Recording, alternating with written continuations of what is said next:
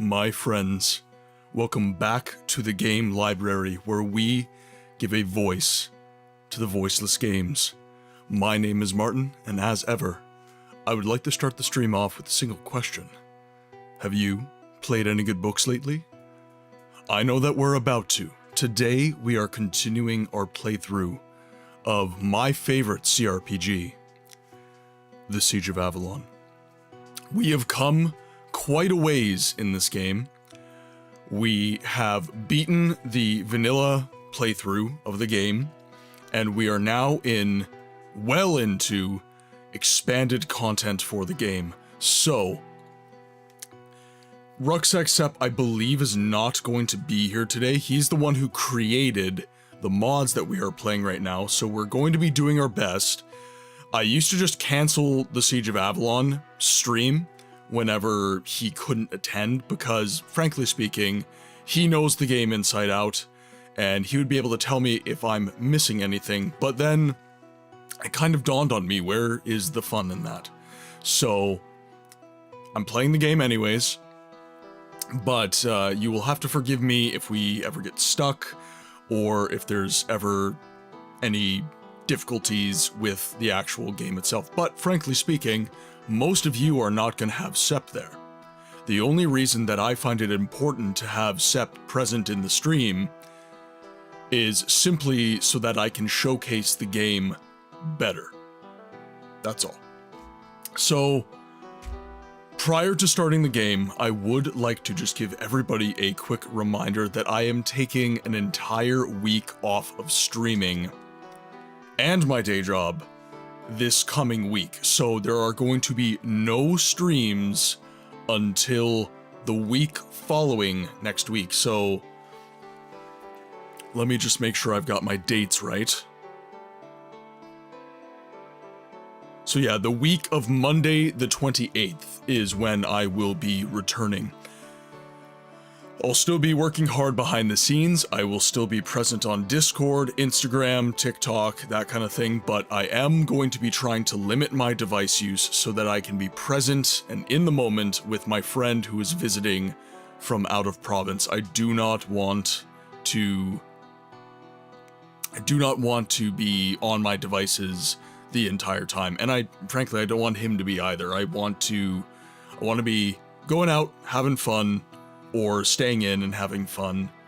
In general, just unplugging, just detuning from work, and actually getting some relaxation. This is the first true vacation I have taken in over 3 years, I would say. Every time I've taken vacation prior to this, it's to care for loved ones after surgeries. It's been to help family members and friends with special projects they've had. So this is going to be my first true unplug, go on vacation for me type of situation. So I'm looking forward to it, and honestly, it's a little bit scary. This is the last stream before I take vacation. You are here. You are present in the last stream before I take vacation. Yeah, this is normally the last stream of the week, and that has not changed. This is the last stream of this week. I might fall asleep soon. I slept like 4 hours left, Cryptid. As I always say, make sure you are taking care of yourself. I'm here as an entertainer and a pillar of community should you need it. But you come first, take care of yourself, please. I hope you have lots of fun with your friend. I support the unplug. We love... okay, so this is something... I'm wanting to start a new theme when I start the stream. So the theme that I'm wanting to start is if I have anything interesting to say, or if I have heard anything cool prior to the stream, I want to share it with the community. Things that have impact, I want to share with the community, essentially.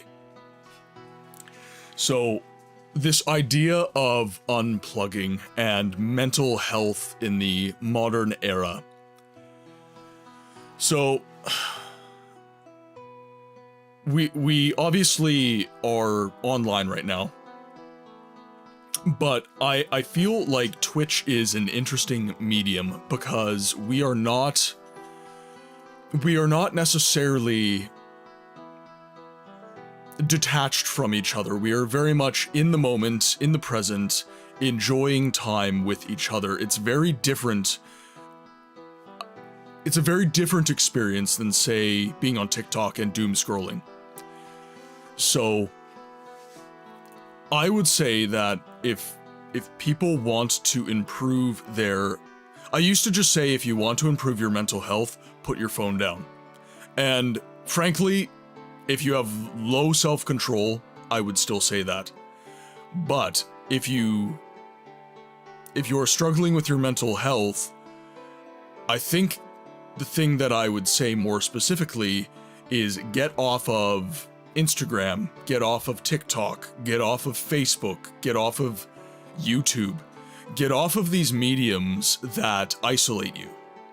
Because the algorithms and the method of use within those particular mediums are ones that very much encourage you to stay in place and not to interact with others. You are interacting with your device. You are not interacting with other people, which I think is a cool difference that Twitch has. And I'd be very interested to hear in the chat if you guys are in agreement with that perspective. I can't say that I've necessarily formed an incredibly coherent thought around this idea that I have generated, but I kind of feel like Twitch is different. I guess it depends on the category as well. I've been very blessed that the categories that I stream in and the people who have come into the community are good people. They're not ones who wish to, shall we say, disturb the peace. So, Jorg, welcome in. I hope you're having a good day. Yeah, so I'm interested as to your thoughts. Now, another cool thing, yesterday we were streaming a very old game. It was called Arcanum, and very amazing CRPG. And it is definitely one of my favorites. When I was talking to another creative on the Hounds of Lore team, by the way, I have joined I guess it's kind of weird to say it like this, but I have joined a stream team, I guess is the best way to put it. It's called the Hounds of Lore. Everybody I've talked to has been absolutely incredible. They are a great group of people, very good streamers. I very much enjoy being in their presence. And one of them, False Tuna, his magnificent mustache, by the way, he turned me on to an Arcanum spiritual successor, which I would actually like to share with you guys, because I think that it is of interest. So it is called New Arc Line, and it is very much a spiritual successor of Arcanum in that you have a melding of Dungeons and Dragons, magic, and steampunk themes, which I think are absolutely incredible. So I am actually going to pull up some large photos. Let's see if I can find the trailer, because I don't want to show you guys my Steam username, so I would like to pull up a trailer and show you guys that.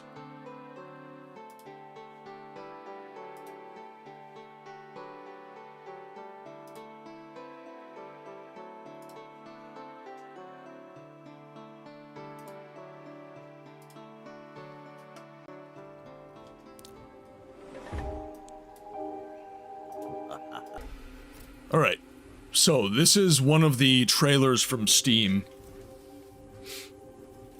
Shall we journey into a dream. A memory of the future yet to pass.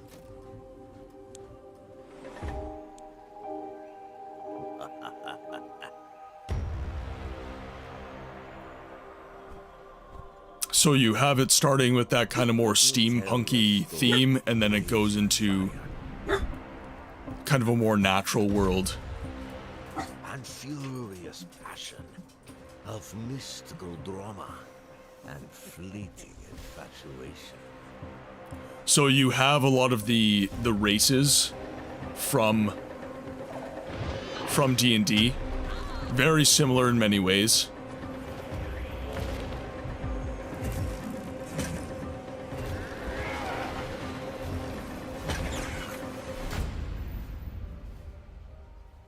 Yeah, I think this looks absolutely incredible. I'm very, very into it. Tuna, welcome in. We are talking about New Arc Line right now. So I do have to pan back because I do not want to share my Steam information with the rest of the planet. But yeah, that is New Arc Line. That is, yeah, very good timing. So that was a class showcase, but you could kind of see not even my SSS. Yeah, no. That is not yet for public consumption. I know there are some streamers who just, you know, put their information out there and say, "Hey, come on game with me." I have one buddy, he's actually streaming right now, Kilniath. He just invites chat to play Warframe with him. I am not brave enough for that yet. I am still rather suspect of strangers and everything.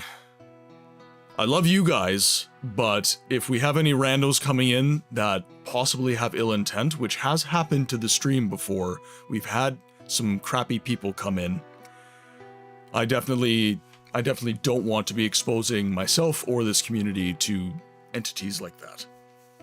So, whenever I do game with you guys, I DM you guys on Discord and then we game there.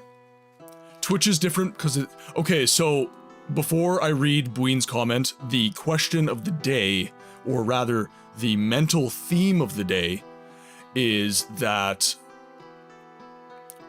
I think Twitch is different in terms of social media.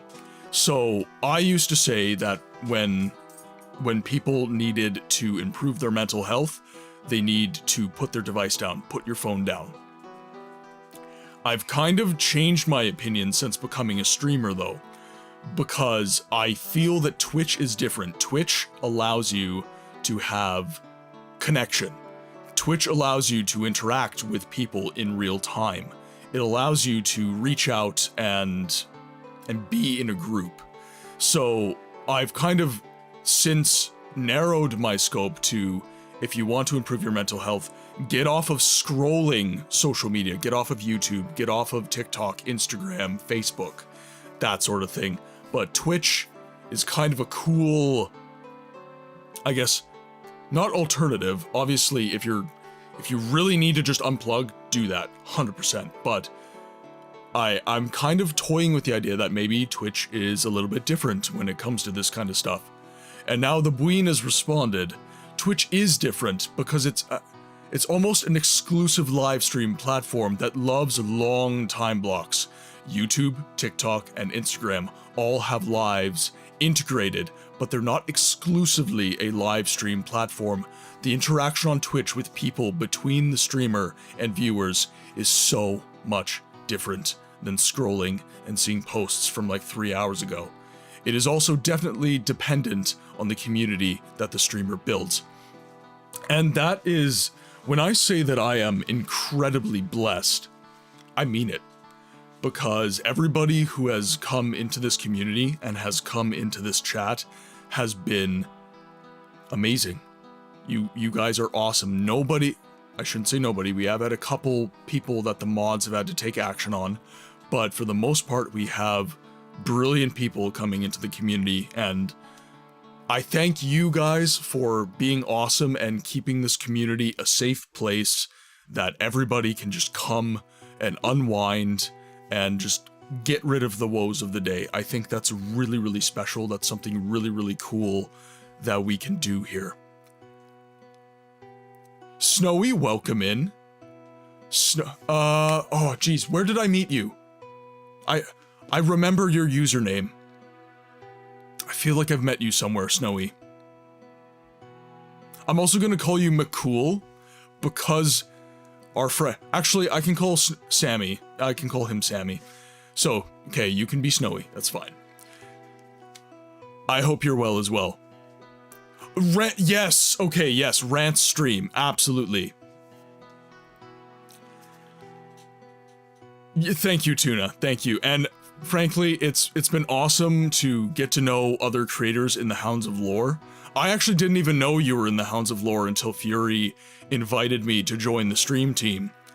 And by the way, if any of you guys are not interested, but curious about when I say the Hounds of Lore, and when I talk about the Hounds of Lore, it is a stream team that I've been invited to join, and the idea behind that particular stream team is that it has creators that focus on showcasing the game and talking about getting into deep conversations about what the game is about, what the story is, and frankly, broader conversations around what gaming is, what it represents in the modern era, and who we are as a society due to the existence of gaming.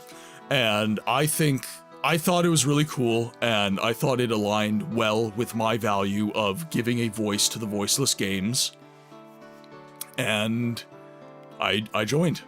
It's still very new. It's kind of a no strings attached situation. It's just kind of being a part of something bigger than yourself. It's not really it's not anything where you have to, you know, pay your dues or anything like that. It's simply just getting a group of like-minded people together and being awesome. And that is very much a situation of have nothing to lose, have everything to gain. And it's been super cool hanging out with the creatives in that side of the internet. Rant stream on Tuesday, and you rated in. By the way, rant.over, you guys should definitely give him a follow as well. I'm wondering if he's not in the stream, can I still give him a shout out?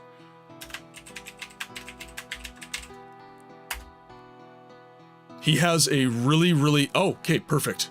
He has a really good heart.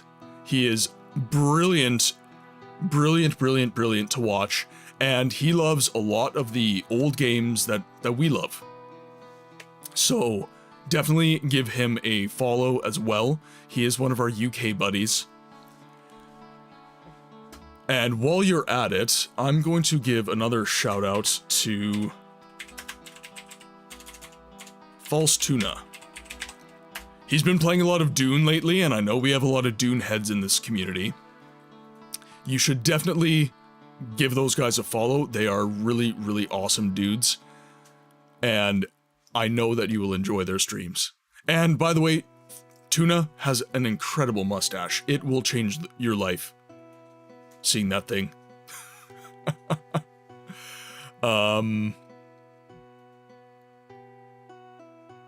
I think Twitch not being a platform for doom scrolling is the best thing. I don't think that kind of thing is good for people's attention span. It's not, and one of the things with Twitch, and I understand that they have to do this because they have to remain competitive in a world that has poor attention spans, the live scroll, the live feed. I think it's good in the sense that you can possibly find new creatives, but if you really look at the way people use Twitch, they don't really discover new creatives off of the live feed. They have categories in mind that they have preordained in their head, and they will find you using a category search. They will not find you using the live scroll. And I think the farther we can get away from scrolling, the better.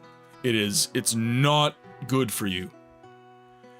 So, Macera. Interesting fact, Font Crimes, thank you for checking in, my friend. The the more that you scroll, or sorry, rather, basically, if you enter your shorts feed, you are guaranteeing, no matter how disciplined you are as a person, by the way, if you enter a short form content scrolling loop, that loop normally does not end for about an hour. They have done studies on this. You will doom scroll for about an hour.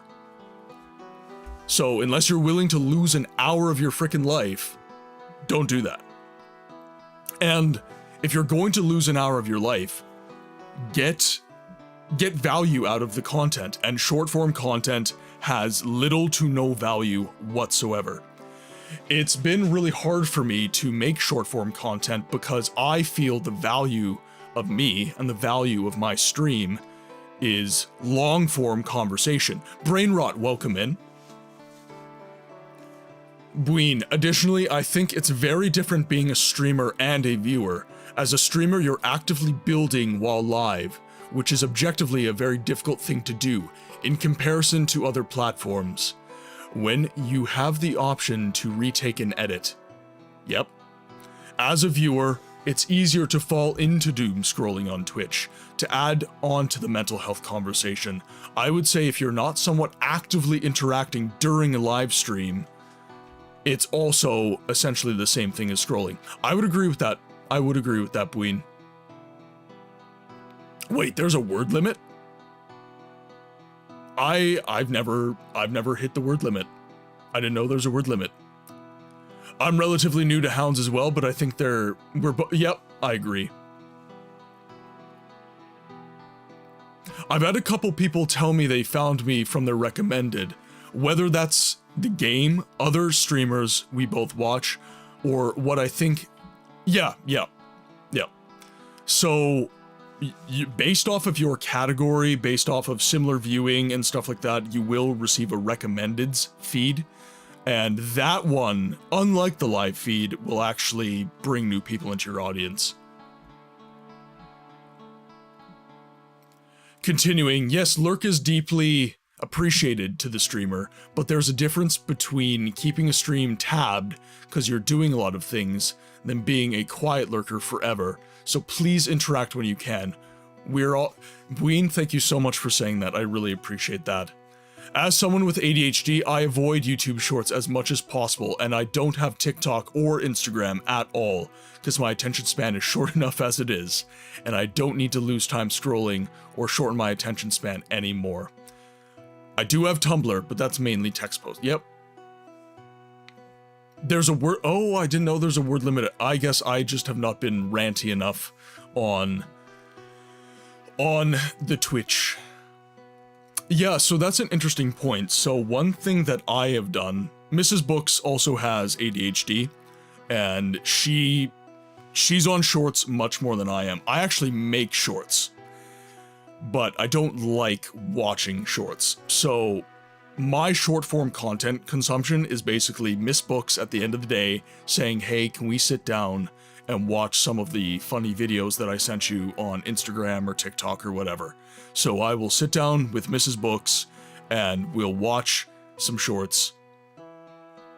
If I can make a funny real fast, I just purchased some suspenders the other day because belts are uncomfortable and they don't work for me as well as I would hope. So wearing them for the first time, I think I did the readjustments wrong, and it felt like I had a wedgie for the first time wearing these. So suspenders are interesting. I wear lots of tool belts. I'm in the trades, I'm a plumber by day. So I wear a lot of tool belts. Yeah, you're definitely adjusting them wrong. You're not supposed to have a wedgie. You are definitely not supposed to have a wedgie. Make sure that you are adjusting them so that your pants will stay up a little bit, but they won't fall. They're called braces. Yeah, Brainrod, you're from the UK, correct? I believe you're from the UK.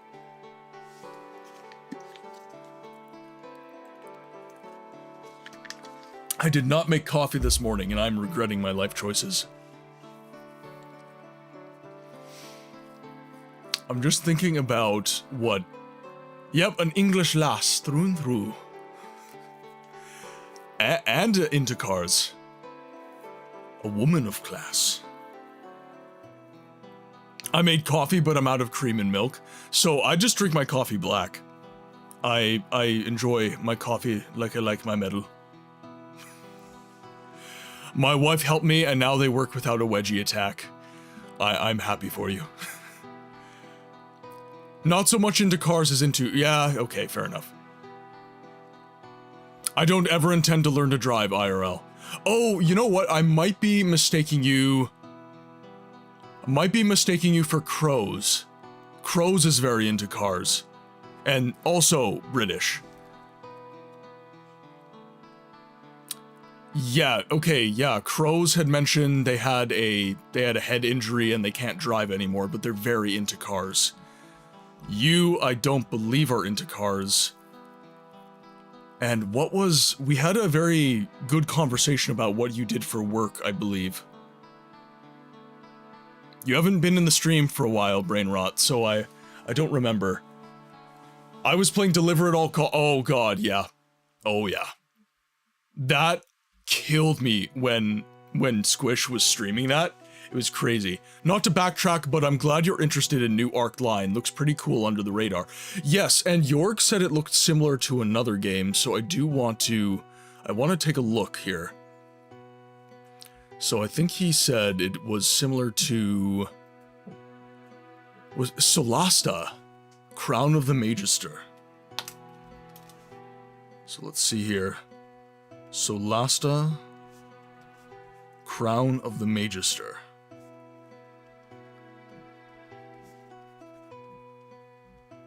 And actually, for those of you who are new in chat, I would be interested to know, do you have any games that you feel are obscured from the mainstream conversation around gaming that should not be, that you wish to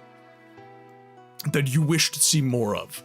Because my job as a creator, the job that I have ordained onto myself, is that I will be the one that goes into these categories that have little to no activity, and I will make sure that I'm showcasing these really cool games that deserve more of a shout. I've had Solasta on my wish list forever. Oh, I had a moment yesterday where people kept pushing me over and I was trying to fix the car. Card Hunter, it's free on stream. Or Steam, pardon me, Steam. Play Red God, you coward. It's on the list. It is on the list. Card Hunter. Let's open up Steam and take a look at these games. I am interested. I am interested. So, let's pull up Steam here. Boop. I have been, okay, and this is another thing that I've been considering. Do I continue to use Steam, or do I get into GOG? Did you watch Frostbreak on YouTube yet? Has recently been going through all the Bethesda games and slowly losing his mind. I have not. I have been recommended to go see him because I'm big into the Elder Scrolls, but I've basically been told we're very similar creators. That's all I've heard of him, really. Solasta, Crown of the Magister. Oh, okay, that's already on my wish list. Yes, okay, this one. Yeah, already on my wish list. Looks incredibly cool. Roll for initiative, take attacks of opportunity, manage player location, and the verticality of the battlefield in this turn-based tactical RPG based on SRD 5.1 rule set. In Solasta, you make the choices. Dice decide your destiny. He can mow like my balls, am I right? Cody, welcome in. Card Hunter.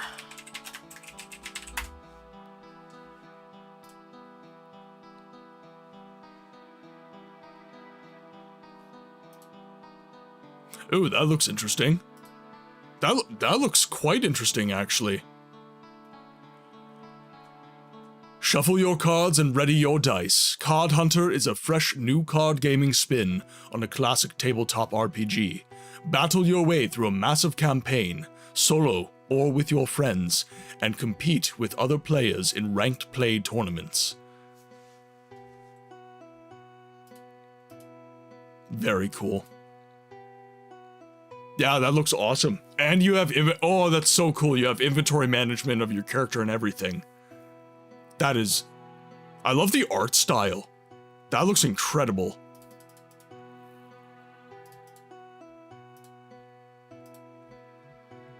That was very cool, yes.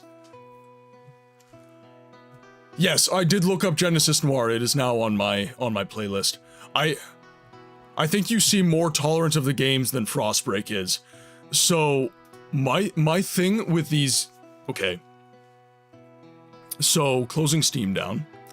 My thing with these older games is this. You need to take it for what it is. You need to look up... I did look up Celesta, yeah. I already had it on my wish list, actually. So I had seen it before, I just forgot about it. So... When it comes to these old games, like Daggerfall, like Siege of Avalon, like Arcanum, you need to allow the game mechanics to really ingrain themselves into you. The reason we get frustrated with a lot of these older games is not because they are frustrating by virtue of existence. It is because we are actually subconsciously... We don't realize how many similar mechanics exist within games. Similar control schemes, right? So if I'm playing a first-person shooter on my controller, what's my jump button? I don't even have to show you the controller. You know what my jump button is. What button do I use to switch weapons? What button am I aiming with? What button am I shooting my gun with? What button am I reloading with? You know these things schemed on an Xbox or a PlayStation controller, and you know precisely what buttons you need to press based off of the inputs that I am talking about. It was not always this way, friends. Each game, because the creators of the game thought themselves witty, would always invent different control schemes for their games. As an example of why these games are frustrating, you have to actually go, okay, I am not playing a game in the modern sense, where you can trust that the game has similar QOL and everything like that. You need to understand this. You need to understand that you need to actually go to the instruction manual of this particular game and really take in the mechanics intended by the developer for this particular game. It is something I have fallen into with Daggerfall, it's something I've fallen into with Arcanum, it is something I've fallen into with Morrowind even. You need to make sure that you are taking the time to actually sift through the mechanical inputs of that particular vintage game so that you can actually enjoy the experience of playing it. It's as simple as that. So, I'm not saying these games don't have frustrating features and they are not difficult. Way more difficult than a modern game, say. But definitely... I remember when PlayStation games did aiming with the R3 stick button and shoot on the right bumper, not the trigger. It felt so wrong and cursed. Here, I'm losing chat a little bit. I suggested Genesis Noir, but problem during my playthrough. It's taking a while because it's kind of 3D and I can't do 3D for long. Yeah, you were kind of like Sydney, you get kind of icky feeling when you do 3D games. I think I've encountered a soft lock in my playthrough, and I can't get it to keep going. Unless I'm just stupid and can't solve that puzzle, but I opened the certain item, and it was just blank. I don't normally recommend going on the internet for input, but honestly, for that one, maybe look it up.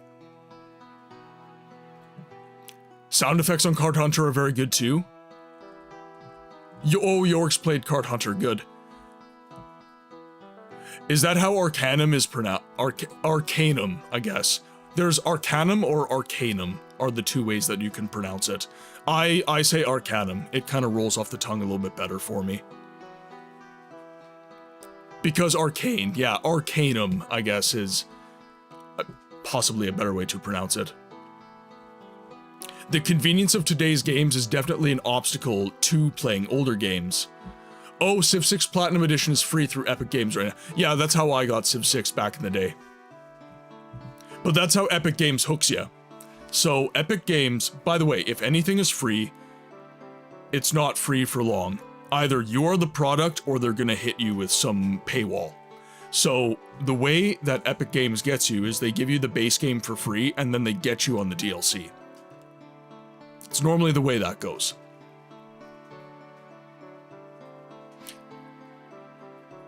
Sort of similar, but every time I open a new Minecraft version, as in mod profile, not update, I immediately go to remap, sprint, and crouch because they're flipped from everything else on keyboard.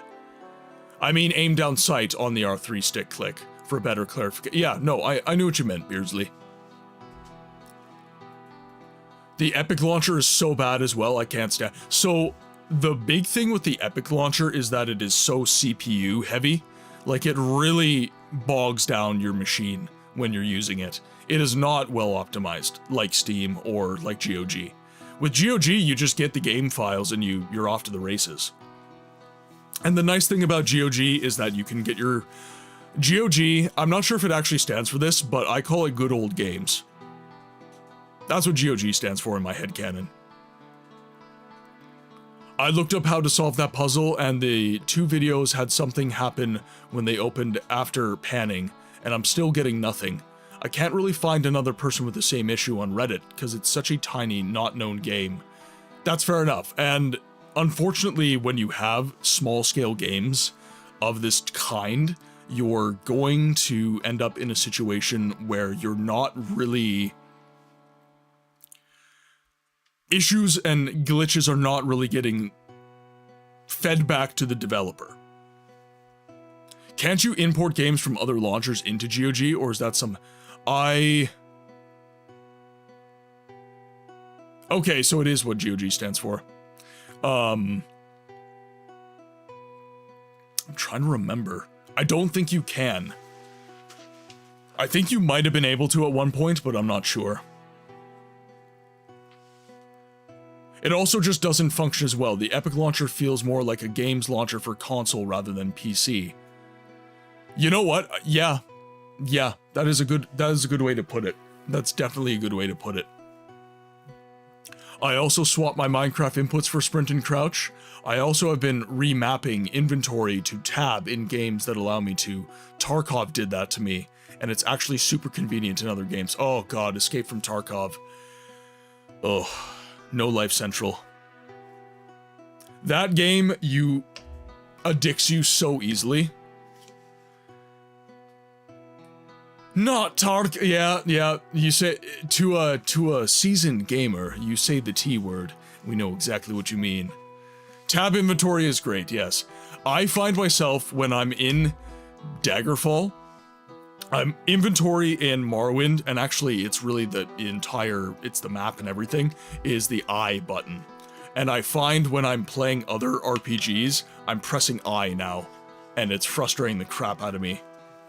Yeah, we take for granted standardized control schemes in games. We really do take that for granted. Tarkov is the best and most frustrating game at the same time. Tuna, have you played Hunt Showdown? If you guys are into Tarkov, have you played Hunt Showdown? Definitely not 100% the same, but I have played Hunt. I'm awful. I think everybody's awful at Hunt, except the people who aren't. Yeah, there's a lot of people who spend a lot of time in Hunt, and it's a very similar situation to Rainbow Six Siege competitive. The newbies get destroyed by the seasoned veterans. Hunt Showdown is amazing, and Evolve was I had fun with Evolve, I did. Lol, I'm just losing my PvP you know what, and I think that is just, I'm 29 now, And it was so funny. Someone was describing the difference between the Call of Duty that I grew up with, the Call of Duty competitive that I grew up with, and the Call of Duty of today. And basically, I can't do it because I don't have like a first person perspective right now, but essentially the way they described it is like our Call of Duty was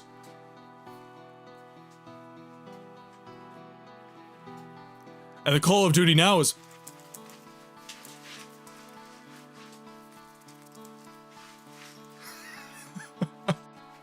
it's so much mouse flicking, it is so much sprinting, it is so just insane the way that you have to move and the amount of movement you have to track within these games now. It is absolutely ridiculous. It's absolutely insane. I grew up with calling people duty heads. Shale, welcome in. Yeah, Modern Warfare and Modern Warfare 2 back in the day were much simpler, but so much... Well, and I felt like the gameplay loop was much more rewarding in those older first-person shooters. I don't like the fact that I have to be absolutely insane with the amount of movement of... Pardon me, I had a little bit of a burp I had to work through. The amount of movement you have to track and the competitiveness as well. This kind of started, I want to say, with Call of Duty Black Ops. Nowadays, you're cracked or you're not. Yeah, exactly. 100%. And this is also interesting. So, back in the day, Twitch was a lot, and YouTube for that matter, was a lot of skill-based gameplay of Call of Duty, of first-person shooters in general.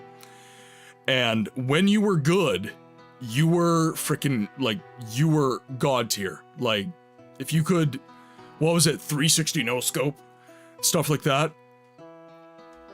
You were considered amazing. And now, if you're a Call of Duty streamer, like, really, there's no way to be considered good. Honestly, like, everybody moves the same, everybody uses the same exploits. There's nothing to really distinguish yourself from others, and that's why high difficulty extraction shooters like Tarkov and Hunt are becoming the norm, because it doesn't matter how quickly you move and aim, because it's not a multi-shot fight. One shot, two shots, you're done. It's very, very, very difficult. And it's not difficult in the same way Call of Duty is, where there's this insane barrier to entry. Tarkov is very fun, it's still challenging, but it's not anxiety-induced. Yep, true. Yeah, Bad Company 2, yep. The GOAT!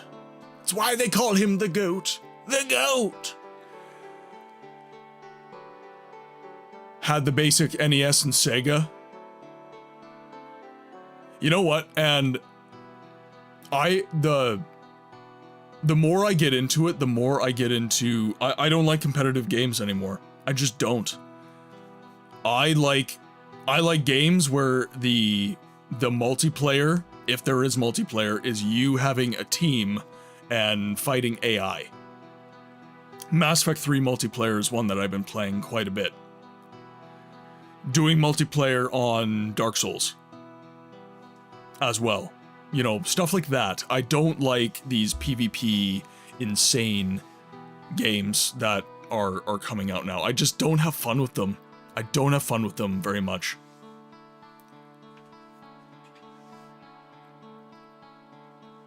The only FPS game I've ever actually played is Valorant and OW2? OW2. I'm not sure what OW2 is. Good Tarkov players are good Tarkov players. Even still, they get killed all the time. Yep. Valorant is cool. I was just never very good at that CS style. Yep. Absolutely. Give me a good single player or co-op game and I am happy. I grew up playing ABBA, SingStar, and on my dad's old PlayStation, and watching Red Dwarf. Love the Red Dwarf. And if you look at our channel emotes, you will notice Arnold Rimmer is reporting for duty.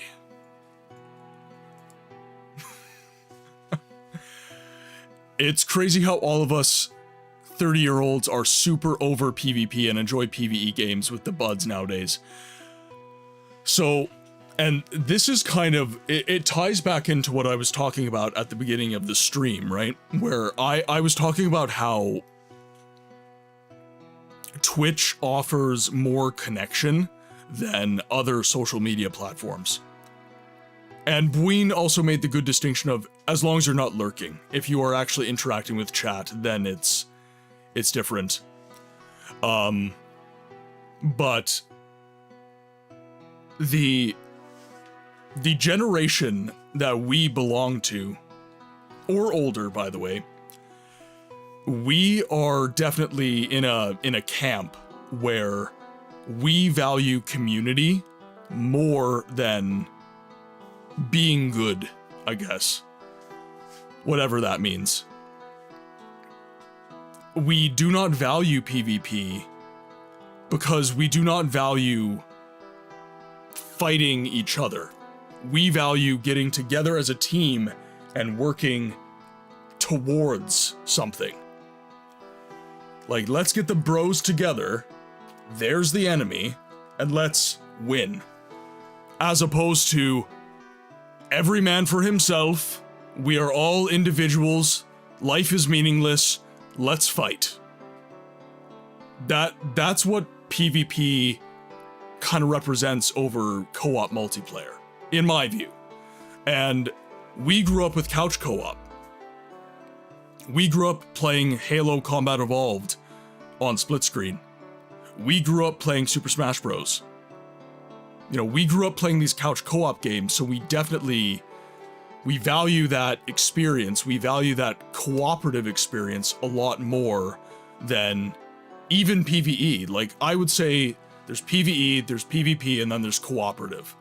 And we value cooperative, is what I would say. That is being very general, but I would say I feel I'm correct in that estimation. I sometimes forget that a lot of you guys are adults. Well, and this is the weird thing about becoming a streamer for me, because if I end up being able to go full-time and make this my career, it's going to be an incredibly weird day. Welcome in. It's been too long, my friend. How are you doing? I hope you're doing really, really well. So, this is kind of a weird situation for me, because if I end up making streaming and content creation my source of income, what is that going to look like in 10 years when I'm 40? Are people still going to want to watch me because I'm, like, middle-aged and that's weird? Or, like, what is the situation here? It's really weird for me to conceptualize, because my day job, I'm a plumber. So that I can be like, yeah, I'll be doing that until I'm 60, whatever. But for content creation, I feel like the way you look matters just as much as the content you provide, which is really shallow in many ways, which is unfortunate, but we live in a shallow world. And I can't help but worry that as I lose this, will I lose people? Will less people come and watch my content, and will my income be less reliable? This, that, and the other thing. It's stuff that does definitely enter your mind. But then I look at creators like, and people have their problems with them. We've been talking about Stop Killing Games and all that, but I think these guys are good examples of what I'm talking about, where you can age gracefully as a content creator. So Co-Carnage is the first one I would think of. And you basically transform into, I guess, a sage in many ways. A lot of people go to Ko's stream not because Ko is funny, because he's hyper charismatic or anything, but because he has a wisdom about him. People go into Ko's stream to say, hey, can you give me some information? Can you, wise soothsayer, could you please tell me how to solve my life's problems? You see this a lot on Pirate Software as well. And again, a lot of people have their opinions of these people. I'm not getting into that. What I will say is that the value gained from their content as they are pushing 40 or already 40 is you transform from becoming you. So right now I'm a peer. I'm the same age as you guys. We are the same, but different. But if I reach a higher age and my viewer base remains people in their 30s and 20s and stuff like that, I have more life experience than they do. I have done more things by virtue of the fact that I've lived longer. This is gross generalization, but you take my point. So then all of a sudden I become a sage to those people. And by the way, this is very natural. This is one of the reasons that we venerate elderhood, because they've had more life experience. They've done more life than we have. At least that's the way it used to work. Now we're kind of in this weird situation of, you know, okay boomer, which is, I guess, a flipping of the script on that. Meanwhile, here's me at 18. So, and this is the thing, right? I'm being general. I'm being incredibly general, but what I'm trying to speak to is the idea that, you know, if I become a full-time content creator, I am going to age in front of your very eyes. You guys are going to see me grow old and gray on camera. There is going to be a cataloging of me becoming older and hopefully wiser. I think okay boomer is more the sense of yeah. Well, and that's why I want to. That's why one of the channel rules was to remove politics. That was very important for me, because I want to know what you really think outside of all that other stuff. Like, what are you? Because we have so much minutia around us all the time, and we identify with so many different things, that it's important for me to get to know what makes us as individuals tick, and what we enjoy, what brings joy. We have enough negativity, we have enough arguments in this world. Let's focus on stuff that's cool. Let's focus on stuff that we enjoy, that creates culture and good energy. Let's put good into the world, right? Baby boomer's a generation, but okay boomer thing feels... It does, yeah. So basically, okay boomer is if you're older than me and I disagree with you, and I think you're being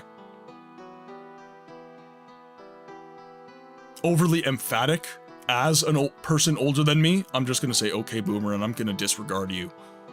Just based off of that. That's more or less what that is.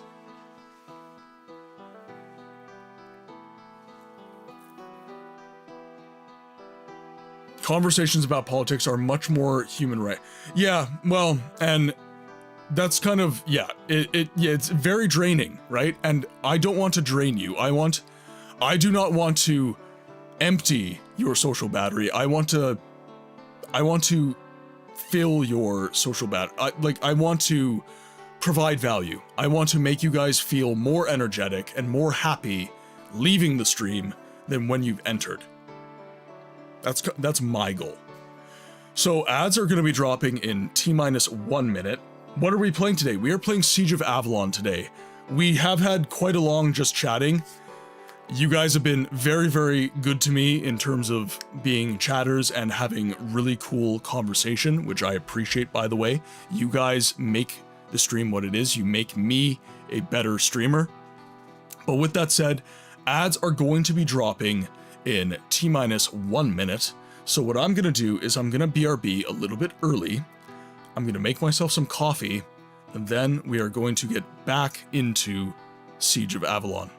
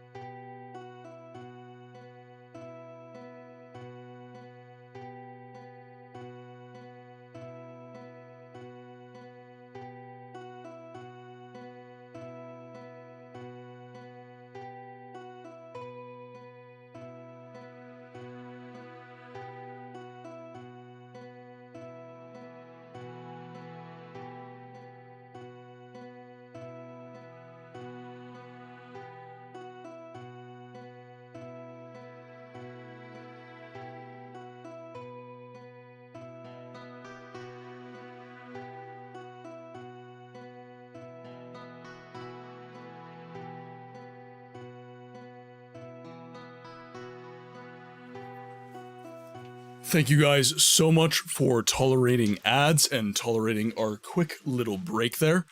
Mrs. Books did not grind coffee, so I am definitely...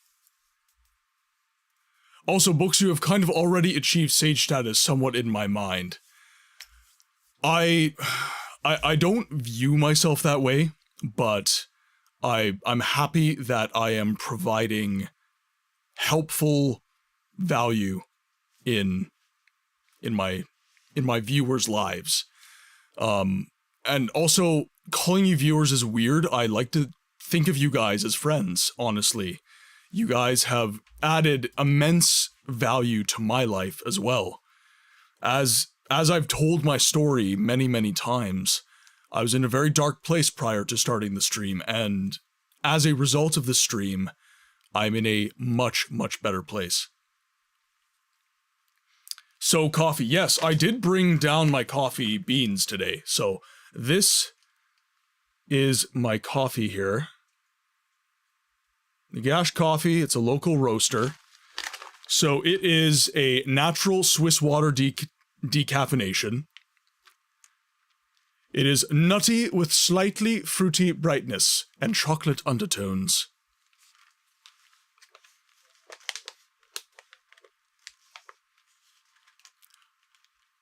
Mr. Skunky once again leaped into the dumpster and I couldn't... Oh, no. Oh, there we go. Well, coffee. Coffee at least. I am so sorry. I am so sorry. And Mickey, I don't remember... I've seen you in the chat earlier in the stream. I don't think I said hello. Mickey, welcome in. It is amazing to have you in the stream today. So... This is I believe an Ethiopian coffee. Yes. Yeah, organic Ethiopian grade 1 coffee. This is my favorite decaf ever. I love this decaf. It is so, so good.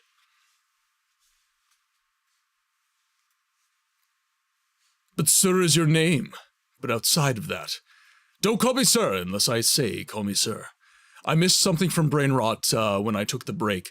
I studied politics at A level, and looking at actual political viewpoints and ideologies, there's much more of an interesting conversation to be had around that rather than what's currently talked about, but I digress. So, okay, the reason that I say no political conversation in the stream is because I have a history degree. I've taken political science, I've taken history, I've taken psychology.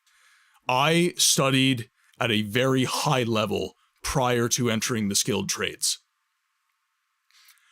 And when you are studying at a high level, you have this kind of emotional separation from... You're able to look at ideas from a very agnostic view. And when you get into conversations with people who are not trained in academia, those people do not have that ability to separate emotion from argument, to separate the church from the state, as it were. And that is why, I know that you understand, but that is why I don't enjoy having these conversations with people who are not academics. I will talk about this till I'm blue in the face with an academic. Definitely, I can hang with those conversations, but I understand that a lot of the people coming into chat, while some of you may have those skills, many of you do not. So, I do not want to, let's say, get into things that create the kinds of heightened emotions that I do not want to be eliciting. I want to elicit joy. I want to elicit happiness and introspection and creativity, not getting upset. Mickey gets Nagash coffee as well. Good call. You get the power blend. So here in the town that I live in, we get the decaf, I think it's the safari blend, we get the espresso blend, and that's about it. Yeah, I've only had very rudimentary academic education, but from the little I've learned, I've observed that to a far lesser extent than someone with a higher level of education would, of course. But yeah.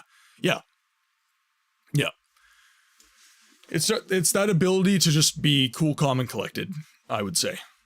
Okay, so let's get into the game here so we can have some game music as well, because I do love the soundtrack of this game. Now, I need to... Okay, so our quick save is most recent. So, let's load our game here. So, we have been sent to the Wizard's Tower from the first Siege of Avalon game to speak with the mage, Elazar. We are currently on a quest right now to banish nightmares from a woman's mind. The nightmares are not natural, they are coming to her from an ethereal force, and they are representative of something far deeper and more sinister. So, what we are doing right now is we are in the Wizard's Tower, and we need to face his defenses so that we can actually get to the wizard. Now, I'm a fighter, I have very rudimentary defensive spells, but facing these enemies will be somewhat difficult. Semi-related, but have you read the Discworld books? They have been recommended to me. They're in the Discord. I don't know if you're in the Discord, brain rot. So let's just... For anyone who is not in the Game Library Discord, please join up. We have a lot of fun in the Discord. But the Discworld books have been recommended to me, and I do plan on reading them. I'm taking a week off, so I am going to have a little bit of time to read books. And this is the thing, I understand, especially if you're a streamer, and even if you're not, you tend to have a lot of Discord servers in your Discord, and it's very hard to keep track, and it's very hard to be a part of the ones that you are. Yeah, I'm in Squishes, yeah. Yeah, we are both in those ones, yeah. Okay, now, we need to be casting the proper spells here, so we need Defense from Magic, and then Protection from All.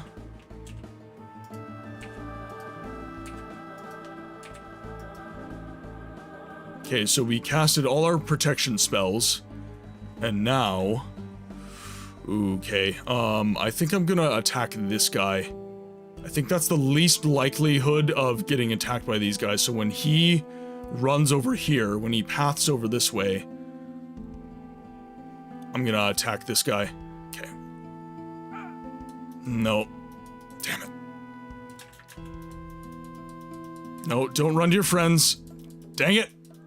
He knows what he's doing. Oh, nice. Nice. Okay, quick save.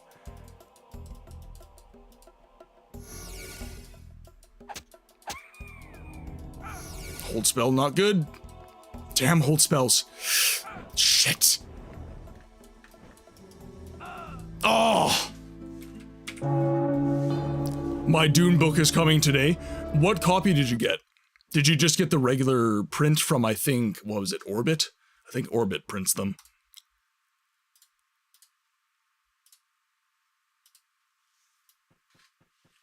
Okay, I need some more protection from all. Let's go after this guy next. And we'll do protection from magic as well. And actually, what we'll do, because we don't need protection from poison right now, is we will make that... So let's just pop all of our...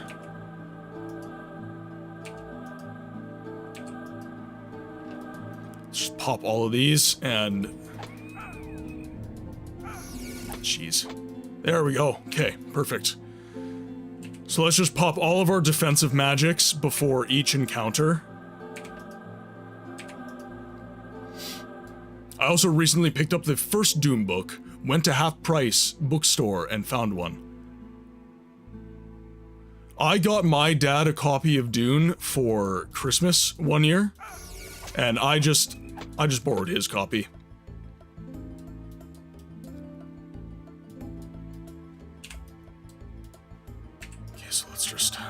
all of our defensive magic again. Okay, off we go.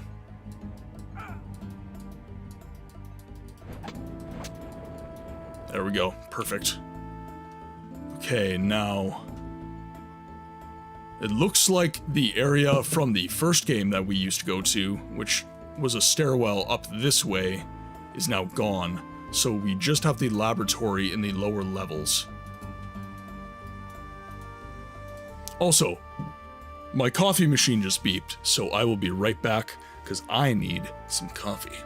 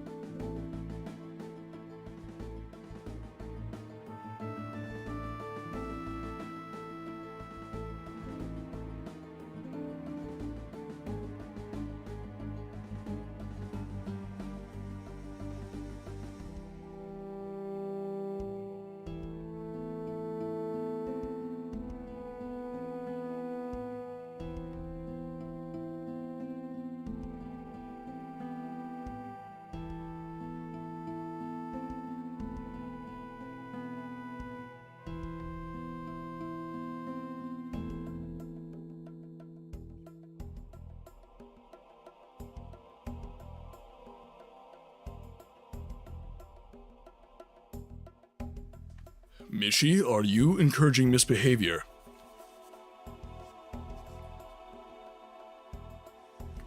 Oh, that is good. Oh my goodness. I needed that. I needed that. Okay.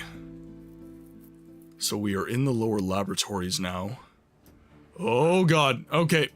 There were some enemies there. Not good. I need to frickin' run. Holy crap. Oh, there was more than one. Oh god. Okay, let's see if I can take this guy. Oh no. Come on.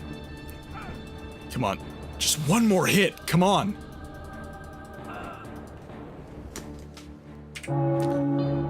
Ah! Alright, I know what's coming now. I know what awaits in the darkness. Okay, so all the enemies are taken down, so we will arm our defensive spells.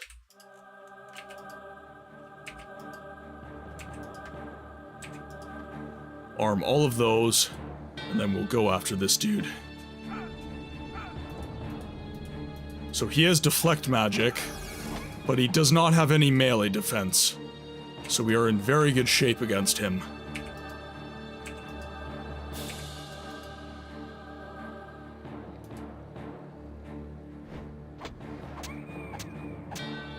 Perfect. And looks like we have one more. Gotta head out now and do some yard work. Have a good stream. Tuna, thank you so much for dropping in and hanging out. It is always amazing having you in the stream. I hope that you are well and that the yard work goes amazing. See you on the next one, my friend. Hello, you vocal powerhouse, you. Harold, welcome in. It's good to see you, my friend. Hope you're having a good day. What is everyone up to this weekend? Do you have any plans? Any cool projects that you plan on working on? Anything like that?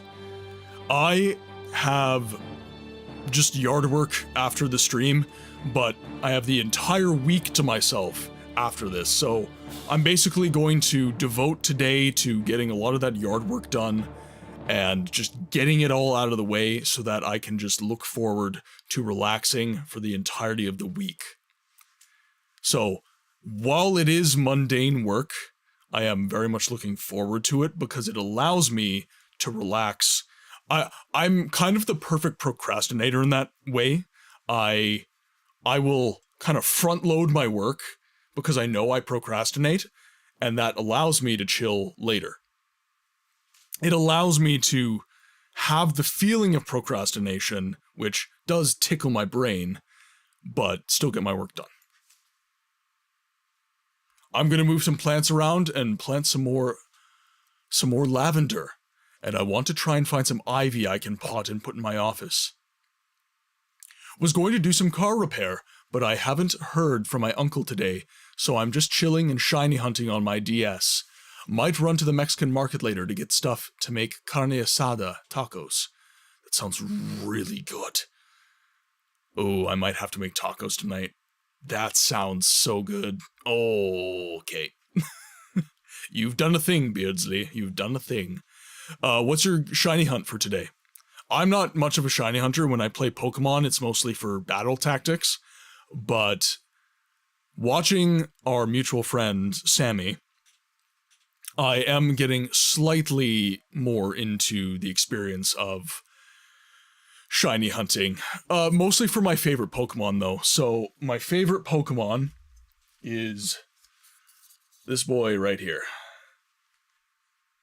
I have a little model. Just a little baby Snorlax. He is my favorite. I have chronic fatigue, and so does he. So it makes sense. He is the avatar of my chronic fatigue. Oh, a Bagon. Okay. It's been a whole thing. It's very low spawn rate. Yeah, I love me some Snorlax. You made his brain and tummy go brrr. Yes, you did.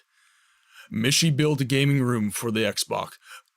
You're building a gaming room for the Xbox? Oh, in what way? Are you doing like a home theater? That's really cool. I myself need to renovate my space. So, I understand. I'm packing, moving back home on the 25th. Have to get my stuff out of my grandma's house. Been staying with her during A-levels because she's closer to campus. So, what is your degree? What degree are you going for? Now, keeping in mind that I'm Canadian and I don't necessarily understand the jargon that the Brits use for their post-secondary educational institutions. So, if you're able to dumb it down for good old books, that would be helpful. So what car repairs are you getting up to, Beardsley?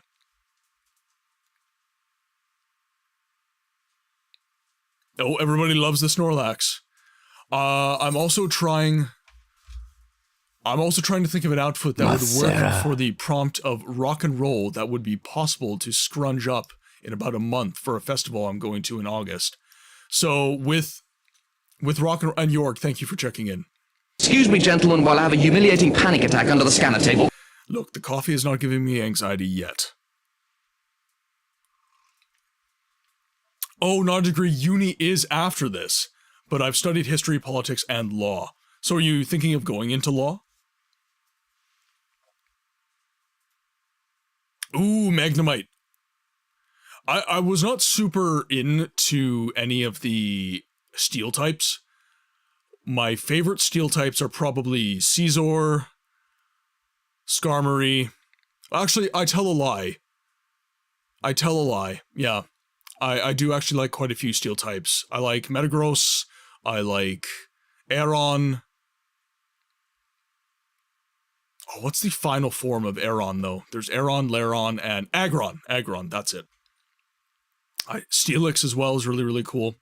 It's mostly, this is what I was trying to say, the steel-electric types.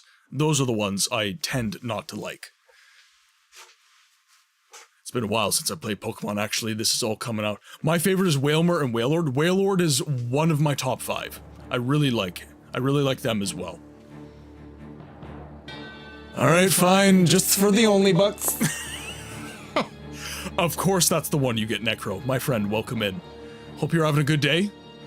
Hope you have some good plans for the weekend. Even if it's just relaxation. You like Swampert. I have to replace both front struts on my car so we can get back up to 2 vehicles. My girlfriend loves me, but I think she's tired of having to be in the car with me every day. That's fair. That is fair. I caught a shiny Aeron. Shiny Magnemite looks really cool. Yeah, like, you guys are slowly talking me into shiny hunting, but I'm not there yet. I'm not committed enough. But The one shiny, as I was saying when I showed you guys this, I think I would go for a shiny Snorlax. I think I would hunt for a shiny Snorlax.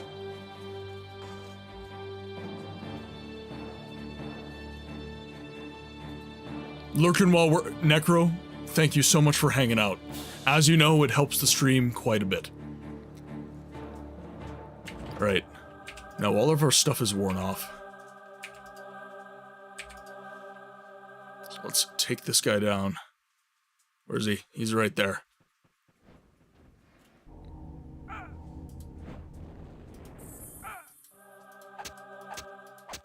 There we go. Now, there was a chest in here, right there. We have the portal key. You know, I was really hoping Elazar had unlocked the key to immortality so that we could just have a chat with him one last time. But it appears that we are merely finding the relics of his past, which is sad in a way. Also, the festival I'm going to next month is one I go to practically every year. And I say you better buy a goddamn book. Neil, Right away, damn it. welcome in, my friend. It has been too long. How's it going, man? How is it going? I hope you're well. Dude, I've hit affiliate. Yeah, I thought I did. I thought I did say that. Yeah, I've hit affiliate and the community's been growing like absolute crazy. I've been making tons of upgrades to the stream, been upgrading my sound quality. I have a really good microphone now. Yeah, the stream is definitely moving forward. It's getting better. I need to... Yeah, I got that sense. I got the sense that you were drowning in work quite hard. And frankly speaking, I have as well. I changed jobs since last we spoke. I'm a plumber now.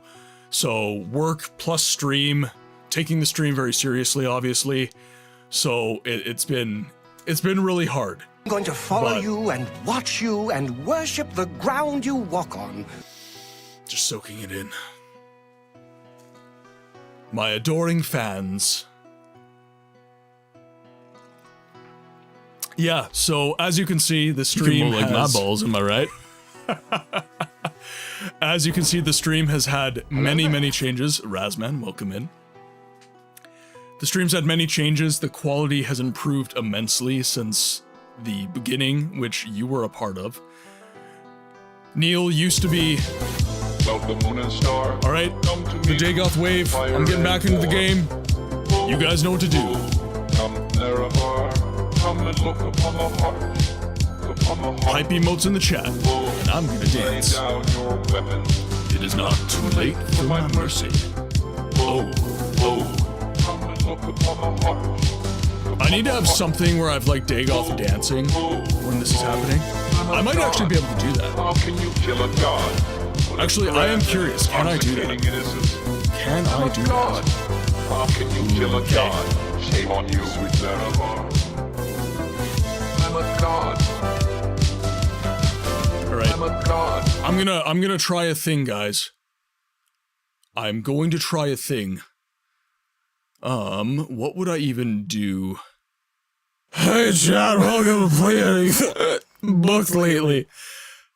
You can do anything you set your mind.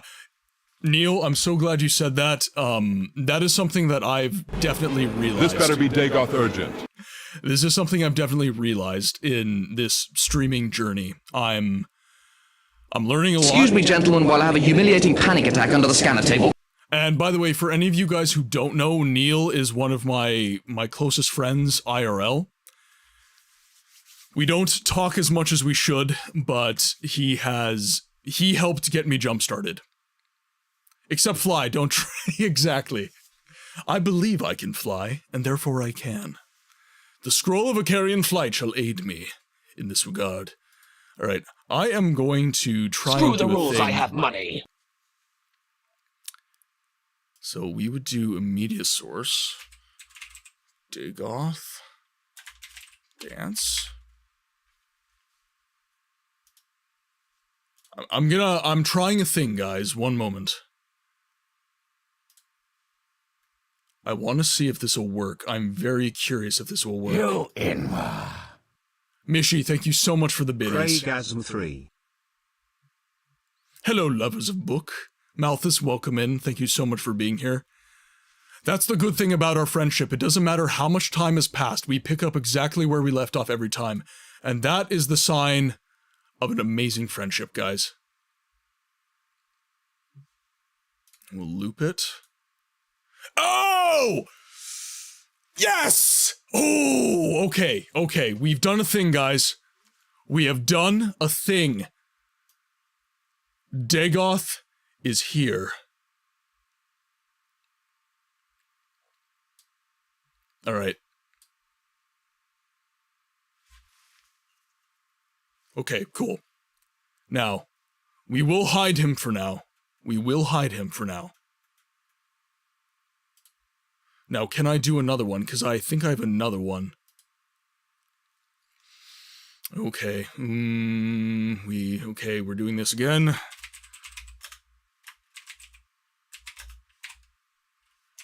No, there's a better way to do this. There is a better way to do this. I would create a scene, and then I could add that as a source.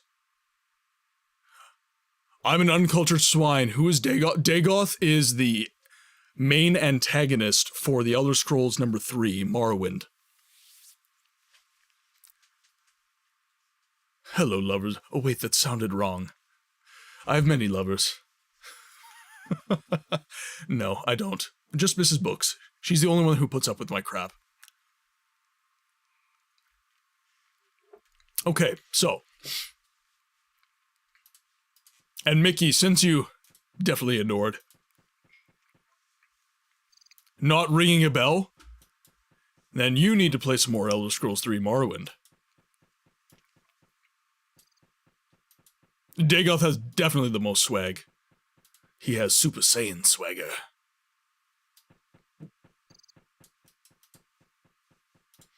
And Mickey is also IRL friend, so Mickey, Neil is from Oklahoma days. He's Oklahoma friend. Hello there. Hello there. Oh, I preempted it even. Got eyes on the back of my head, chat. K-Solo, welcome to the chat. It is awesome to have you. Now, I just want to make sure I'm not... Okay,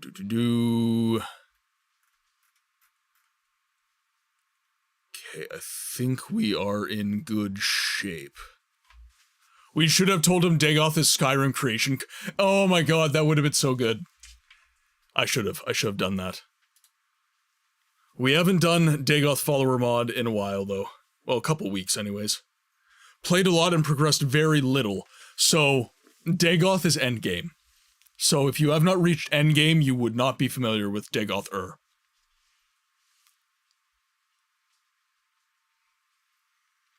Sudden erotica. Where do I put my coffee? I'll just put my coffee there. I'll just put my coffee there. How many Red Dwarf quotes are there? Because I've heard the same one about 3 times. It's on a randomizer. So, there is... I can actually look. I can tell you. So let's go... No, we don't want that. Let's see. Edit alerts. You can mow like my balls, am I right? I'm on decaf as well, yeah. This is the decaf that I'm having. Not sure if that's focused very well. It's Ethiopian. Grade 1 Ethiopian coffee. It is very good. Do you have Crichton's SME? No, I couldn't find it. I couldn't find a good MP3 file of that. I think I'll have to make one. What is SME? What is SME? What is SME?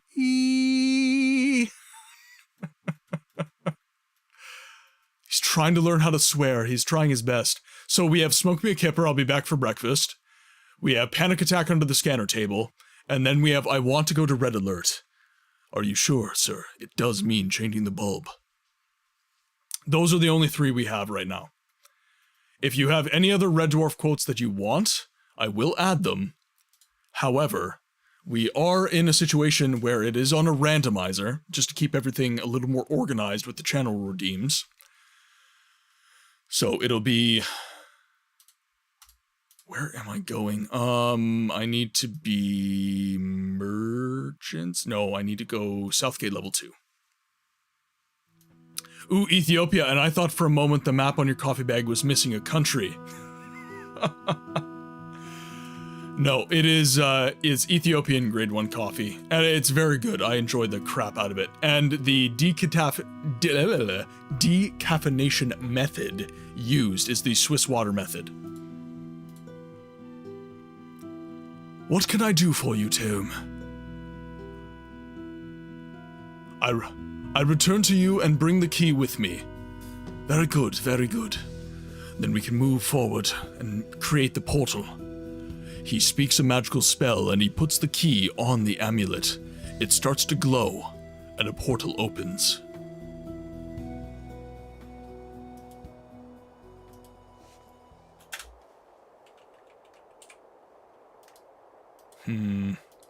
I've actually turned into a bit of a tea drink. Oh, okay, what? Oh god. Oh no. What the fuck is that? I've got a blueberry hibiscus fruit tea that I brewed up. Ooh, that sounds really good. I have it's basically a chocolate mint coffee. So cacao, mint, and it's so good. So good. If I was having tea, I'd be having that. What the fuck is that? Okay, so it is in German right now.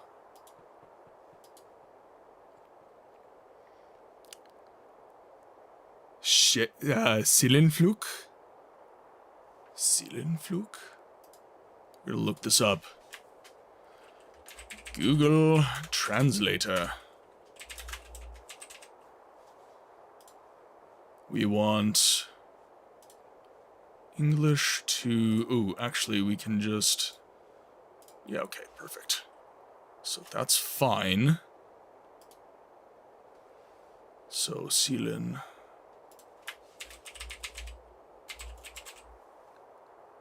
Soul Flight. Interesting. Interesting. Okay. It's a cute little dragon, but I'm pretty sure I'm gonna have to kill it, Buin. I'm fairly certain I'm going to have to slay this thing. Maybe the catfish song, Red Dwarf quote. So my one problem with how far I go with the Red Dwarf quotes is this. I don't want to get copyright infringement. That's the one big thing. I don't want to have any issues with that. Right now, I don't have to do anything fancy with my VODs to make sure that certain music is kept off of the VOD. But in the case of copyrighted music, I would have to do that. So, I'm not unwilling to do that, but I would have to do that for sure.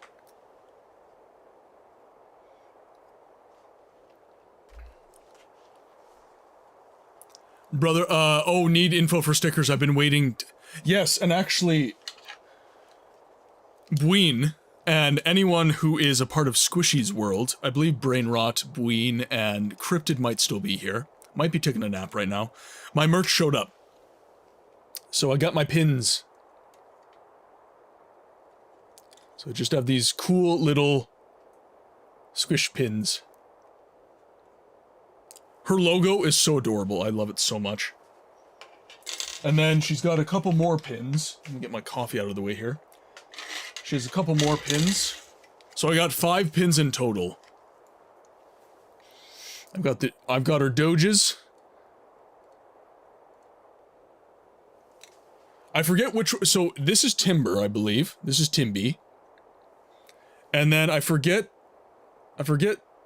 this dog, Naya. This is Naya. Okay, so this is Naya and this is Timby. Naya and Timby. And then we have a couple of Squash. And I will give Squishy a shout out as well, because she is an amazing streamer and I absolutely adore her. She and her community are who got me to affiliate. So I will forever owe a debt of gratitude to them. So let's do... I think this will work. I think that is her name. Let me just make sure here. Into the Discord, create it.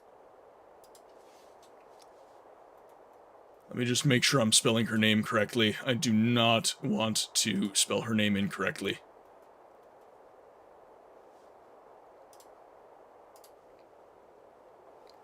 God,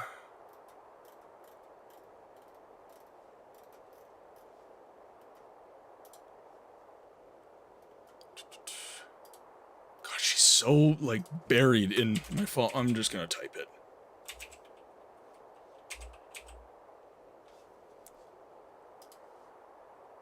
There we go. Okay, it was one I. I was correct. I was correct.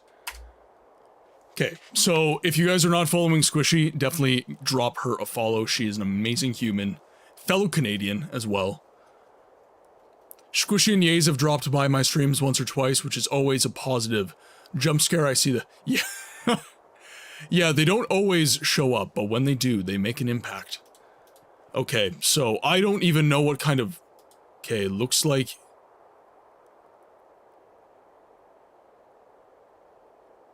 Oh god! Oh god! Okay.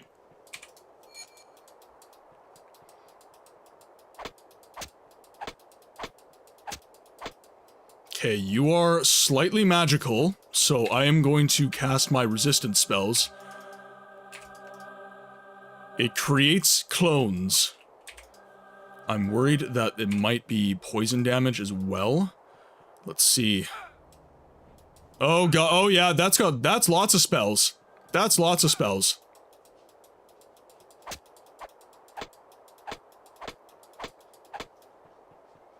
Okay, no hold spells, please. Oh, okay. Alright. I'm sorry, Buin. I had to kill them.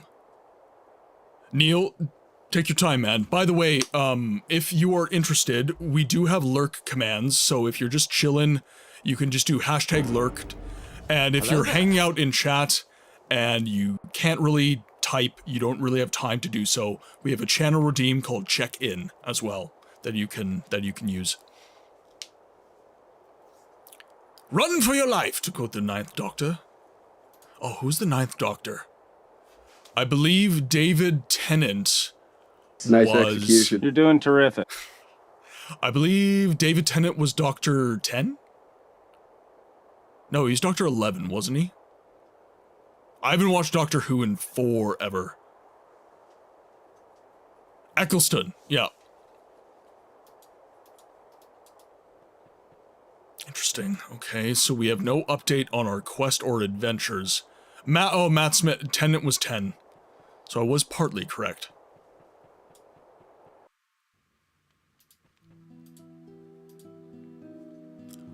Welcome back, Tome. I'm pleased that you have returned healthily. It's done. I spotted a monster, and I killed it. So, a curse takes the form of a monster when you materialize it. I learned something new today. Well then, I will seal the portal that no one can use it ever again. A curse can take other forms too. At least that's what the magician Gabriel told me. I see. Well, the magic of dreams has never been my cup of tea. Thank you for your help, Purdin. I will now report to Hubert about my success.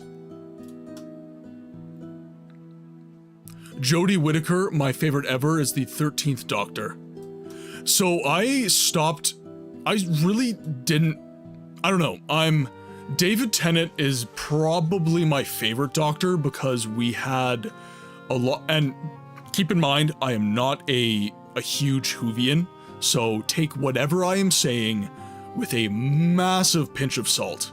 I'm not your resident Doctor Who expert, but I stopped being into the writing direction kind of between Matt Smith and David Tennant. I kind of got the sense that they're kind of running out of stuff to write about. It's one of those series that I feel is just really dragging on, and they're really just they're grasping at straws to kind of keep the franchise alive, and they're trying to use the new Doctor as a way to, I guess, keep the series going. And no matter how strong the actor for the Doctor is, I don't think that's going to be enough going forward, personally. But with that said, I'm not a massive Whovian. I'll flick it on. Yeah, the writing has been getting a lot yeah, and that's been my thing. Right around Matt Smith, I felt like the writing direction was going somewhere that was not for me. I did give some of the Peter Capaldi Doctor Who a chance, and there were episodes of that I was okay with, but it, like, even then, it was strained, and I was struggling. So I'll throw it on if it's on, but I'm really not seeking out Doctor Who anymore. When David Tennant was Doctor Who, I really loved a lot of the stuff that was happening in the series at that time. I feel like that was kind of I forget the... Jason, welcome in.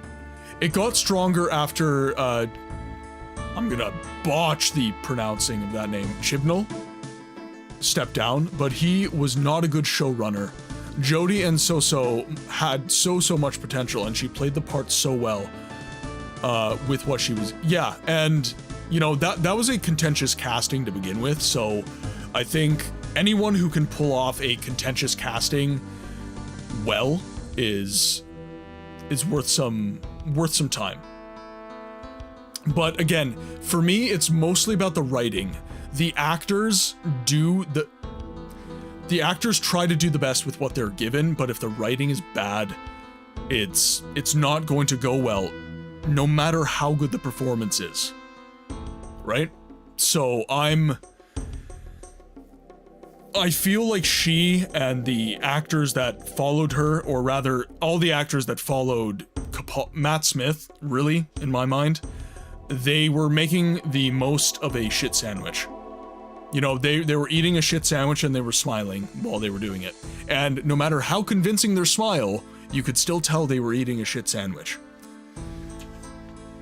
That's my perspective on kind of contemporary Doctor Who. But we still have many seasons of really good writing and really cool performances.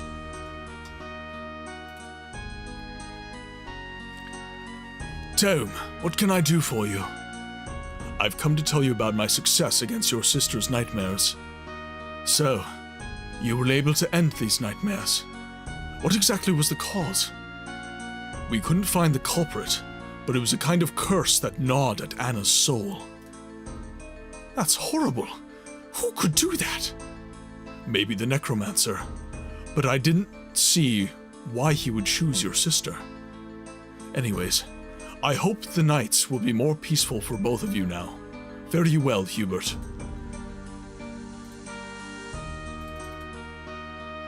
Hubert seems to be overjoyed that his sister's nightmares are now over. When a man named Hubert asked me to help in the morning before a trip to Nisos, I had no idea what a hard task this would be. At first, I thought that this would be done with a few calming teas, but later, I had my doubts whether these nightmares, Sorry. By the way, this is a translation from an original German text, so the translation is not succinct. I will trip sometimes, so I do apologize. I adore some of the new, oh, yeah, kind of similar to some of the newer Star Trek. So, I'm gonna look up this game real quick while you're playing. Yeah, Siege of Avalon, GOG Games or Steam. And right now I am playing expanded mod content for the game. So this is not precisely the original game, but the look of the game. So this is still the same, but there have been minor changes. Oh, you have a game suggestion. Oh, off? Okay. Write that down. We'll check that out. By the way, anyone new into the chat, I know some of you guys prefer to lurk rather than interact with chat, or you start by interacting with chat and then you chill out for a little bit. If you have any recommendations on games that, even if they were popular at one point, by the way, that are obscured from the mainstream conversation around gaming, they don't get a lot of activity on Twitch, YouTube, other forms of content, games that you wish you would see more of in active content creators' feeds, let me know. Because my purpose, the purpose of this channel is to give a voice to the voiceless games. That is why I am here. So if you have any game suggestions that do not get a lot of love in Star Wars Rebellion. Star Wars Rebellion. Why is that familiar? Why is that familiar? It's inspired by Undertale, somewhat.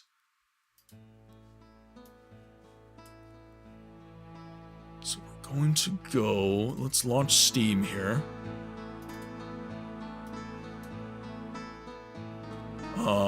So off.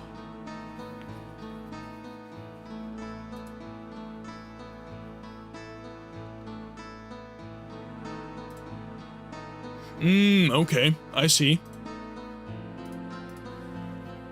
Star Wars Rebellion.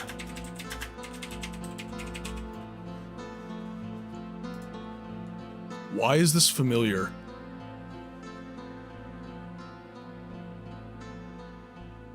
When did this come out?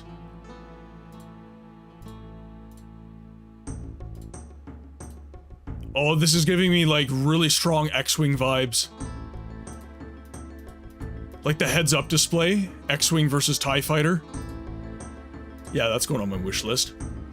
I love me a Star Wars game. Just do your best when deciphering the texts. It finally, oh, there we go! Right on, Beardsley. You get Dagoff Dance.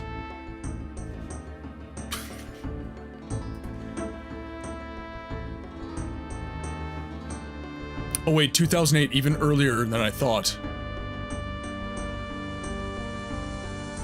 Okay. Off came in the... Oh, okay, so it was 2010s. Yeah, early, so it came out in the year 2000, yeah. It's a CRPG, actually. ARPG focuses more on action. Yeah, and this is the namesake for the channel, by the way. The ad phrase for this game was "Played any good books lately?" And I just changed the tense so that I wouldn't get in trouble.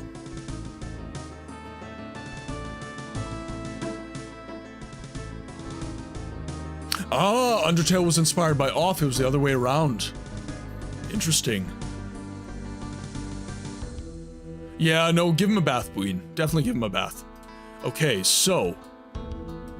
we are now... The Avalonian Hubert asked for my help. His sister has the most terrible nightmares. So let's go talk to his sister, then. She would be in the Merchant's Bailey. Let's have a chat with her. Because there is still the mystery of why she was chosen for these nightmares. You're back.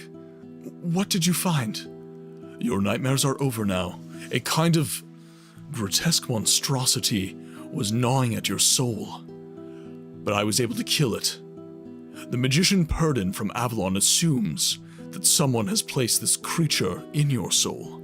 He thinks it is unlikely, but you should see him or me directly if the nightmares come back. Many thanks. I don't even know your name. I am Tome, from Avalon, lovely lady. I'm glad that I could help you. Remember, you're always welcome here, friend. I hope my brother rewarded you. I bring back your grandmother's necklace as well.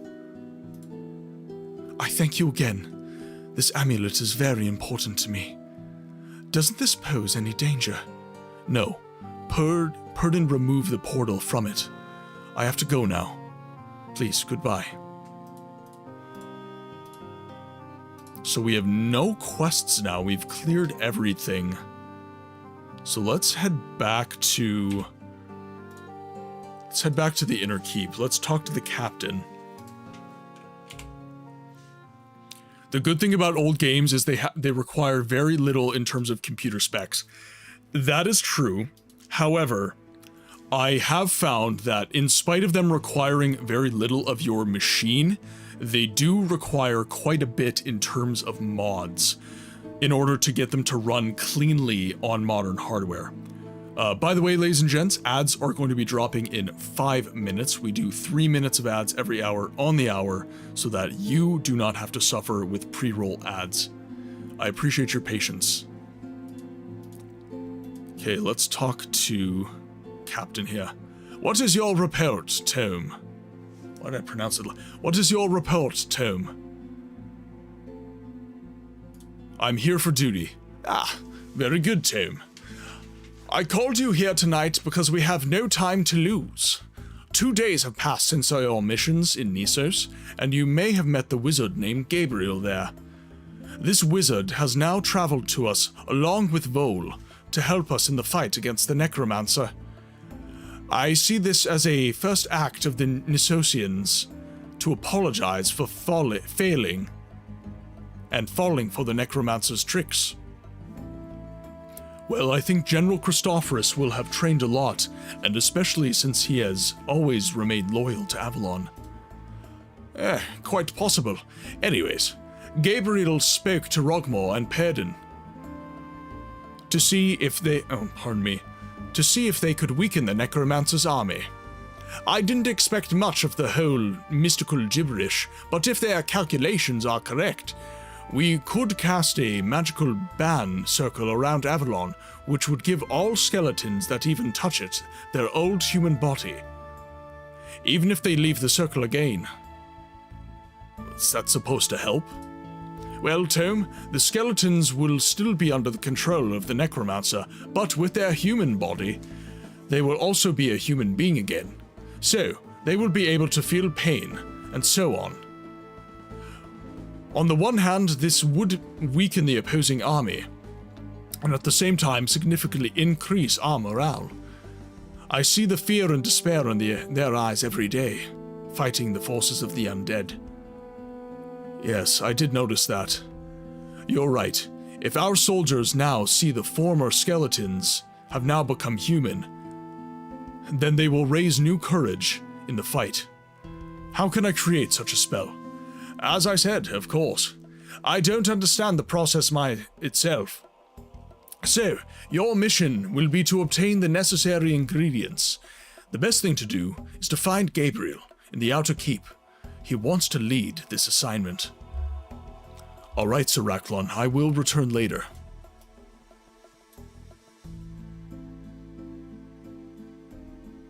Oh, leaving me with GSD? Yeah, there we go. The books bot always knows.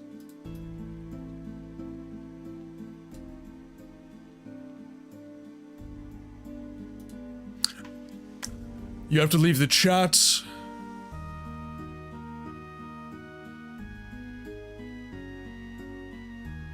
Thank you so much, K-Solo. For those of you who don't know, K-Solo is my IRL brother, and he's been very, very supportive of the stream, so much love. Thank you so much for dropping in and being here. It really helps the stream quite a bit. So enjoy work, be well, tell everyone I say hi, and we'll see you on the next one. Okay, oh, this is all in German. Okay. Let's put my German head on.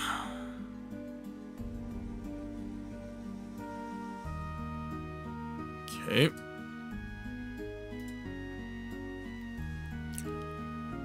Purdon, Rogmore, and Gabriel have met here in Avalon to take action together against the Necromancer. Their plan is a banishing circle around Avalon, where the skeletons will get their human form back. They will feel pain and fear again. On the one hand, this weakens the enemy, and on the other, what is even more important, the morale of our troops will begin to rise.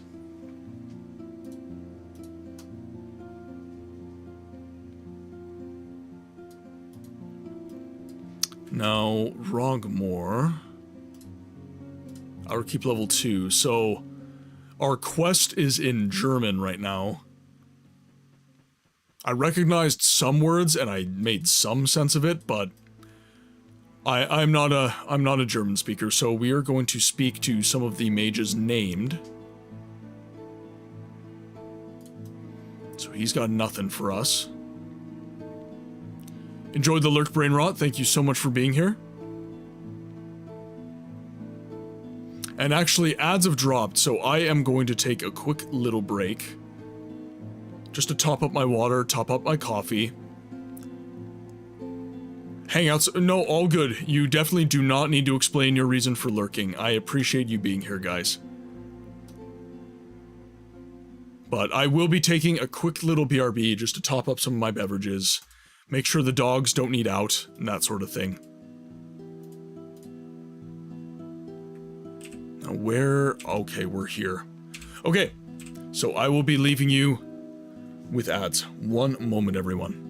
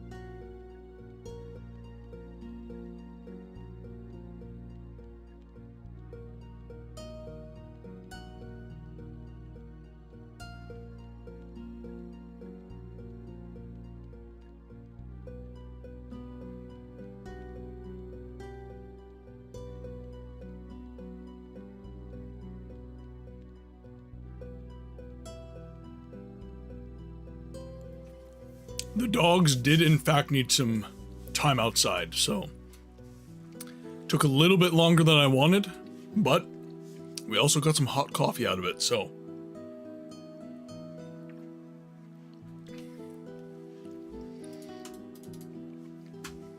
And anyone new coming into the chat, I have been asking this question all stream, and I'm curious as to your input.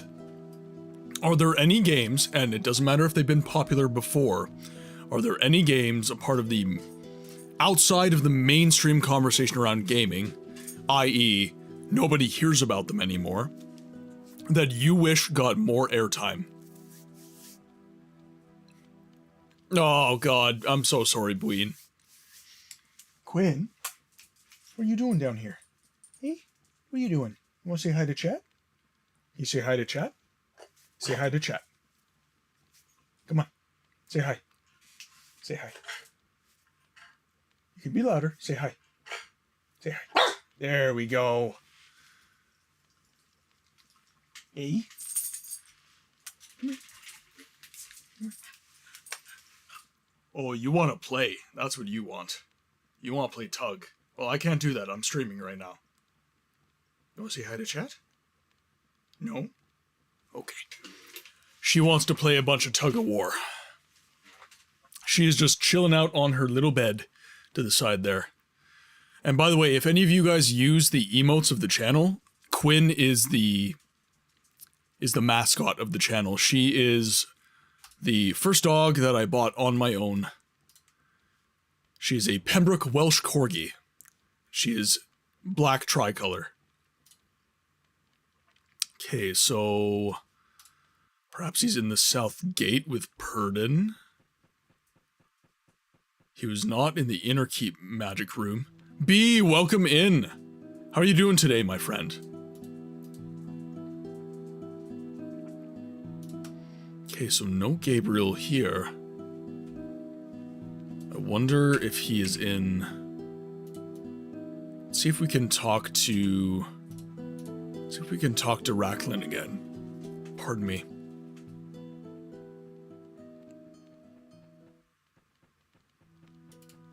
And the reason I ask about if you guys have any obscure games that you would like to see more of is because I am forming a list of games that I would like to showcase.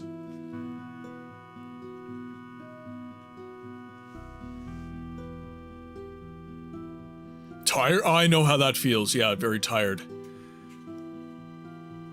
Yeah, no, you've been lurking quite a bit and dropping in and leaving quite quickly, which is fine, by the way.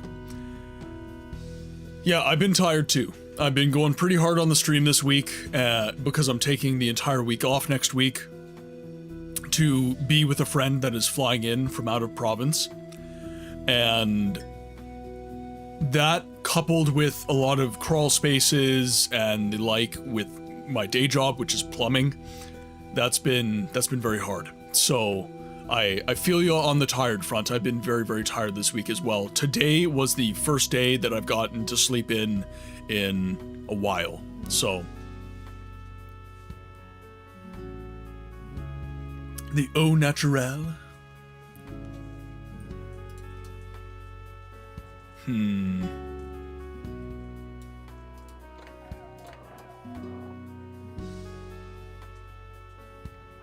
So, no Gabriel here yet.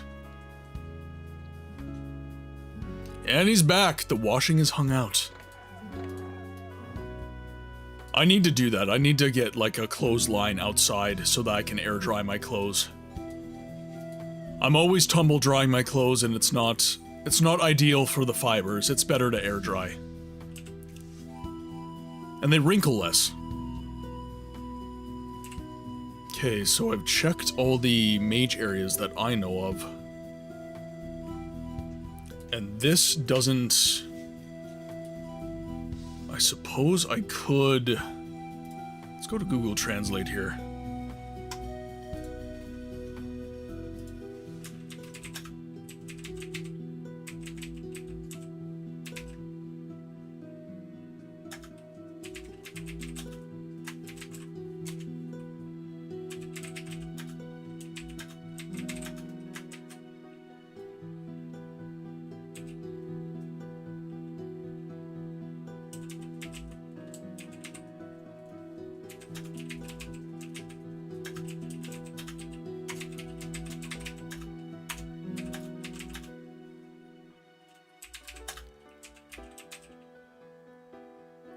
This is taking me back.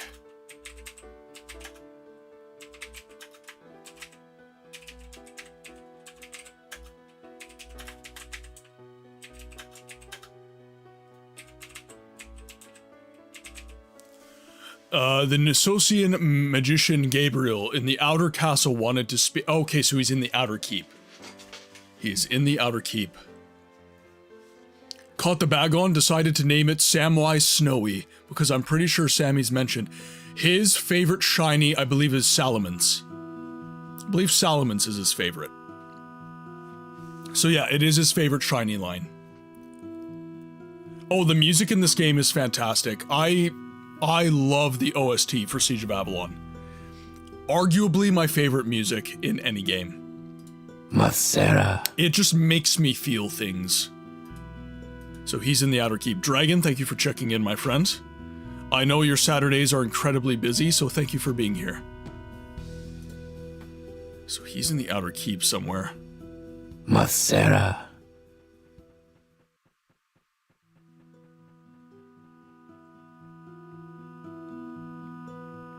So are you going right to your next shiny hunt, or you taking a break?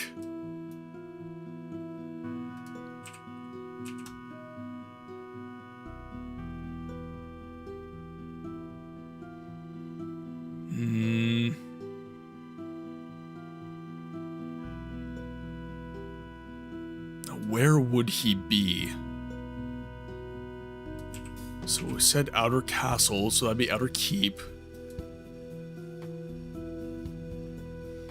Oh, you're going to probably after car repairs. Finally heard from my uncle. And make sure, if you're working on shocks, make sure that you are using the proper spring compressor. I've had springs explode on me before. It is terrifying. And there's extreme potential for getting hurt, so make sure that you're being safe. Use a spring compressor. And that way, nobody gets hurt when you change the shocks out. Unless, of course, you're using a fully assembled shock assembly, in which case you don't really have to worry about that. It's pretty plug and play.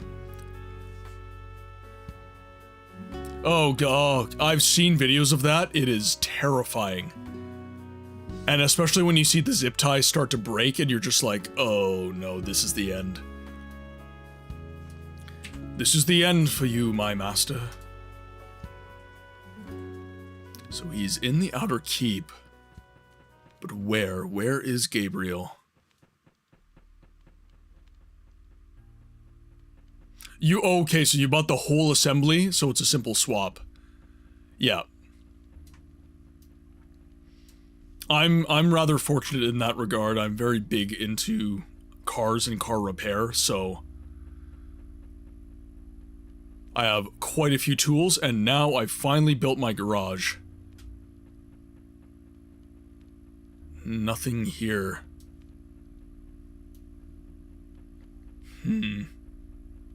Where in the... Maybe he's in the Outer Bailey, then. It said Outer Castle, though. Well, let's look in the Outer Bailey. See if there's anything to see. I do not have a car lift yet, Razman. Not yet. But that's next. That is on the list. Okay, so nothing in the tent here. That's been retired. Ooh, yay. We did actually get some stuff. Ring of Balance. Coordination and hit points. Very nice. Duct tape is a man's best friend. Learn that from Red Green. God, Red Green show takes me back. So it must be the Outer Keep, yeah. No, he's not in... He wouldn't be here. He would have to be in level 2. I don't see anywhere else that they would put him.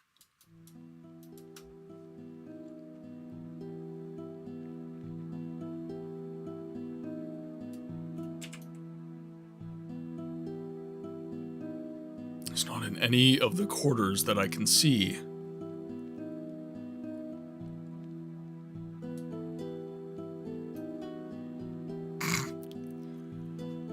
have a baby face and a baby voice, but it doesn't mean I am in fact a baby. Okay, now where the hell are you? You're a mage, you should be with the mage.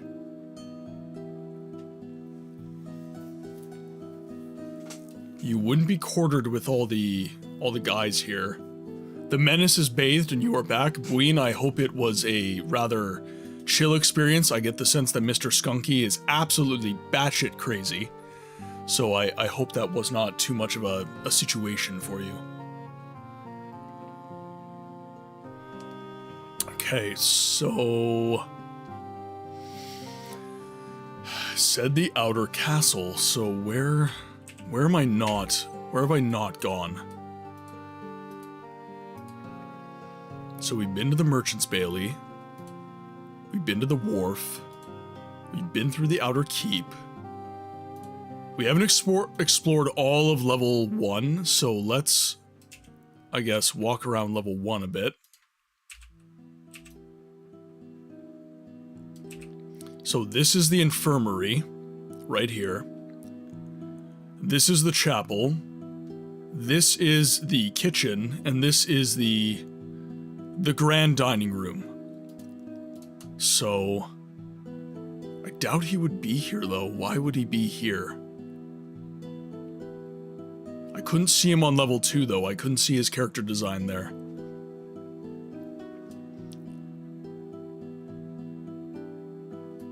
That's Julie.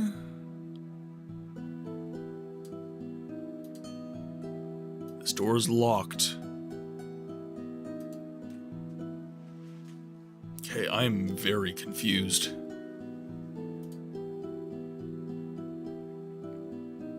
Just thought of it, would you play Red Dead Redemption? It was a popular game, but it is a good older game. So the thing with Red Dead Redemption is that it's still got a fairly active category. So I'll actually show you guys. I feel like there's some utility in showing you guys this. So for me, what I normally do is I go to a site called Twitch Tracker. And on Twitch Tracker, I will look up the game. So let's look up Red Dead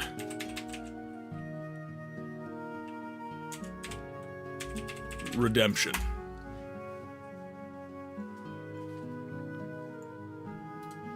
So we go in the category, and it will show me on the category here, it'll show me how many viewers are watching live, it'll show me how many channels are live right now, and it'll show me the average viewership of those channels and everything else. So this will show me, over the past 7 days, the activity within a particular category. So this is Red Dead Redemption. Okay? Now let's search Siege of Avalon.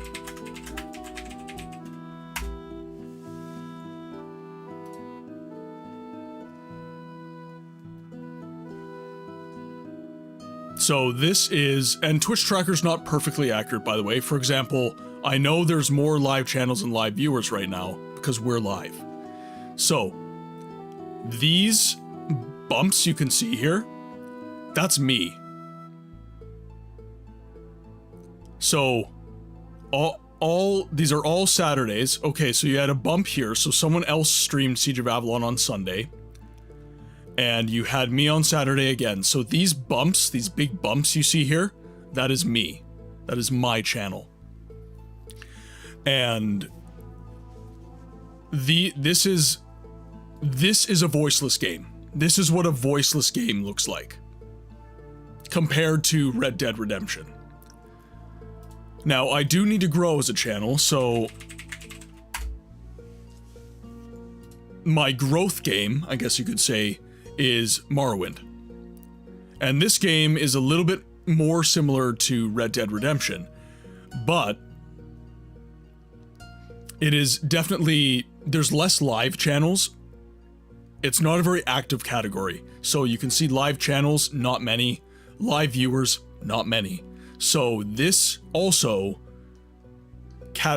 is categorized as a voiceless game for me, personally.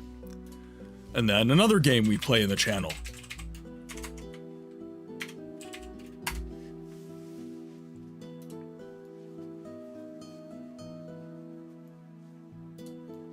There we go. There's another voiceless game. Very few channels, very few live viewers, very few average viewers. So, the purpose of my channel in giving a voice to the voiceless games is I am looking for games like this. I am looking for games that are good and they deserve to be recognized as good, but they just aren't getting viewership. They just aren't getting people gravitating towards the game and learning about the game. Now compare that to a game on the spreadsheet. Okay, so let's do... People really wanted Fallout 2. Let's do Fallout 2.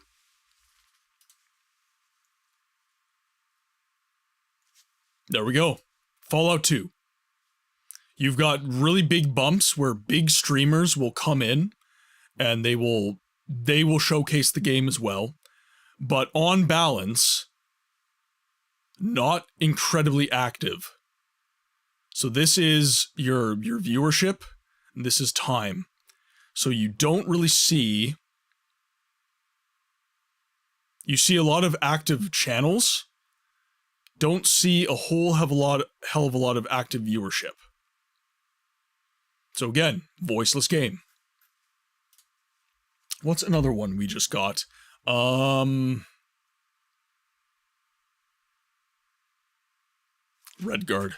Let's do Redguard.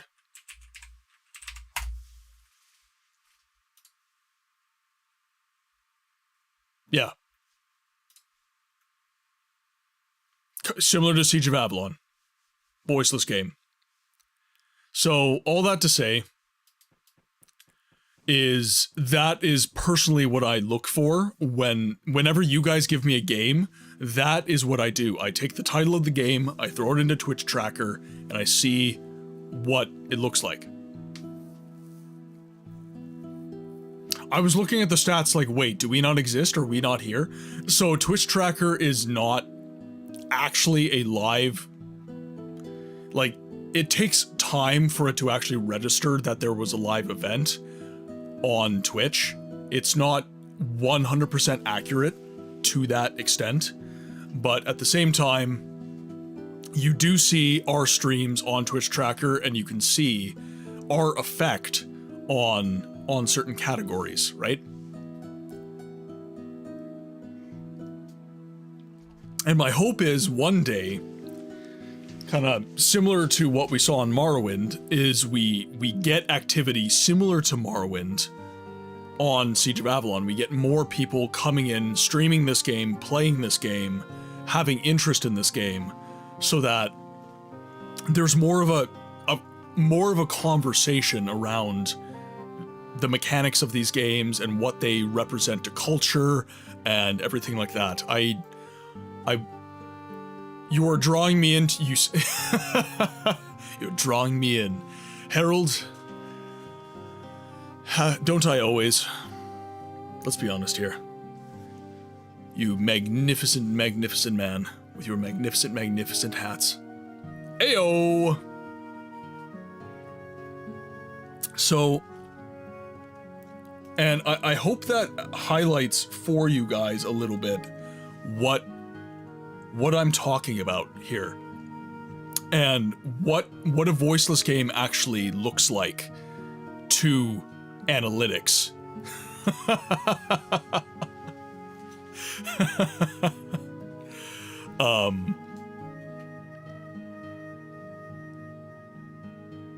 I'm just collecting my thoughts. One moment.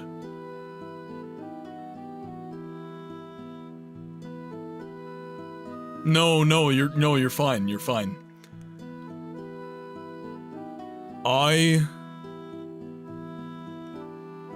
This is why this is important. This is why it is important to give a voice to the voiceless games. Because if that is the level of engagement with the game in live form, if that is the amount of interest that we see coming in, that Bread, welcome in, my friend. I hope you are doing amazing today. If this is the level of interest and the games die out and then we simply well, and see, this is, my channel is a memory bank. My channel is giving a voice to the voiceless games means that this game will forever live in content. You will have a live short coming up of this game. You will have YouTube lives, you will have Twitch lives, you will have a representation of this game, because this channel refuses to let good games of the past, and today frankly, die. We are committed to making sure that these games survive. Now, I am only one man, I'm only one creator. My hope eventually is that more creators follow in my footsteps. I don't want to be the only one that does what I do. I want to represent a movement. I want to make something happen here that gets more streamers playing Fallout 1 and 2, playing Siege of Avalon, playing Arcanum, playing Baldur's Gate 1 and 2. I can't wait to touch those Abandonware, the Elder Scrolls games, and see if people remember them and get amazed that the universe is larger than it might seem. 100%. Tuna, who was here earlier, did mention there's a creator on YouTube called Frostpeak, who is currently playing through these games. But again, where I feel like I provide the value is that I play these games live. I live stream these games. And you guys get to be here in real time and interact with the game. And I get to build a... Frostpeak is giving an introspective, which is... Yeah, Frostbreak, sorry. He's giving an introspective, and that's cool. And I do that too, by the way. I'm very introspective in my conversations around these games. You might have meant retrospective. And that is what YouTube does, right? You are able to play the game and then comment on the game after you have played it. Being like, I played it so you don't have to, and this is my experience. My thing is like, I'm playing it live, we are here right now, and you are seeing the game as it unfolds. No, all good, all good. I love how you always get the caramel macchiato one. You hate coffee. It is amazing. Gives me life. But that is why I feel what I'm doing is important, because I don't want these games to go away. I don't want to lose history. I don't want to lose these games. Because they're amazing, guys. Okay, so he's not on level 2. Said outer castle, though. Maybe he is in Outer Keep level 3? He could be there. Let's check. Argus and Ludius. BRB, I need to bathe GSD because he got jealous and Mr. Skunky smells like flowers and he... Yeah, that's fair. That is fair. Let's see. So we are in a new chapter with some new trainers, so I wonder if these... I mourn the forest that we lost to the Shahol a few days ago. At least you survived and can still fight with us Avalonians against the Shahol and the Necromancer. So the elves have joined us. Ah, I greet you. Perhaps you will remember me. Sarani. I was one of the elves at the outpost who traded with other people. Yes. Suddenly a question comes to my mind. It was always said that the elves have no property. So how does it come that you are trading?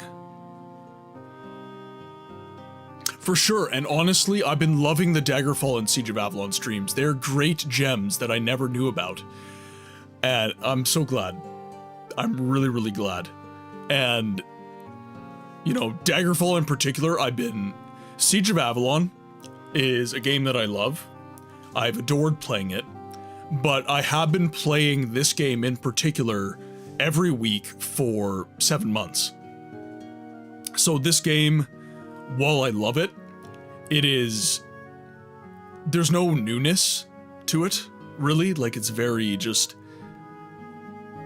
going through the same thing that I do like. Whereas Daggerfall, it's something new every single day. I'm enjoying Daggerfall immensely because the game finally, I think it was the third stream probably, that and I was like, this is what this is about. This is why people love this game. This is why people played this game. Oh, that was a long time ago. You must know at the time when Mithras sieged Avalon for the first time, and before the elves really had no property. However, that changed over the years. Maybe you have heard about the tree people. They were a half-breed of elves and humans who lived with us elves in the forest. They seem to have inherited the quality of owning and trading things from their human counterparts. In the course of time, we elves adapted to this nature of the tree people. Oh, well, thank you for your time. He has no wares? What kind of elf are you? Thank you for the lurk, Mishi. Tome, I salute you. What can I do for you? If I remember correctly, you were one of the traders at the outpost in the forest. That's right. My stock has almost completely shrunk, but I was able to save a few things that were actually not for sale. I did not want to leave this to the Shahol under any circumstances. With you, however, they would be in good hands. Maybe if you'd like to take a look? That sounds interesting. Please show me. Kezi, welcome in. It's good to see you today. Hope you're doing well, my friend. Ooh, okay. Heavy black chainmail of despair. Interesting. Okay, I think I might need this.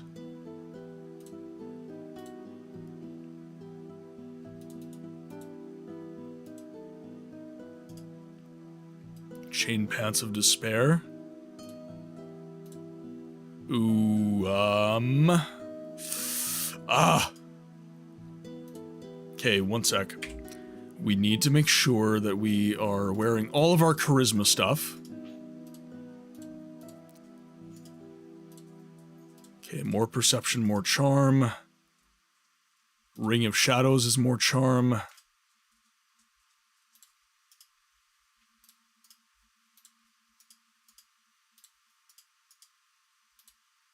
Okay, we'll throw the Ring of Shadows on as well. Okay, so. Do it, you charismatic man. Use all of your drip. Riz them, baby. Is Lost in Nightmares a mod? No, Lost in Nightmares was a reference to the quest, the main quest that we were trying to accomplish today, which is that one of the fair maidens of Avalon was suffering from nightmares quite badly. And it turned out that the Necromancer, who is the antagonist of Ashes of Avalon, the expansion we are currently playing, cursed her and was giving her horrible nightmares. So we went to the ethereal realm and we slew the cursed demon that was giving her nightmares. And that quest is now done, but we named the stream after that quest. I couldn't think of anything particularly witty like I normally do, so we just named it after that. Okay, so that reduced the cost somewhat. Now, let's sell these protection rings.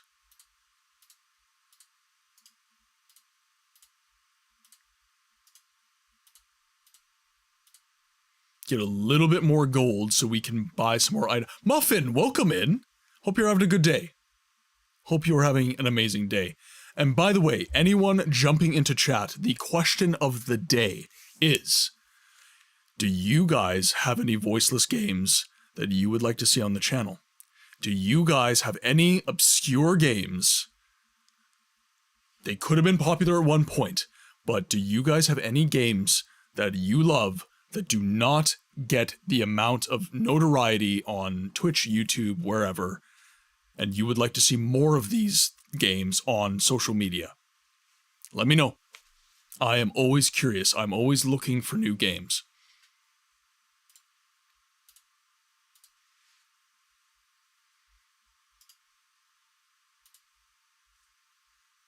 Dating sim. I love you, Colonel Sanders. No, Colonel Sanders, you're wrong. Mama's right. The medulla oblongata. If you guys get that reference, we can be friends.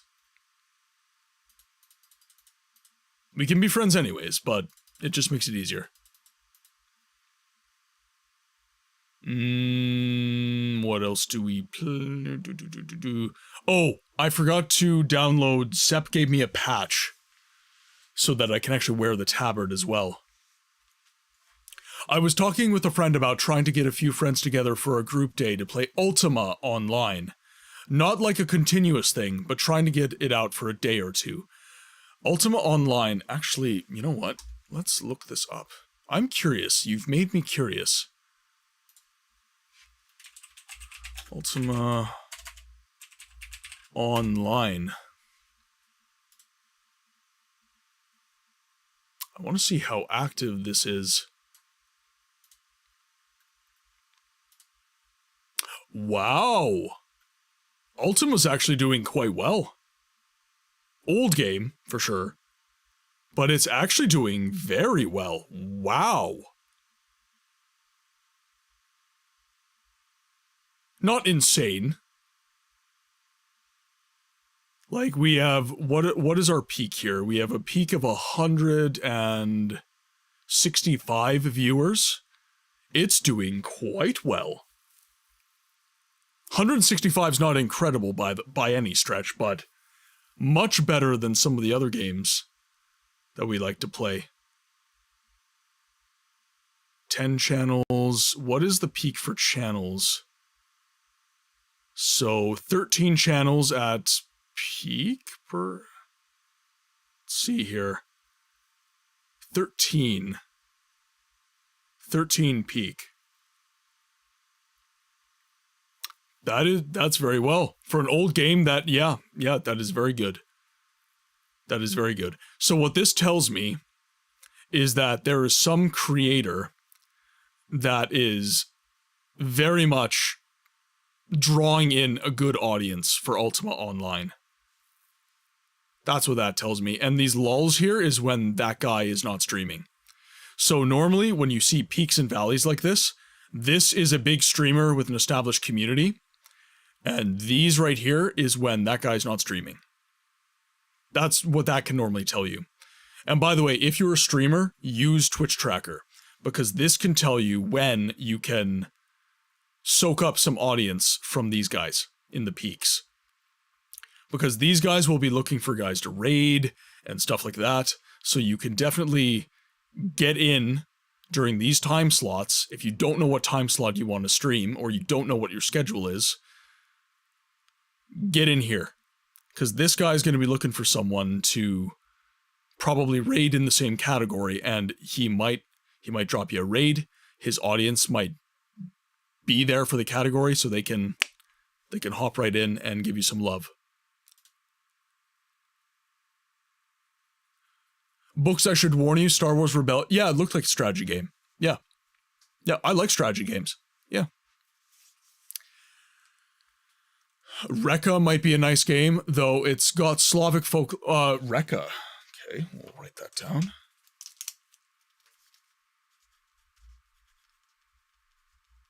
Rekka.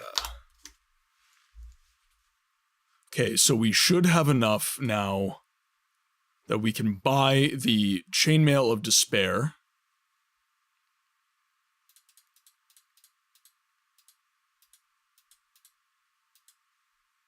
And then he had chain pants.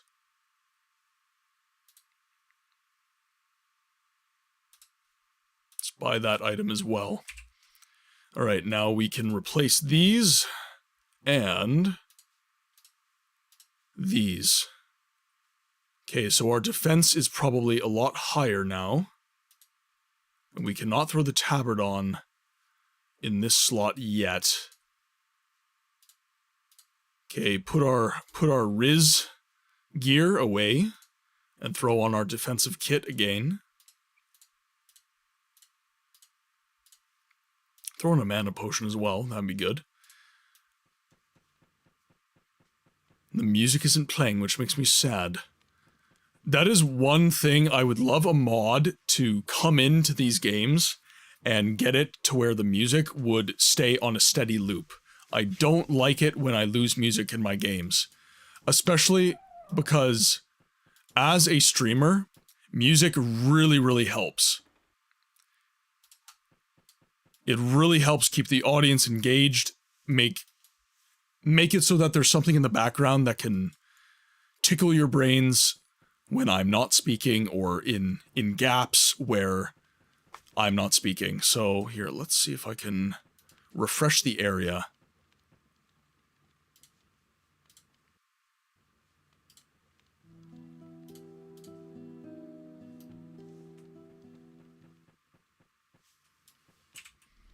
And the music in this game is fan-frickin-tastic. Fan-frickin-tastic.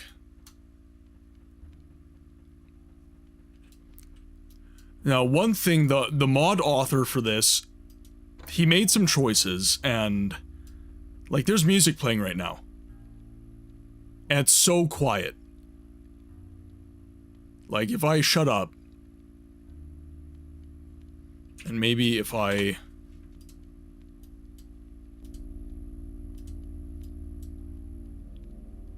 So that's music playing right now. So he was trying to not use the OST from the game, he was trying to throw something new in.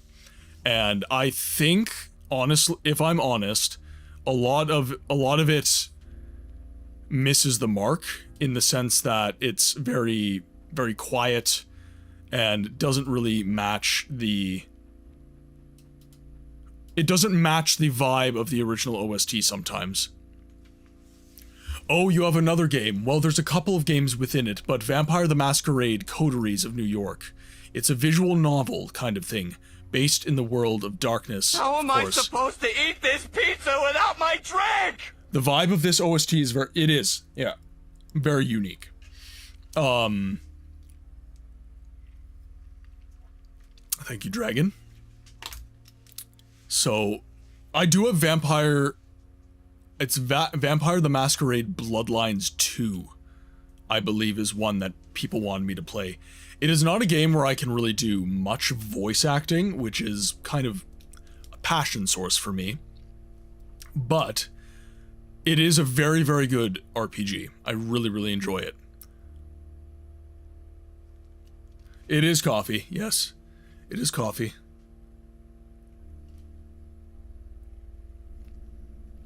Gotta get my cafefe. I'm addicted. The music loop...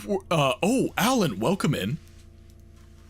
By the way, everybody, and I hope you're okay with me mentioning this. Alan in the chat here, he was an original dev for Siege of Avalon back in the day. I feel very blessed that he comes in and enjoys the content from time to time. So, big hypes for Mr. Alan Halstead in the chat. It is awesome to have you, my friend. Seriously, your game had a massive impact on me and others. I very much thank you for coming here. The music loops were super short to make them small for download. We got lots of feedback during testing and said the music repeats too much. I rebuilt the audio player to play for a while, fade out for a random time, then come back. Of course it gets reset when you change levels. And I think this was this is partly why this happens to me in particular. I sit around and I talk. like I'm doing right now. So a lot of people will move through the game a lot faster than I do, so they might never actually experience the issue that I experience. But I can't believe it was a complaint that the music repeated too frequent. The OST for this is fantastic. Why on earth would people complain about that? Personal opinion, of course, but my lord. That's no coffee mug. This is a coffee mug. Check your Discord DM.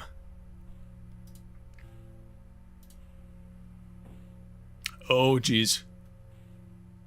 That is a much large... Well, my coffee mug, what it lacks in height, it makes up for in circumference. It's not the size of the mug that matters, it's how you use it.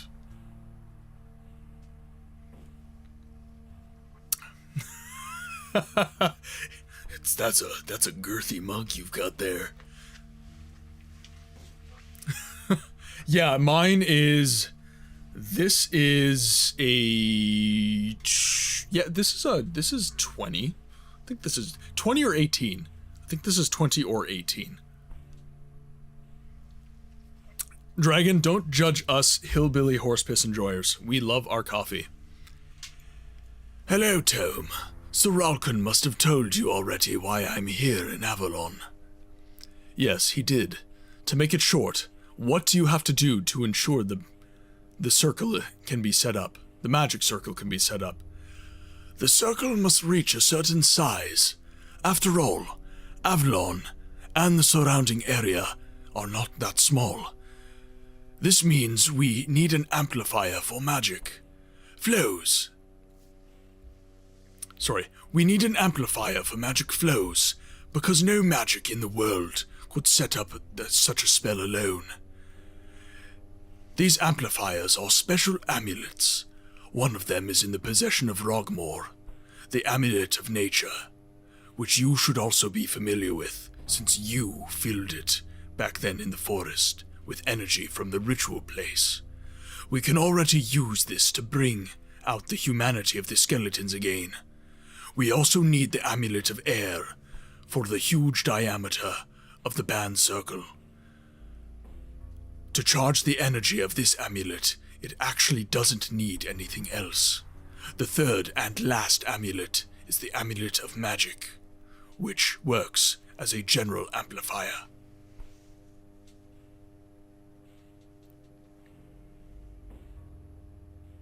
The first chapter only had one song. You are playing the...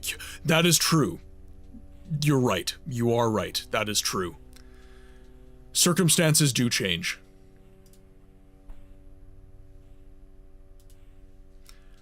And then... Sorry, I'm catching up with chat. I enjoy a cafefe, but I'm also a tea enjoyer. I also enjoy tea as well. I really want to start drinking my chocolate peppermint tea again.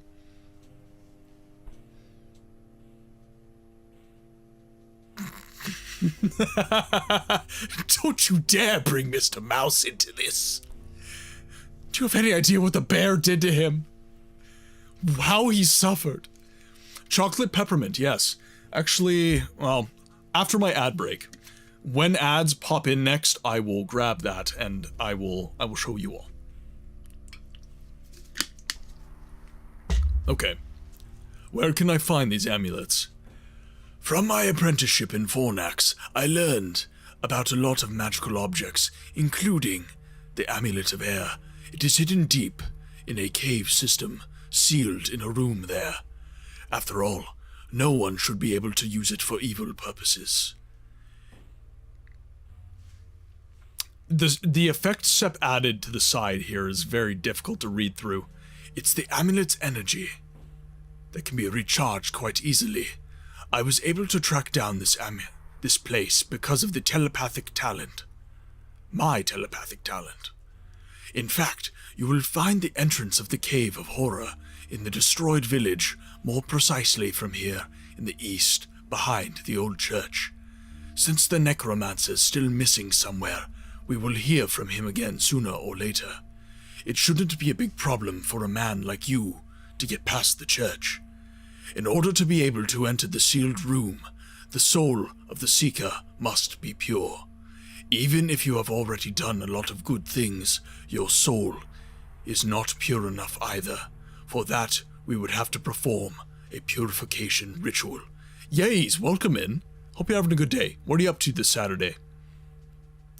I'm assuming housework, because you and Squish are always saying housework. And by the way, I did send Squish a message already, but we do have some In your dreams. of Squish's merch. I love Kung Pao. Yeah, we got some of Squish's merch.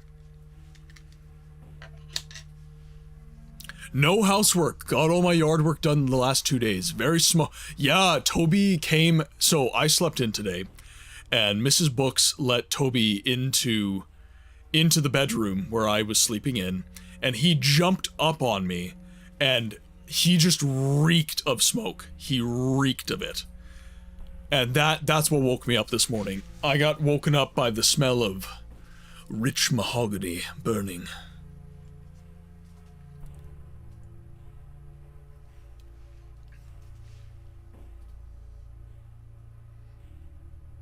Naya keeps bugging me to go for her day. Yeah, and the thing is, when...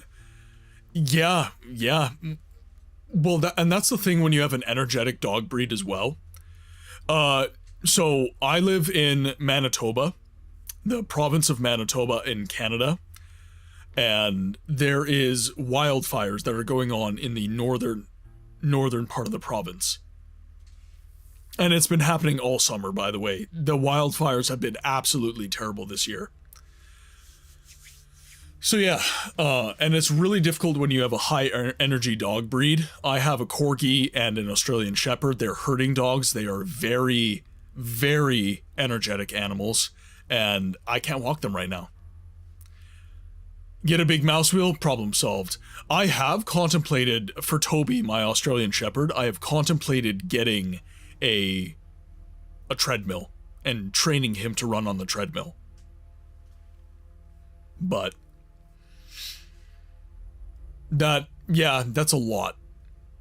And it's a new thing to train them on, and it might not work, it might stress them out. It's kind of flip a coin for the effects. Yeah, I thought about it, but I think Naya would just be... Well, and that's the thing. Toby is a very skittish dog. He's good, he's very smart, he's very solid once he gets to know a person, but new concepts, it's very like...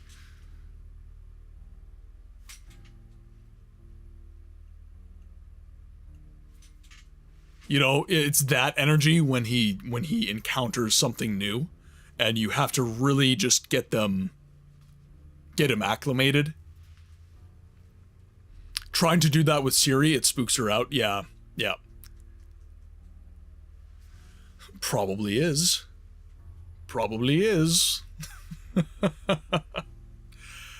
Okay, how do we execute the purification?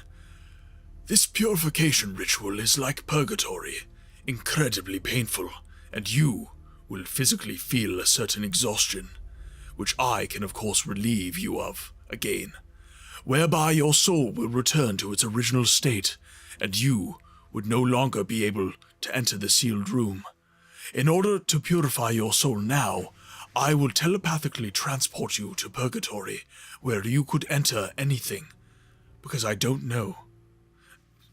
So, I gotta work with Sep on these translations, because a lot of these are very stale reads. I really have to work on the English translation for this. You could even hook a turbine to it and generate free power. Ooh. Power is expensive. Tell me one more thing. Where can I find the Amulet of Magic? For the Amulet of Magic, you will have to ask the elves for advice, as they work closely with the Mages Guild. This amulet is something like a halidom for this guild. Since it is the focus of the guild, it will have absorbed enough energy a long time ago in order to work smoothly for our circle. Reading all the books again, and oh yeah, book 9 is Book 9. You excited me. I didn't hear about Book 9. You excited me quite a bit when you told us that. Except for that one time in Morrowind. It was for a good cause. Okay, now... Okay, so I'll have to speak to the elves. I've been stopped. Interesting. Greetings, my lord. I heard you are going to the Cave of Horror. That's right. Do you need something? Well, I know of a sad story about this cave. I once also lived in the village behind the cave. At the time, it was just a normal cave with a cathedral in it. Now, after a few wars and battles, our fellow believers have been laid to rest there, a little deeper in the basement of the cathedral. However, the last blessing could not be given to a few monks. We all agree that they deserve something like this in their honor. Because of the golems and the similar monsters, we could never do this. So, I would like to ask for your help. Light the last candles there, at the monks' graves. Give them their last rites. At the moment, I have no way of lighting the candles. Besides, I don't know where to find these last graves. Indeed, to light the candles you will need something, but I can't help you there. Really? You don't have a match? We'll find the solution for ourselves.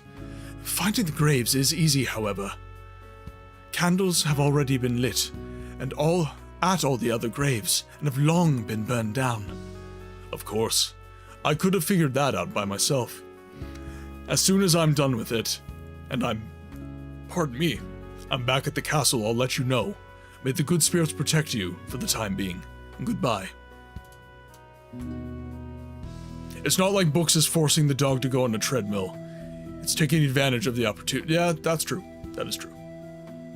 Neil, welcome back.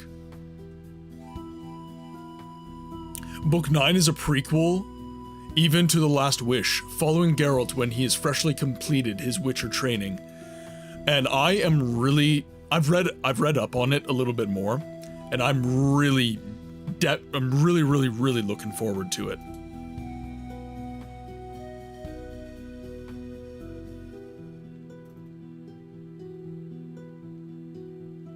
If it stresses them out, you can use the treadmill. So there are different kinds of treadmills. So there's one specifically for the dogs, and this one is similar to, I think it's like a sprinter's treadmill or something. It's got like a bow in it, so that the dog can't create enough velocity to actually like leave the treadmill.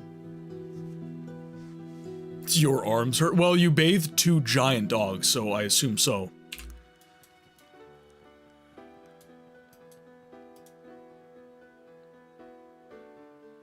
It's also the last book in the series for the foreseeable future. Well, and that's the thing, is... how to put this?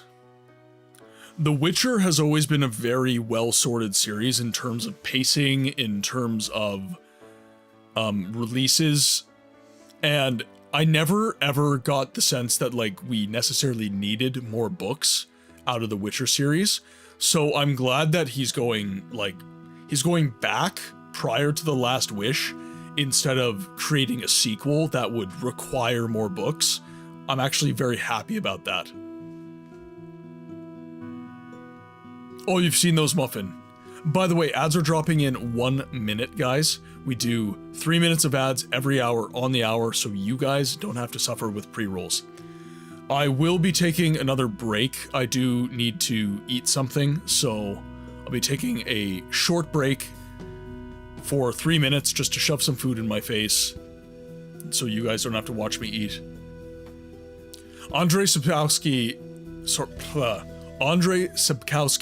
said that while the possibility is there, he isn't ready to do another book for a while. And honestly, given his age and everything else, I kinda hope that he doesn't. No books mukbang? Sad.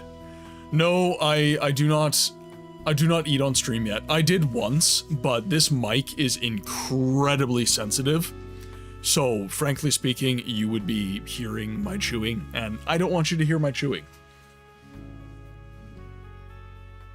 It's not on the hour, it's 5 minutes. Oh, fair enough. That is fair enough.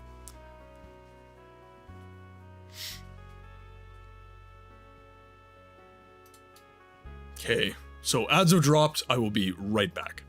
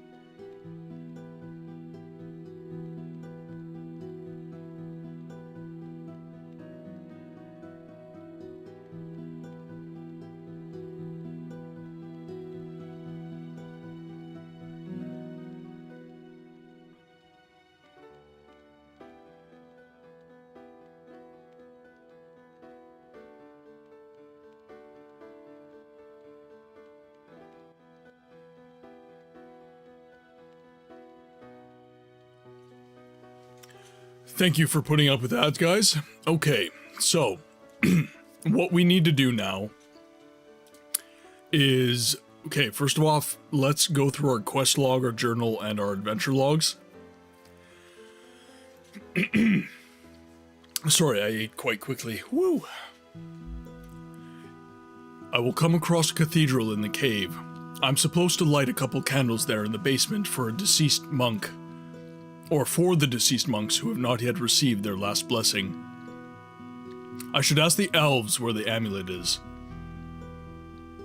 Okay, so one of the elves over yonder here.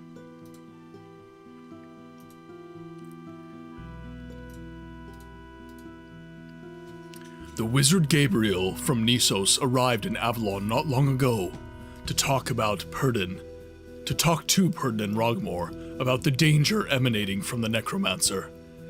It seems to me that he had a strange idea, but one that could be implemented.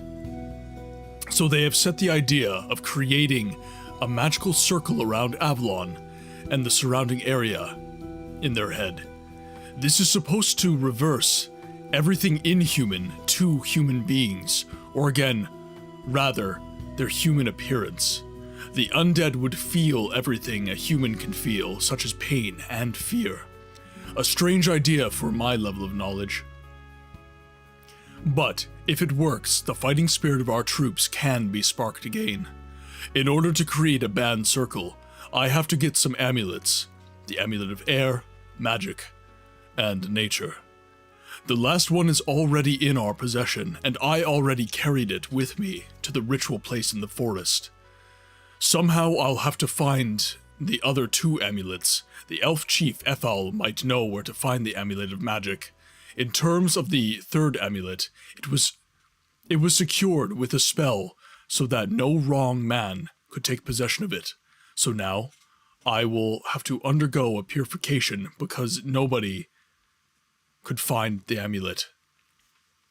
The hiding place is in the Cave of Horrors. It is also located in the village, more precisely, behind the church. Okay, so we have to find Ethel, the elf chief.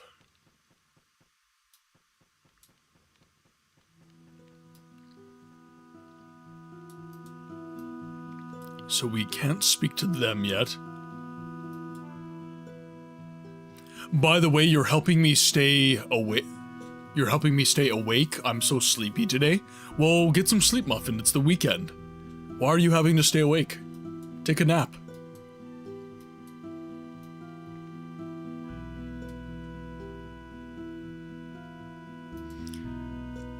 Now, where would I find the elf?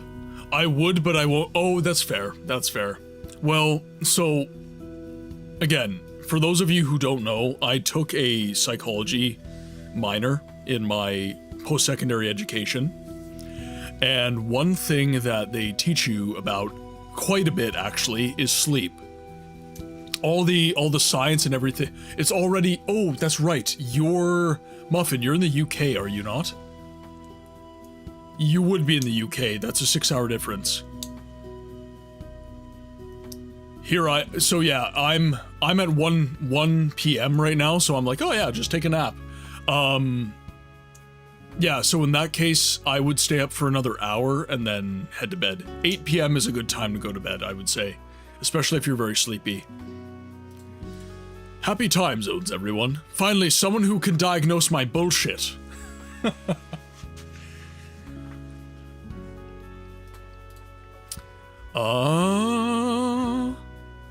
Now, maybe the Inner Bailey.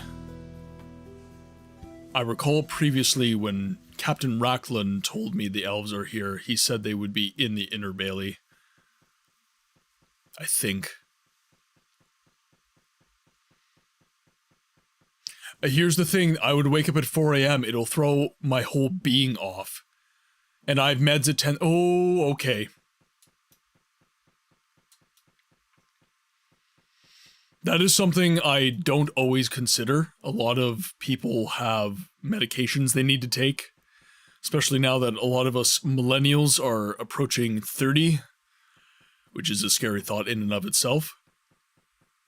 Yeah, Mrs. Books has lots of meds she has to take for ADHD and stuff, so kind of similar. And it's weird, with ADHD, her meds are essentially a stimulant, but she'll take a stimulant like coffee. Oh, well, fair enough. Approaching 30. Okay, fair enough. Point taken, everyone. So, Mrs. Books has ADHD, and whenever she has stimulants, she'll, like, get tired. She won't feel more energetic, she'll actually get sleepy. It has the inverse effect on her. So, she does, like, before she sleeps, she does, like, a late-night coffee. Try 40.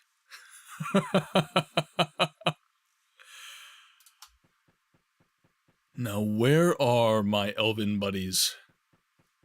Maybe Inner Keep. Yeah, I'm turning 30 this year. I'm 29 until August. I turn 30 next month. The big 3-0.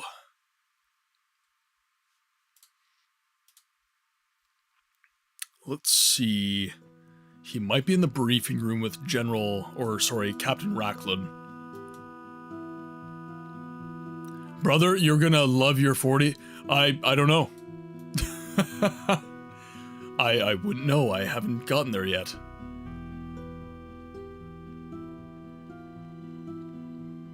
This boy, I swear. Oh, what's he doing now? Now, where do I find these pesky elves? Yeah, not a fan of the mid-30s, personally. Well, and I mean... everything starts hurting. 30s can... So, and this is one of the big reasons I exercise as much as I do. I promise you, you are introspective enough that you'll be excited to finally understand yourself. I think I'm there already, Harold. I think that I have reached a point of lucidity and sanguinity that a lot of people toil their entire lives to reach. And I went through a lot of strife in my mid-20s to now. So basically, I would say the last 3 years, so 26 to now, I had a lot of strife in my life. So, I use a lot of big words, I apologize, so I'm just going to look at... So lucidity means clarity of expression, intelligibility.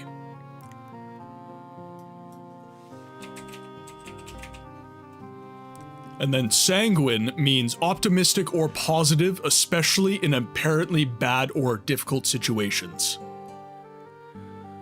So I am understanding of myself, and I am positive about the world around me. That is essentially what that means. I've reached a point of lucidity and sanguinity. And sorry, I do use a lot of big words. Sorry. Taking a good look into a mirror a couple times a day helps a lot. Actually, there is a fantastic psychological exercise that does just that. If you are struggling with bad self-image and bad mental health, I suggest that you take a look in the mirror into your own eyes and you speak affirmations. Today is going to be a good day. You are loved. You are worthy. You are amazing. You are special. All these positive affirmations that you might not be receiving from the outside world, if you stare in a mirror and look deeply into your own eyes and you say these things, I would cringe so hard, but I guess that is, well, and this is the thing, is when you are your true and authentic self, if you have been living in a mask for your entire life, if you have not allowed yourself to be yourself, yourself will feel fake.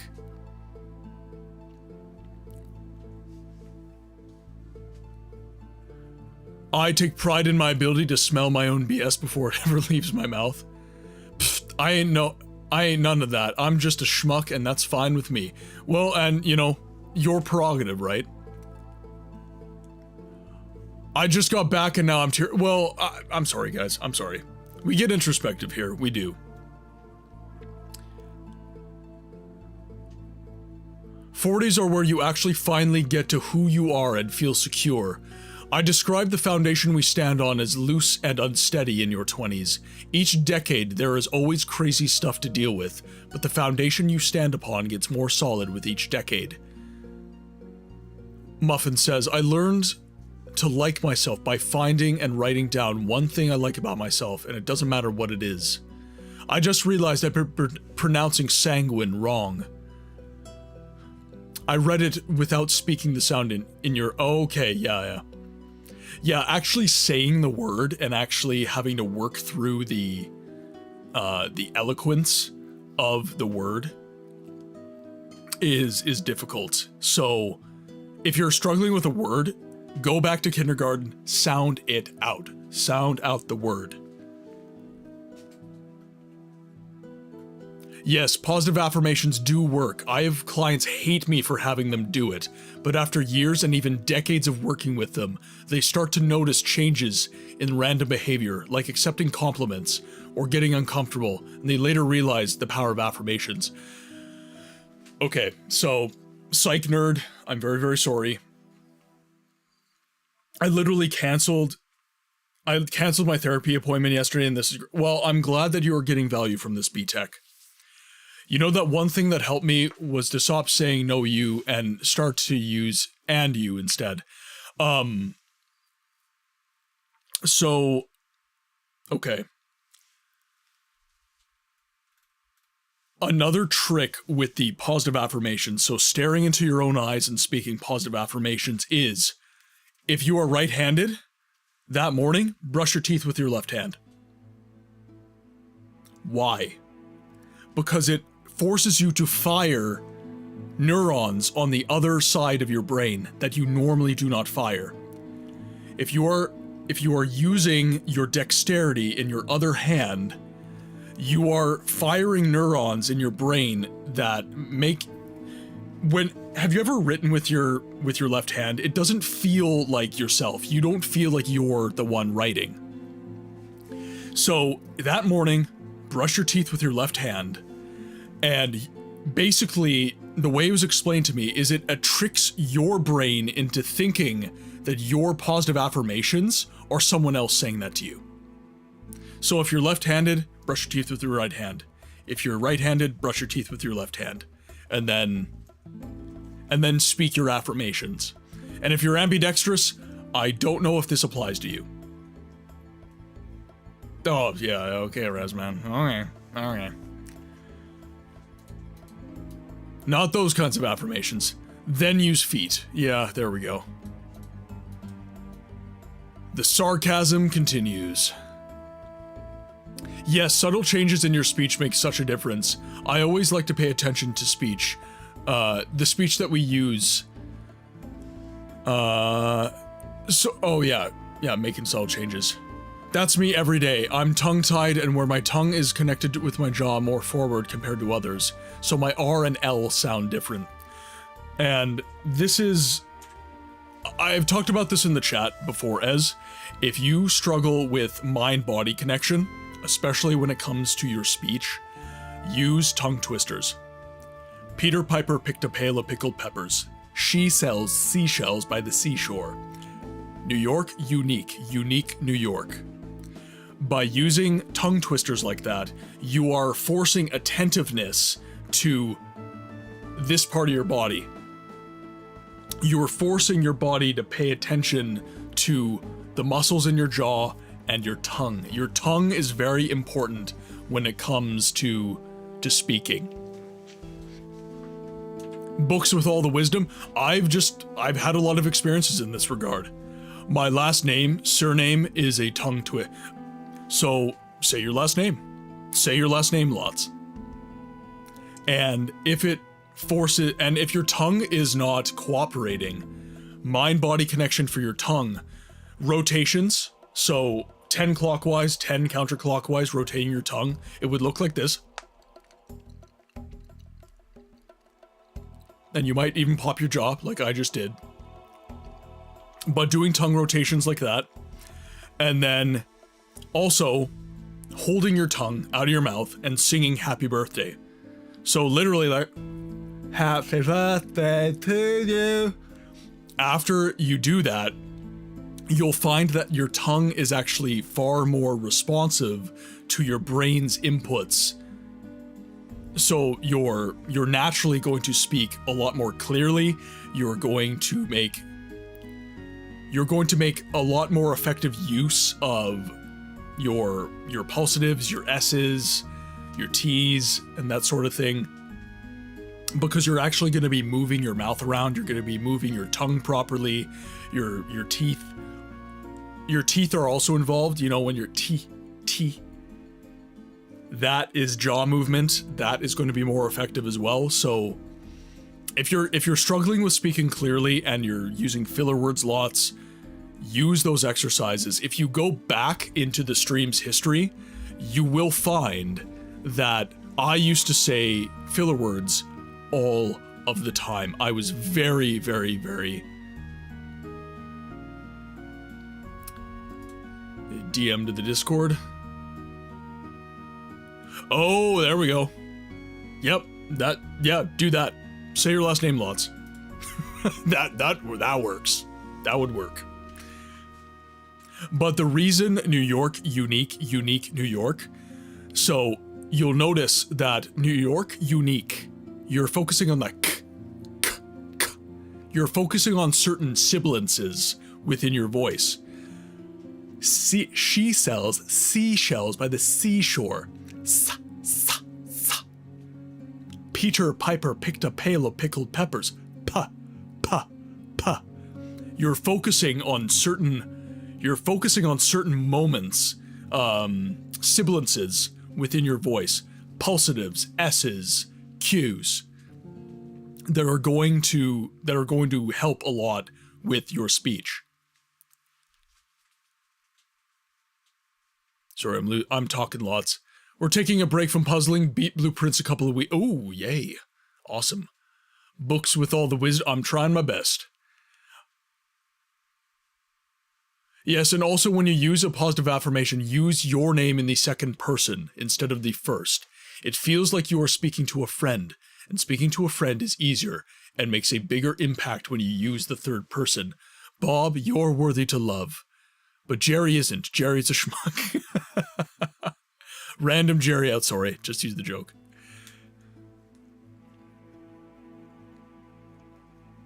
And almond milk is not milk. It is water. Or sorry, no. No, skim milk is not milk. It's water that's lying about being milk. Slowing down can help too, because I know sometimes you feel like you've got to speak fast to get it out, and can actually be a hindrance. True. I literally started calling myself B and B Tech without even noticing. This stuff does, yeah? Well, and when you're doing tongue twisters, you need to slow down. You need to take your bloody time. You know, you're not going to get to Peter Piper picked a pail of pickled peppers. You're not going to get to that point very quickly. So you're going to have to start with Peter Piper picked a pail of pickled peppers. She sells seashells by the seashore. You're going to have to take that just that stepped approach, very jagged ending. God, this mic sounds great. That's why I bought it. I love this mic. I love it so much. Shoot. Oh no. Oh god. Oh god. Shoe Juice has entered the books chat. Oh god. I must go walkies with the boys. Have a wonderful rest. Bruin, thank you so much for hanging out. As long as you have, it's been great having you. Bruin leaving just as Yays pours the shoe juice. Oh, and I don't want to drink my coffee after saying that.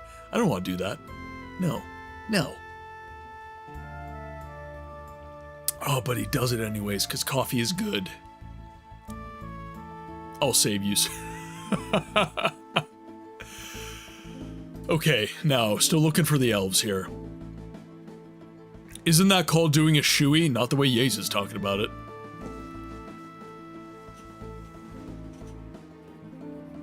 Okay, so where would the elves be?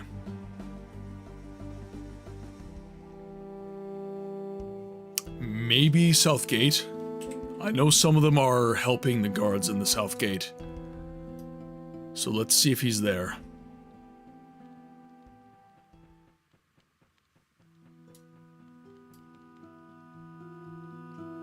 Oh, Revan, how's it going? Hope you're doing good today. Got any plans for the weekend? Other than, of course, chilling out with me. Let's see here. And actually, I've been asking everybody who pops into the chat, yays, you're included in this too. What is an obscure game, a game that is not being conversed about within the mainstream context, something you're not seeing on social media or what have you, that you wish you saw getting more airtime? In other words, what would you like to see played on the stream? What is a voiceless game to you?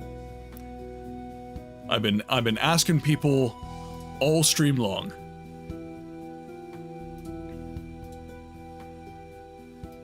You're going to your families later. Good. I hope that you guys have an amazing time. Is it just for like a dinner, or is there something in particular you're visiting for? Okay, they're not there. See, but you like these RPG games. When I start to think of things like... No, okay, so I want to be 100% clear. RPGs are my favorite genre. They are not the only genre of game I play. For example, let's open up the games folder for books. You'll find that a lot of these are not RPGs. You'll find that quite a few of these are not RPGs. Most of the obscure games that I know are voiced, like, well, and this is the thing, I don't care if it's voiced. This is a question for you guys.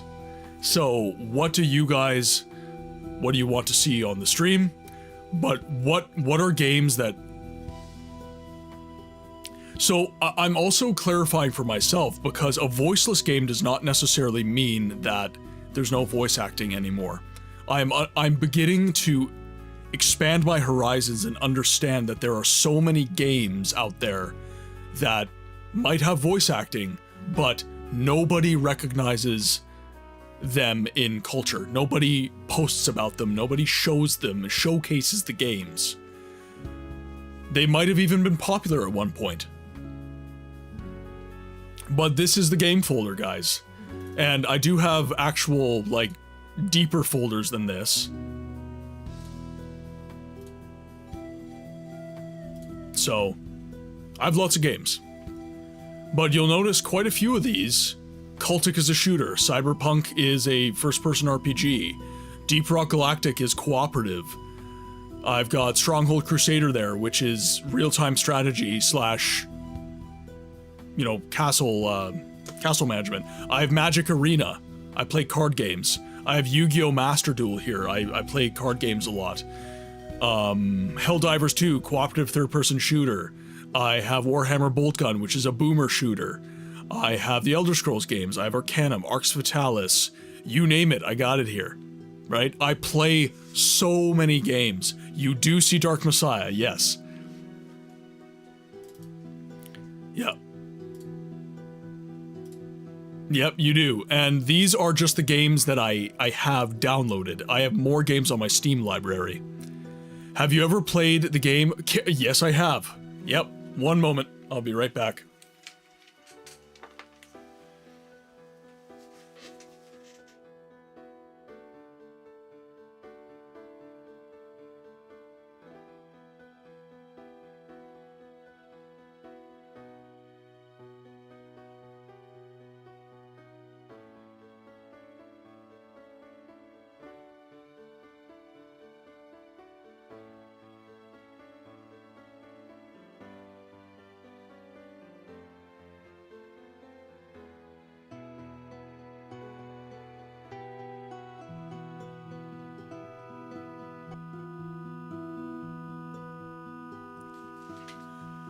Yeah, so I have it for the 360. So I have quite a few of these games on console. Another one that I've been asked over and over again to play is Two Worlds. That's another game that I've been asked to play. It's incredibly Eurojank. I did not enjoy my first playthrough of it, but people have been asking me to give it another chance. Yeah, lots of games like that. And you can even see I've got Need for Speed. I have racing games. I love racing games. You loved, oh, there we go. Okay. Two Worlds 2, oh, there's a second game. I didn't have the second game. But then yeah, I've got RPGs like Divine Divinity, Siege of Avalon, Baldur's Gate. I've got all the Baldur's Gate games, Icewind Dale. Like, Lionheart Legacy of the Crusader, I'm still trying to get that to run. I have an old school dungeon crawler, I've got Legends of Grimrock. Chrono Trigger is a JRPG. Dungeon Lords. That was an old kind of like World of Warcraft before World of Warcraft style game. I have Legacy of Kain, I've got Mega Man. I've got Mega Man, guys. I've got frickin' Mega Man.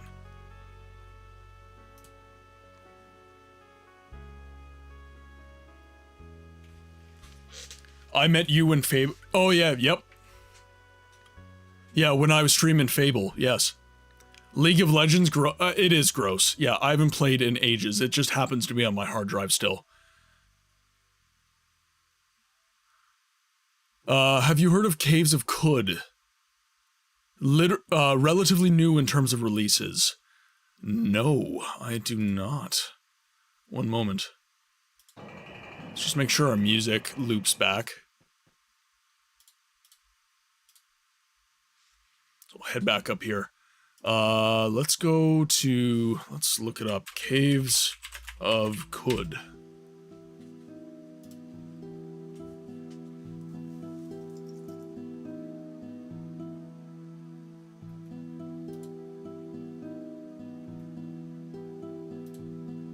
Interesting.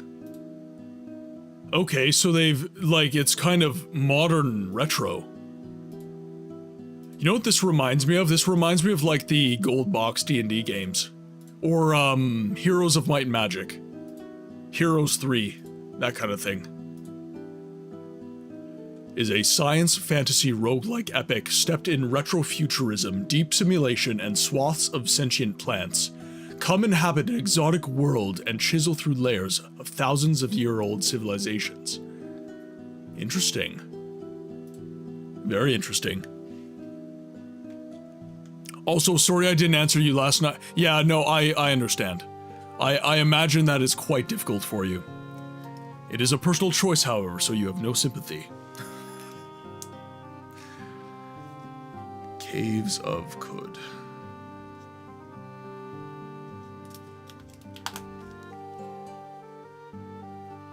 I have to lurk while I do yard work, BRB, when I'm done.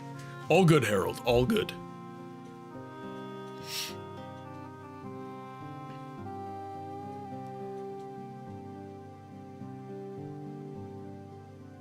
Just scrolling back in chat, want to make sure.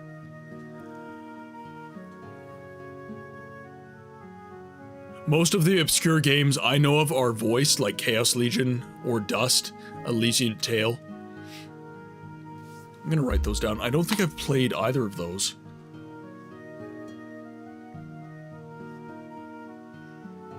Oh, you know what you just reminded me of saying Chaos Legion, though?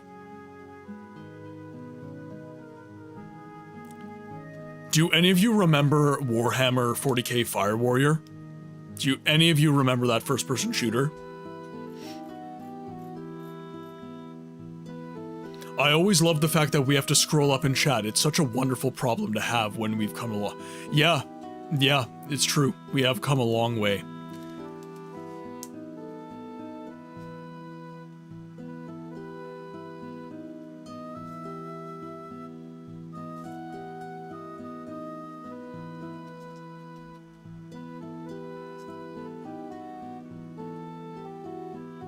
I wonder if that one's on GOG. A game that comes to mind, and I think they recently made it, is Shadowgate. Okay. Shadowgate.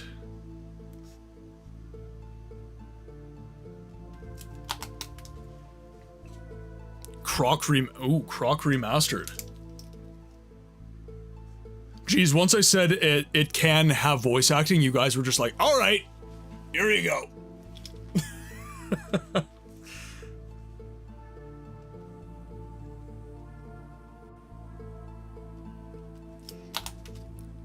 Chaos Legion is a PS2 game that is very similar to Devil May Cry except the story makes no sense because it was based on a book that was made in Japan, but as far as I'm aware, was never actually translated to English.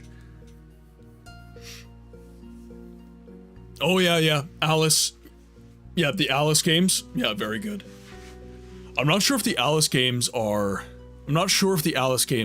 obscure though. I know they're definitely popular for a certain fan base. Shadowgate.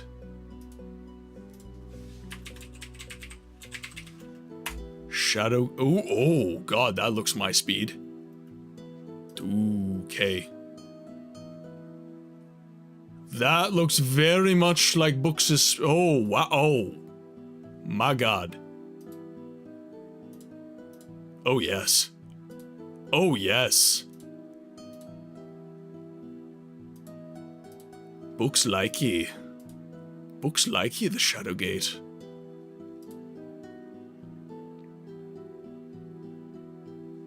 Okay, we're gonna... Never mind, no Alice. I know Madness Returns is currently on sale too. So this is Shadowgate here.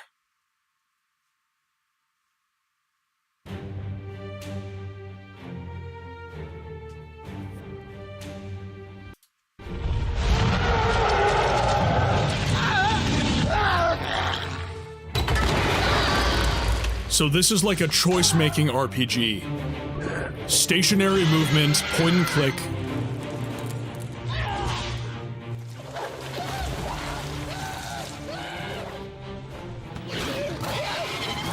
I love games like this, by the way. 'Tis a sad thing that your adventures have ended here.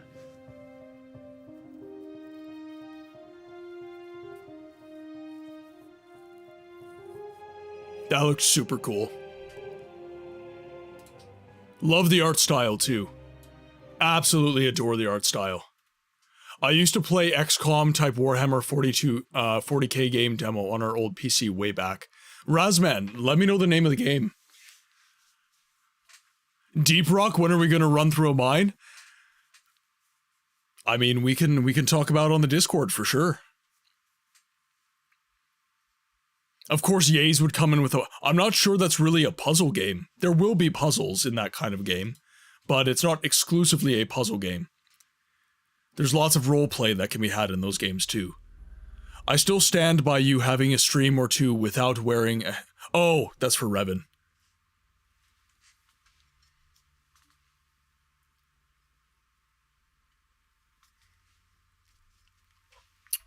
Okay, now... We do need to find these elves, though. So I'm looking for the elvish leader. So they were aiding with the defense. So... He wouldn't be on the walls, though.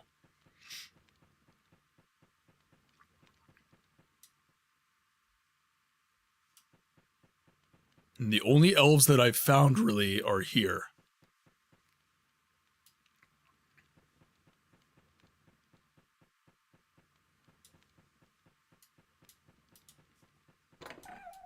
Perhaps in some of these rooms I haven't explored yet. Nothing. And this is blocked off because some of the nobles are having meetings.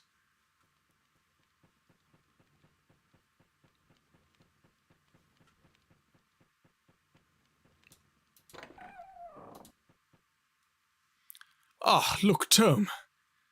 Ah, look, Tome, if I'm right. Correct, who are you? I'm Ewan from Taberland. I volunteered to be here in Avalon. I was one of the first to arrive when the Necromancer began to besiege Avalon's castle. You are truly a brave and loyal fighter, Evan. Taberland must be proud of you. I thank you for your appreciation. We all did our best, but it didn't seem to be enough. There were some victims during the second raid of the village by the young Necromancer and the siege. I have played some of the Ultima games, yeah. Harold in the chat actually mentioned Ultima Online and wanting to get some people together to play that. And I looked up the category, and it's actually doing quite well, all things considered. It's been a long time since I played Ultima, though. I'm not gonna BS you guys. Actually, I will write that down, though. Yeah, Ultima Online, the category, is doing amazing.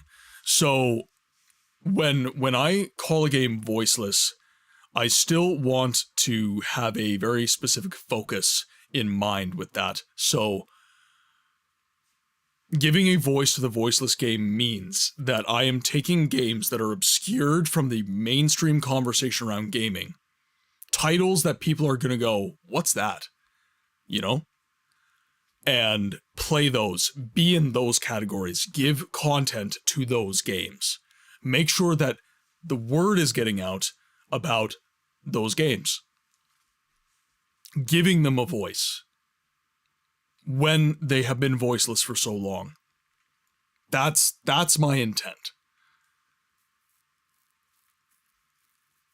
I know a books game? Ooh. Giving a voice to the voiceless, that term has been used in less... Well, and that's like, when you came up with that phrase, B-Tech, by the way, give a voice to the voiceless games was B-Tech's invention. And when he said that, I immediately went, that's exactly what I'm trying to do. That's exactly my intent. And the nice thing I like about that name and that, I guess, blurb there is that it can be taken many different ways, which is what I'm doing. I'm kind of broadening the scope so that I can include more games and I can give attention to more games. Now, with that said, I still want to focus on the voice acting aspect of the stream. I do not want to stop voice acting. It is something I'm incredibly passionate about. I'm really enjoying streams where I get to exercise that muscle. But there are some games where I will just have to take the L in terms of voice acting so that I can get more games the notoriety they deserve through my content and grow the channel more. Because my true intent with the channel is to grow it bigger and bigger and bigger so that I can bring audiences of hundreds of people to see these games they've never seen before. To have the chat interacting with each other and talking about games that many of the other members of chat have never played. But because of being in this community, you'll now give these games a chance. That's what I'm trying to do. I mean, you're absolutely running with the voice acting in games. I still can't even replicate it in mind, although it's very fun to practice and enjoy. Well, and B, what I've noticed, like when you do VA in streams, one thing that's very important is volume. And when you have to whisper, that does limit you somewhat. Because some of these voices require that you push quite a bit of air out of your lungs. You're almost shouting, honestly. You know, you have to be able to emote the same way that, because emphasis on the word acting in voice acting, right?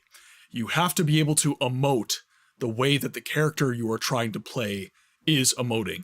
Because that's what you're doing. You're trying to play a character.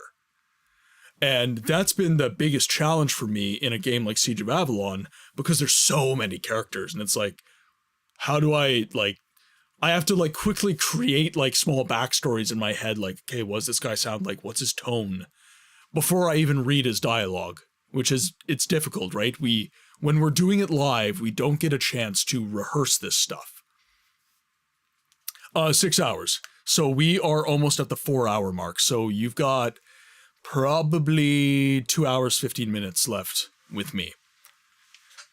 And then I'm taking a full week off.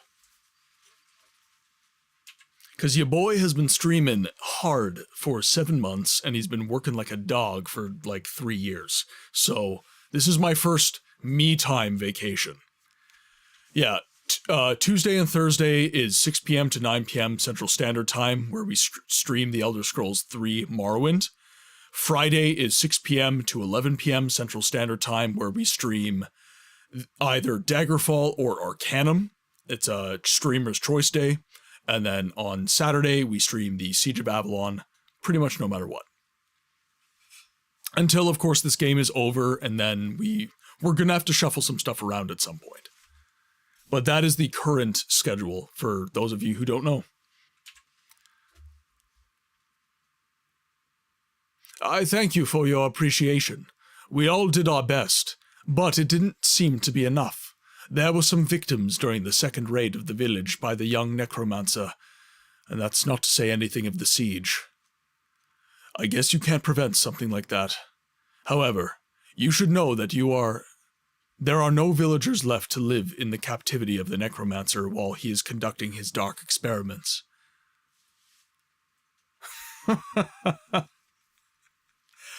I want to chat with you after the stream. I have things to share with you. Yeah, absolutely, Neil. Absolutely.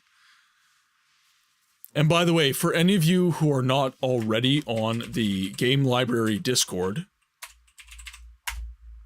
I do highly recommend that you join us there. We have a lot of really awesome conversations around gaming. We share memes. We have a laugh.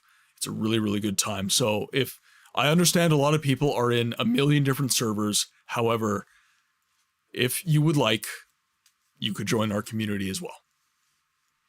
I posted about the very U game. It was Through the Woods.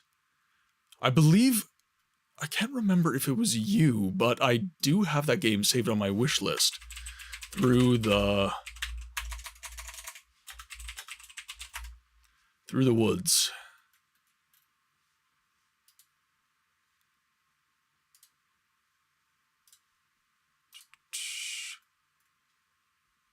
I believe I already have it down.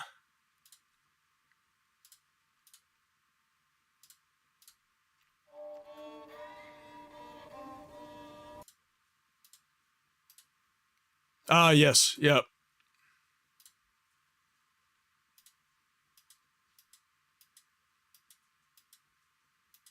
Yeah, and it goes over a lot of Norse folklore and... yeah, it looks like a very cool game.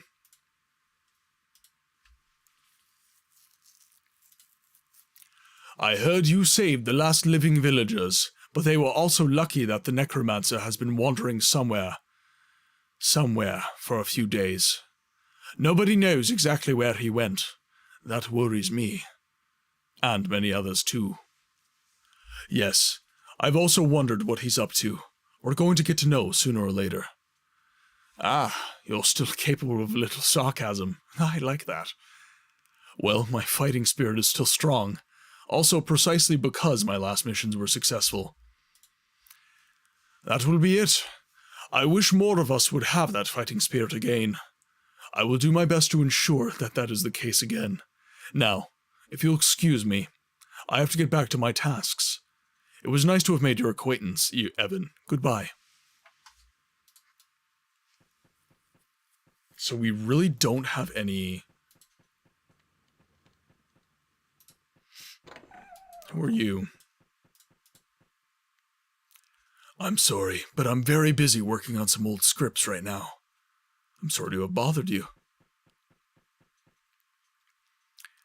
I would really like to be somewhere else. Back home on my family's farmstead. I have to stay here and do my service. Jet, welcome in. I hope you're having a good day, my friend. If we all pull together, with a little luck, you will be able to return to your farmstead, and thus to your family. Hang in there, my friend.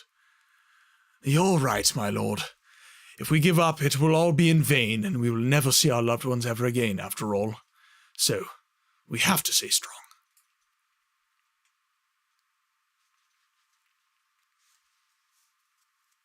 Tomb Raider?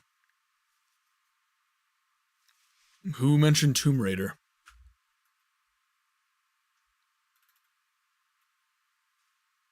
B-Tech, who mentioned Tomb Raider?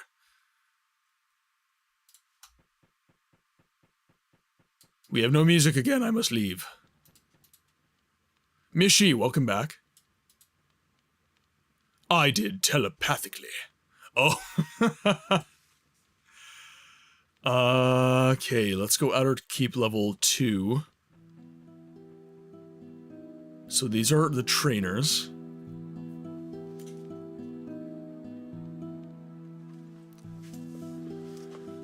No elves. I need the elf leader.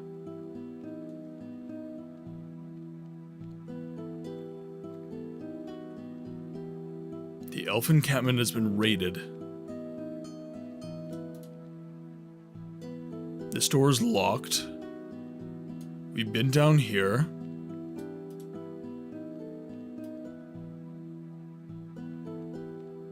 Couple of locked doors. He wasn't in level 1. So let's do... I don't think we've done inner keep level 2 yet. Let's try that.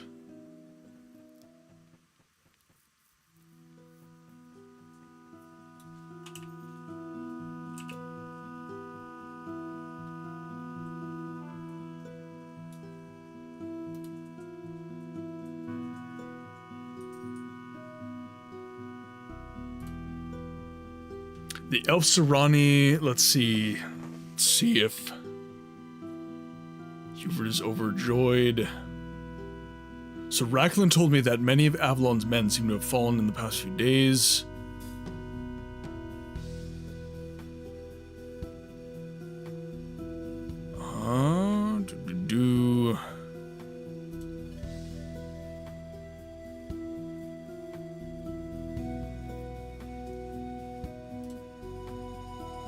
Nothing about the elves in my adventure notes.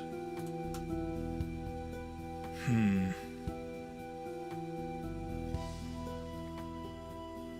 by the way, Baron, I don't remember welcoming you in, so welcome in, my friend. I hope you're having a good day.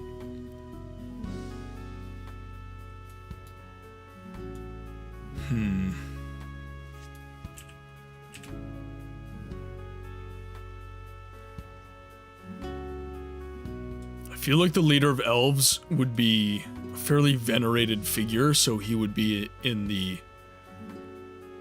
inner keep.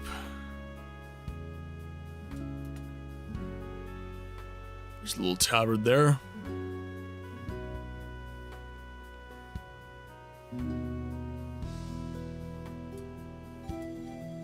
It's been pretty good so far. How's your little garage project going?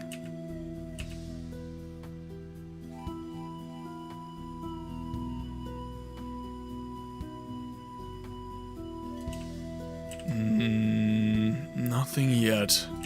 Most of the important people are right around here, so let's try hauling over there. Hauling Ace over there.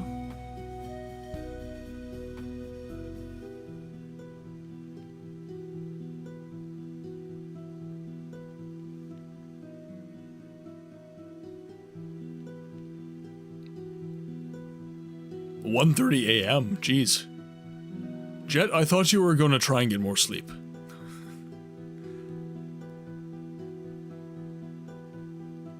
Nothing. Why? I feel like I've torn the bloody castle apart. Where the hell is this guy? It's not the Peasant's Bailey, is he?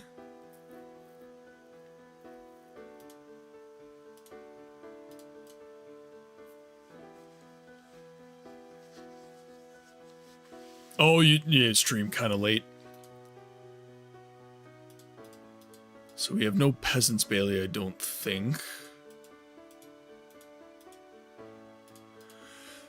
What the hell? Don't really have any clues either as to where the elves might be. So we've checked, let's think about this. Okay, so we've checked Southgate level 1. Heading out to go see Superman with the wife. Hope you guys have fun. Alan, thank you so much for dropping in. And by the way, for members of chat, Alan is one of the original developers for Siege of Avalon. I feel very honored that you choose to spend some time in the chat and watch Siege of Avalon get played. It means a lot, man. So, have a good day. I hope you enjoy Superman. I still haven't seen it. I'm probably gonna go see it with my buddy who's coming in from out of town. I generally don't go to the movies lots as a, not a rule, but kind of as a tendency. I normally wait for things to come out. But he's a big movie buff, so I'll probably end up going to see that. So I hope you have a good time. I hope you have an amazing weekend. It is fun for me. Take care. Take care, my friend.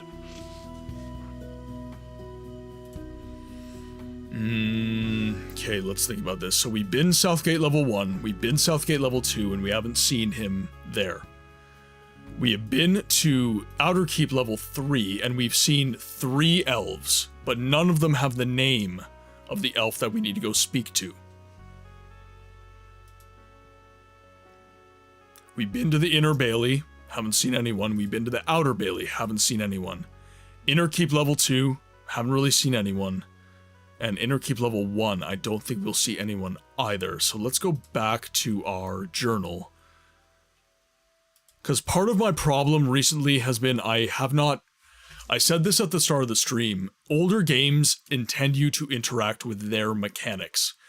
Newer games, we rely on a standardization, especially within control schemes, where all games operate using similar logic, similar controls, and we don't really have to think too hard about a lot of stuff, whereas these older games have very specific and very scintillating mechanics. I think I founded Warhammer... Ooh, okay, awesome, Razman. So, I need to be interacting with the mechanics of the games more. So, in particular, I'm looking for the Elf Chief Ethel. He might know where to find the amulet, but it doesn't mention where Ethel is. Yes, it does not mention where Ethel is, so it mentions Ethel right here. But I get nothing else. So, if he's not in the castle, where would he be? Last week we disassembled the old unsightly wooden shelves left behind from the previous owner and started building new metal ones. Today we finished the new shelves and cleaned the pit. We also bought a small cast iron stove we will be installing next weekend. For heat? I'm assuming for heat.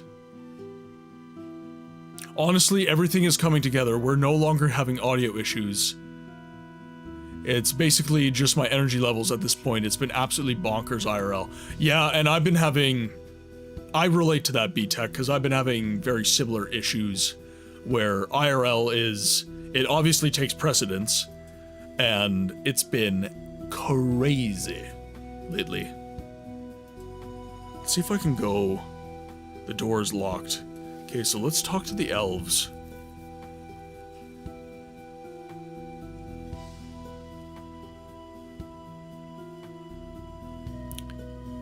You had to have been there when the Shahul attacked as well. It must have been awful. Indeed it was. We couldn't save much. The enemy was simply too strong. They broke through our defenses incredibly quickly. That doesn't sound good. The shaman are tough opponents. I feel like everybody's... And maybe let me know in the chat. It seems to me, even if you're not a streamer, everybody has entered a season of extreme busyness in their lives. Like, I feel like a lot of people are just very, very busy right now, and they're incredibly, not debilitated, but just disheveled. They're very just tired, and they're not able to keep everything in like all their ducks in a row. It's just crazy, go, go, go, go, go. Summer do be like that. Everyone in winter just wants to hole up in the warmth. Yeah. And that's the theme. Wait, these ducks can go in a... Well, exactly, B. Exactly. For heat and basic... Ooh, cool. I don't have ducks in a row. I have squirrels, and they are at a rave. Playing some Sandstorm. Damn, I feel being pushed to the point where you just want to scream like that. Hang in there, dude. Yeah, and I don't think anyone here is a stranger to the grind, which is another reason this community is awesome. We were able to circle the wagons and give each other a shoulder to cry on, honestly. Okay. Rumble, welcome in. I hope you're having a good day, my friend.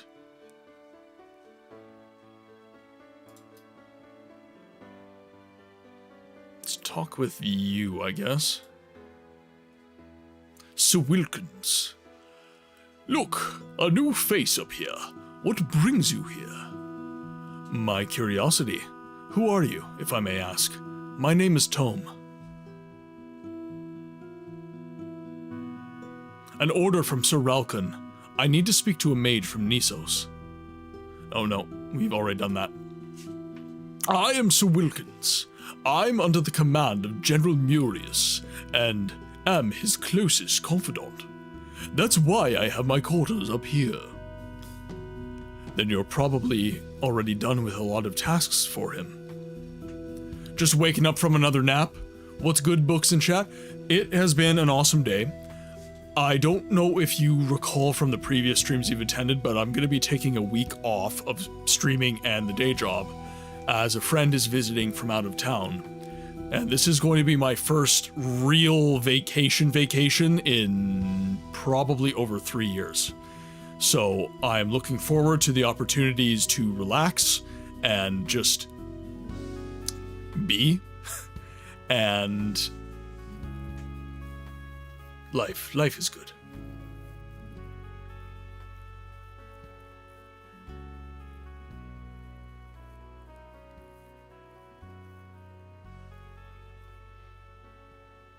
Sorry, I'm just keeping up with chat. You guys are moving pretty quick.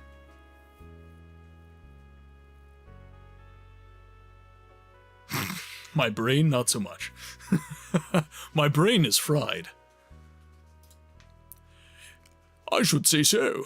Once I barely escaped death. I was supposed to kill an Aho raiding patrol, but I had only one person available. What happened? As already said, there was a small group of Shahol who approached the forest from the Veld 5 years ago. There was a small group of villagers we were supposed to protect. If you've been there in the forest, then you must have seen what it looks like now. It was night, and my companion was following an Ahol scout who had seen us in the forest. It turned out to be a trap, so the other warriors could ambush me in the village. The scout was struck down by my comrade as quickly as possible, but came back too late. So that too many Shahol were up to mischief in this small village. I was wounded in several places, but was able to kill a few. They were barely able to escape through the thicket, and with the remaining survivors of the village. Well, you've done your best, and you have saved some people, Sir Wilkins. I thank you for your time. May the good spirits be with you.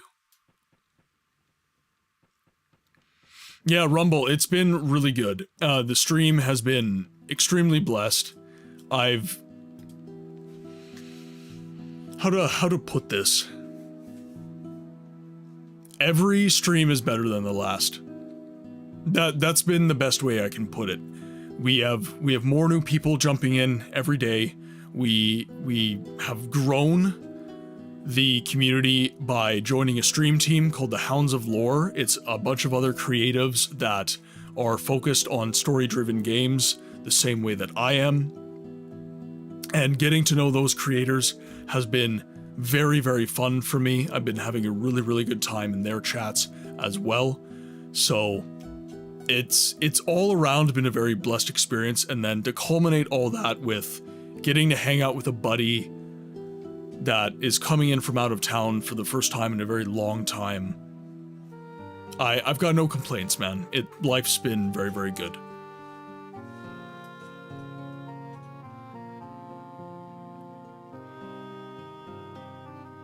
So, I think oh, sorry, that was... I've read that already on YouTube. So none of these elves give us any information.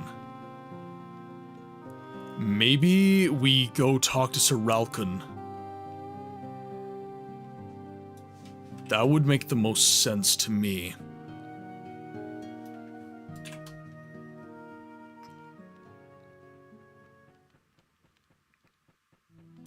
Yeah, let's talk. Ooh, wait, who are you? No, not the right guy. Nothing from him either. Ah, dang it. I feel like I've ripped the whole castle apart. So, okay. Let's open up the map here. So we've been to Southgate. Ooh, wait. One moment. Southgate level 3. Yes, we can.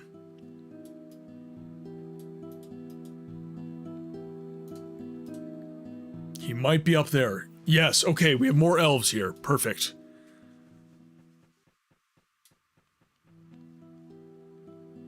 Mary? Ethel, there he is. Hello, Tome. I am pleased to see you again, even if the circumstances could be better. That's unfortunately true, Ethel. I'm sorry for your home. I appreciate that. As well as you, Avalonians, who have provided us refuge, especially since many villagers had to flee to Avalon and room here, is a little small.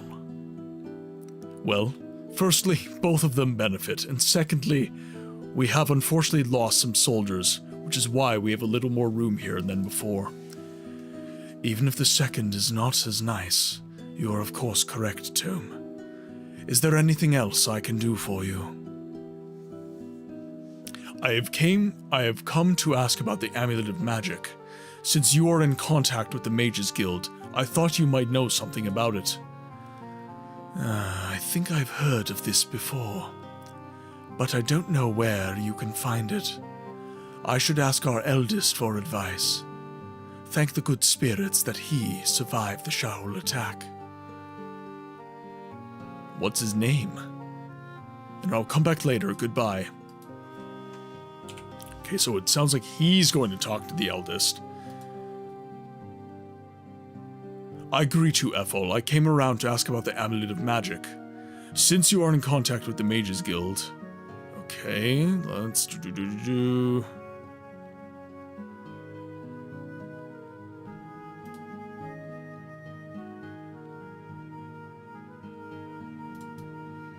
So we should just be able to go out of this particular area.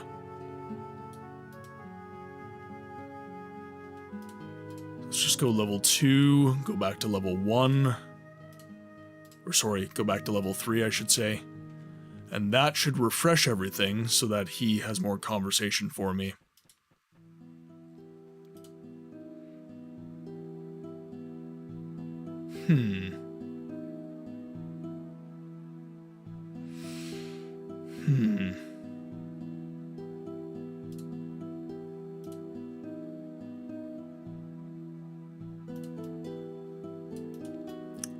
So do I go speak to him?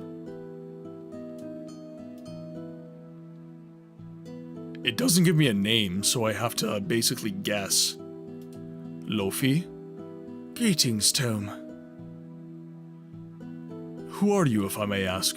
My name is Lofi. I recognized you as soon as you walked in here. You did a remarkable job in the forest. I thank you for the appreciation, and at the same time I would like to express my condolences for those of you who had died in the Shahul attack. I appreciate your condolences, my friend. I also know what happened in Nisos. It must be uncomfortable to fight someone so close. It wasn't easy, but in this case, the person, or what was left of him, was actually just an empty body. How do you know about what happened in Nisos? Well, I'm extremely talented in scouting myself. I'm in contact with another scout known as Vergis, He lives in Nisos and recently reported to me about your actions. Could you teach me a few scouting tricks? Well, my skills are roughly the same as Vergis's in this respect. As you have already learned everything from him, I will hardly be able to teach you. Okay. What about you? I think I know you, Tome. Yes, what can I do for you? Oh, no, I don't need anything. But I remember that you were once in the forest to somehow seal the ritual place. You visited us, too. Of course. I was in a bit of a hurry. I only stopped at the outpost for a short time. I understand that. Well, the outpost, or what's left of it, now belongs to the Shaol. They took it with the help of the Necromancer's servants. He fought heroically, but the shaman shooed us out of our hiding spots with their fire. I really don't want to know about the former outpost looks.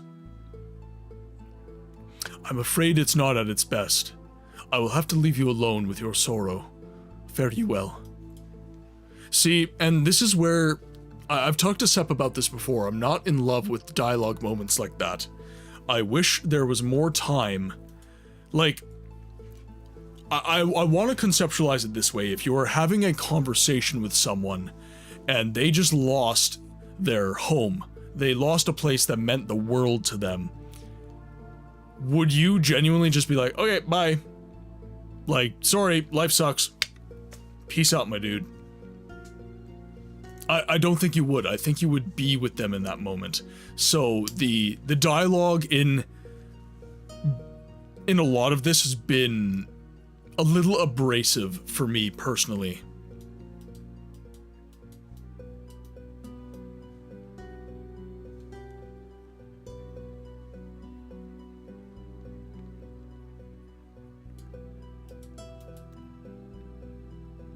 General Alistair. Is there anything you need, youngster? May I ask who you are, my lord? I am General Alistair from Cathea. I agreed to support Avalon a few years ago, and I've been quartered up here at the Southgate ever since.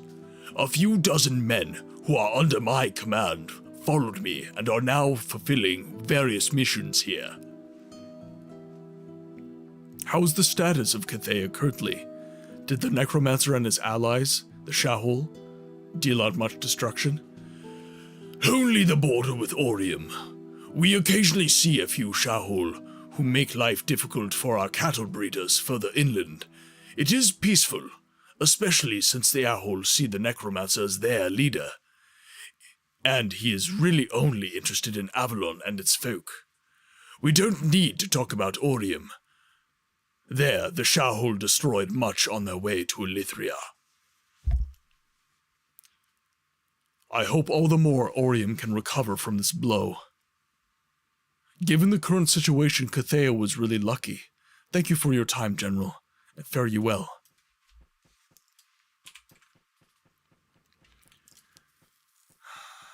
Okay. So we have refreshed the area. We've talked to a few more people.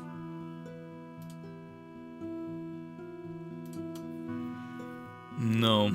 Because normally all you have to do is leave and come back. But right now that is not the case.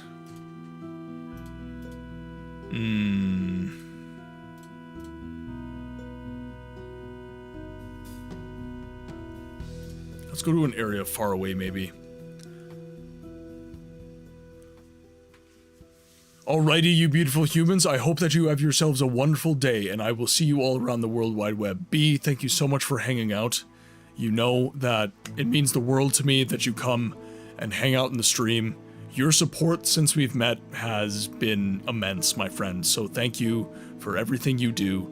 Thank you for being here, and I hope that you and the Fam Jam have a really, really good day. We'll see you on the next one.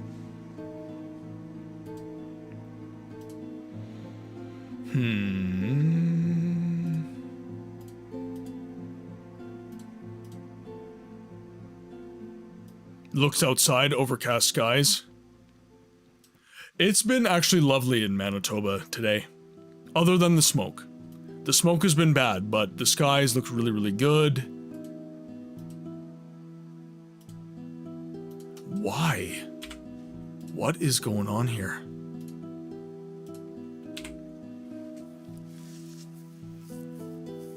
Well, let's go, I guess let's go to the village. Let's go to the village.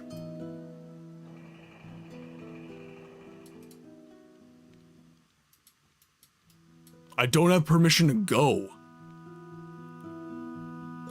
So it's behind the cathedral. Does it smell like, I mean, burning maple wood? Probably.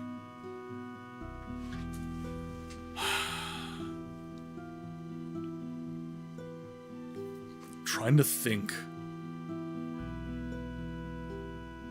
So the elf is not giving us information. And we need to do the purification ritual to get at the...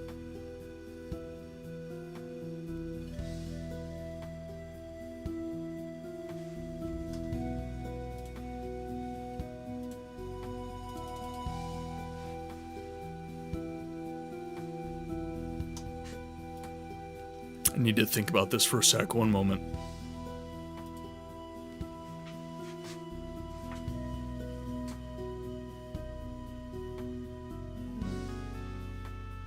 Okay, so the amulet of magic is from the elves, and the amulet of air is from...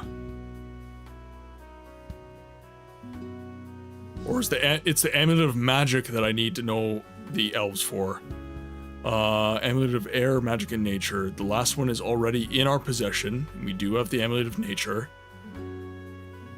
So let's go talk to Rogmore, I guess. So Outer Keep level 2. We'll go have a chat with Rogmore, see if we can get the amulet of nature off of him. And that might open up some other aspects of the quest line here. What do you know about the Cave of Horror? Then you've already spoken to Gabriel and are looking for the amulet of air. This cave was basically nothing more than a normal cave. They're only called that now because the amulet has a certain power there. It has been a bit windy there since then, and leads to creepy noises due to the geometry of the walls, which in turn attracted different monsters. So I'm really only going to deal with golems and other monsters like them there? Nothing else to my knowledge. So don't let the noises unsettle you. Thank you for your advice. I don't want to bother you any further. Goodbye. The origin of the name of the cave in which the amulet of air is located is based on what has happened to the cave since then. The amulet leads to very windy conditions there, which leads to creepy noises. Just a couple more pieces of bling and we can summon Captain Planet.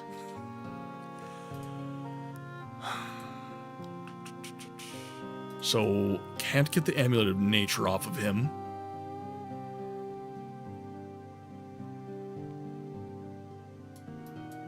And we've spoken about the amulet of magic.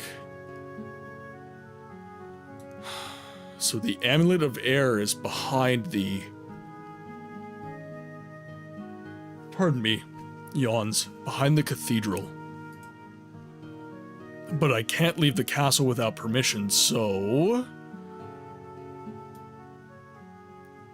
But then Captain Rauken doesn't give me permission.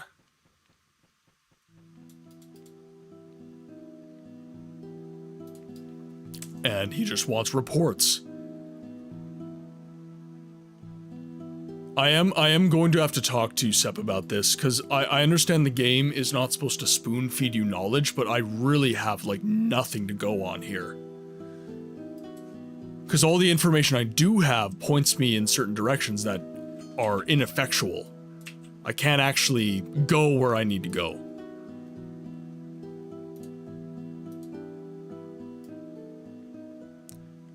Now, if Sepp was here, he'd be like, well, obviously you go this way, but that's not, yeah, I don't have permission to leave.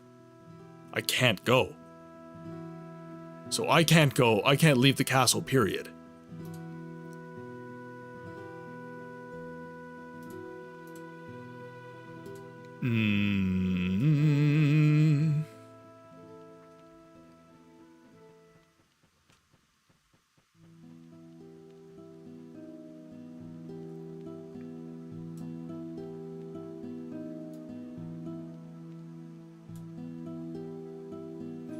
Yeah, I'm gonna need you to get this report on my desk by Sunday. I'm not doing any homework for you, Razman. No way. No homework for books. Not anymore. I'm out of university. That is until I go to plumbing school. Then I'm doing all sorts of math and everything all over again. Back to square one. Okay, so I thought talking to the head of the elves would give us the information we needed, but now he has to consult someone, and that has not been done yet, and I can't get that information from him. I can't go see the Amulet of Air. Yard work is done. I return Tuna. Welcome back. that emote is crazy. Oh my god.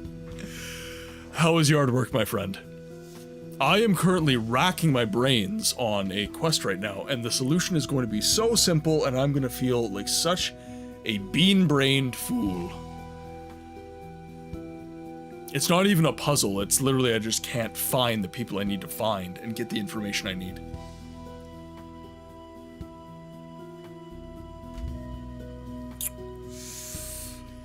Okay. So we can't get any information. Well, okay, so Muffin, this is the problem. And this is... When I say Siege of Avalon is a voiceless game, it is insane. So we are playing Siege of Avalon, but we are playing expanded content that nobody, really nobody has ever played before. Having Rucksack Sepp, who created the expanded content that we are playing, in the chat, is really the only source of information that we have. And he's at a stag party right now, so we can't actually use him for information. And this is where I feel that my content also has value. Me going through this and showing people this is going to... A party for stags? Yes. A stag party. Otherwise known as a bachelor party. But having my content here will actually give people a reference point so that they can solve the puzzles and have a source of information. So right now, what I am doing with you all here is becoming Google. I am becoming the Google.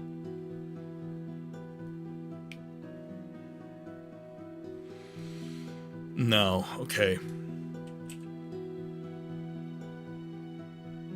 We can't leave, we don't get permission.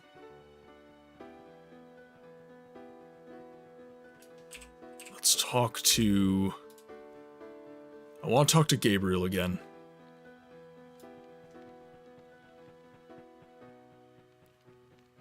I want to talk to Gabriel again and see... Become one with the Google. Become the googly eyes.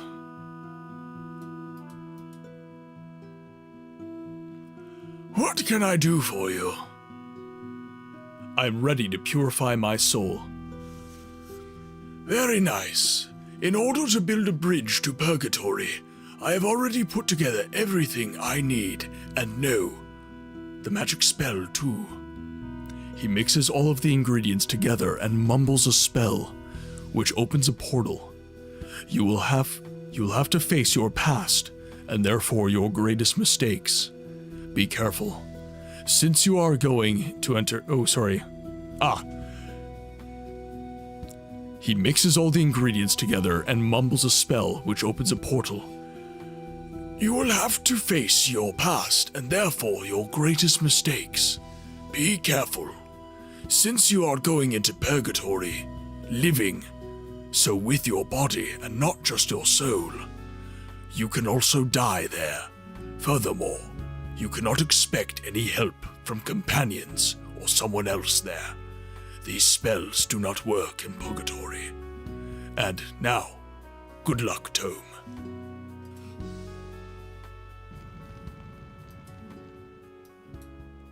So we are now in the realm of purgatory. Okay, so we've got to do this. Okay, so we're doing this and then... Yeah, I know Google. So we have wraiths here. Okay, let's go. Damn it!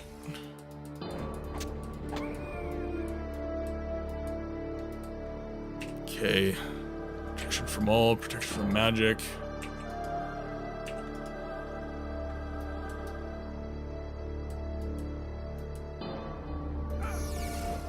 I hate that spell so much. I hate hold.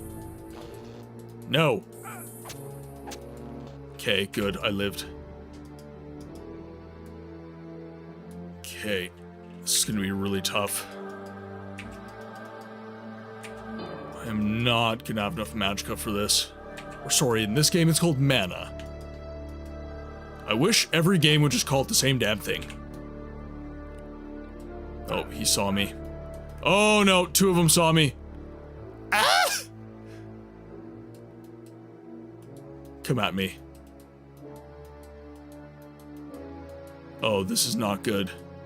They're going around the same speed. Okay, take him down quick. No! Ah!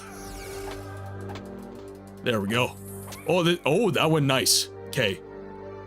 That went okay. Okay, we'll explore further down here. Oh, no. No, no, no, no, no, no. Why are you casting hold on me so much? You absolute buffoon. No, no. Oh my god. You suck! Don't die. Don't. Oh! Yes! Cause heck you chicken strips. Okay, my regen. Oh, my regen's freaking insane. I'm regenerating so this is your health bar, by the way, and this is your mana. And this is your nice execution. You're doing terrific. This is your attack status. So when you're attacking. And these are your active selected spells and this, that, and the other thing. Okay, let's just cast all our resistances just in case we accidentally run into someone very angry. Okay, so that looks like somewhere I don't want to be. Oh god. Oh, there are so many of you. F this. Let me run. Oh god, there's so many. There are so many. Oh no. Okay.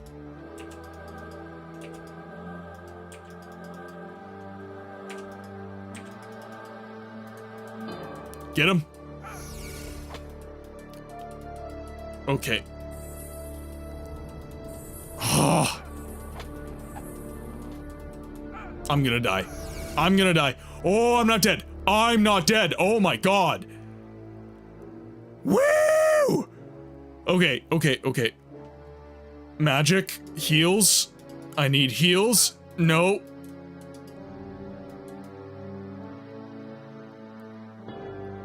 Oh.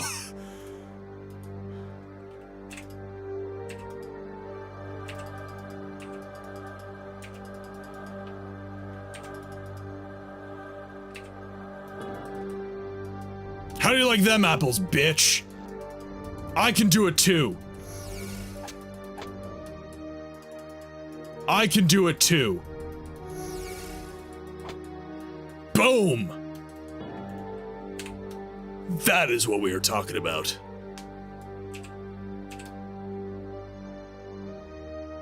Whoa. They do so much damage. That was easy. Elementary, my dear Watson. Elementary. Alright, now we just have to go down the scary, fire-laden bridge. Yeah, okay. Cool. No problem.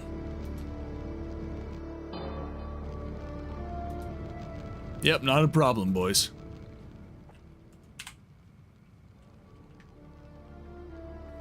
Okay, let's pop our resistance spells. I wish there was one that did everything. Pressing so many buttons.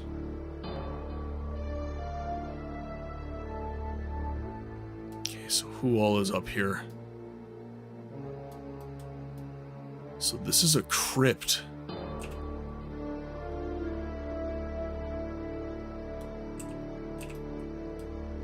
Okay, so this is like a crossroads. Yes, that's exactly what this is. This is a crossroads to many different areas.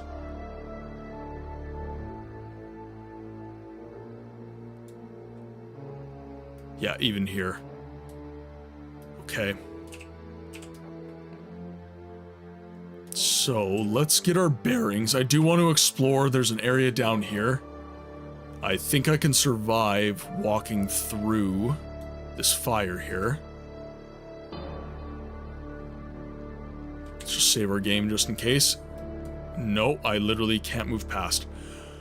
Okay, I guess flip a coin.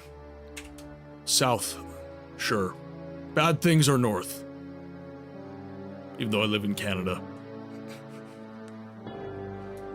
The Geneva Convention exists because of us. Bad things live in the north. Interesting. Rather large map, too. So I've yet to face any of my sins.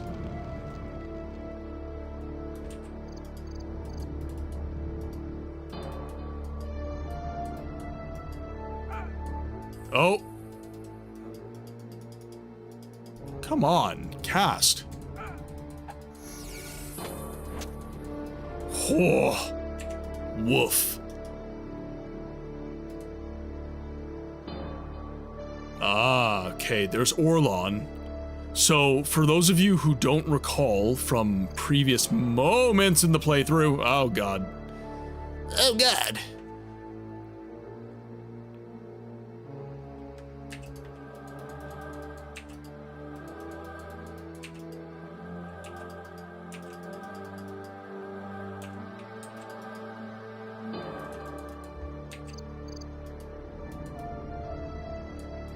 Hit him again.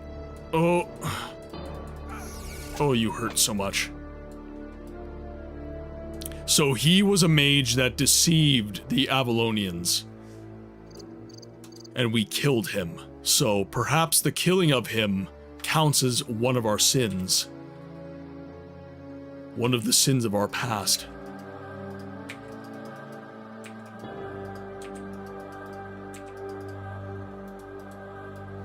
Okay, let's go in. Bamboozled again. And if you're wondering why I'm not just avoiding these fights and I'm actually going after these guys, it is due to the fact that they give me training points. And training points are very, very important when it comes to late game in Siege of Avalon. So I'm trying to get as many of these training points as I possibly can. I meant to ask, is this game in the same universe as Tainted Grail? No, it's a coincidental name. So, Siege of Avalon was developed by a developer that is now defunct called Digital Tome. The game was released in the year 2000. It was the first attempt by a developer to do an episodic release of a game, similar to, say, Telltale Games. The world was not ready for it. and the game, it didn't quite flop, but it did not meet sales targets, and the studio went bankrupt. They just called it quits there. So a big part of that was the fact that Baldur's Gate 2 and Diablo 2 came out basically around the same time, and the game was an episodic release. So the game was released in chapters, so you had 6 chapters, 3 of which were class specific, so fighter, scout, and wizard. A lot of people had minor frustrations with the game. That, coupled with the method of release, it didn't hit. It did develop a small committed fan base, of which I consider myself a part, and now the game has been released as a full anthology on Steam and GOG. But the universe of Siege of Avalon is very unique. It's actually quite a unique story, and I highly recommend for anyone who is a fan of the CRPG genre, or even the ARPG genre, give this game a try. Give Siege of Avalon a shot. Let's talk to Orlon here. Ah, look, Tome. The one to blame is that the possible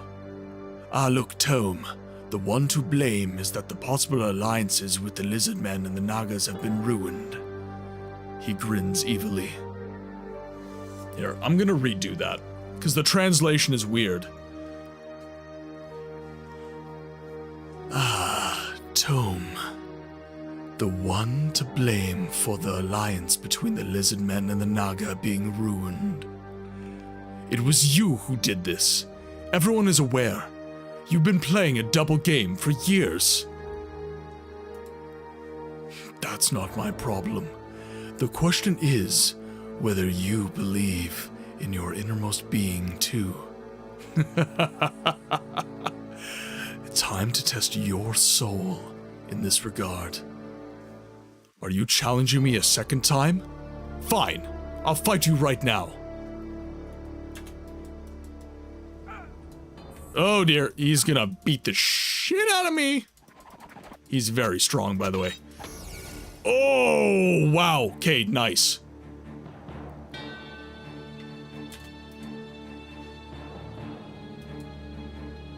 Yeah.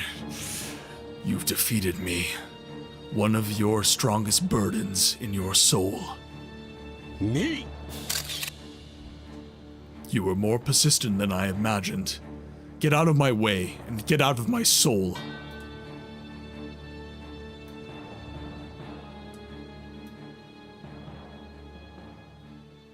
Yeah, this dialogue needs some serious work. I'll have to talk to Sepp about this. I like the premise, though. The premise is very good.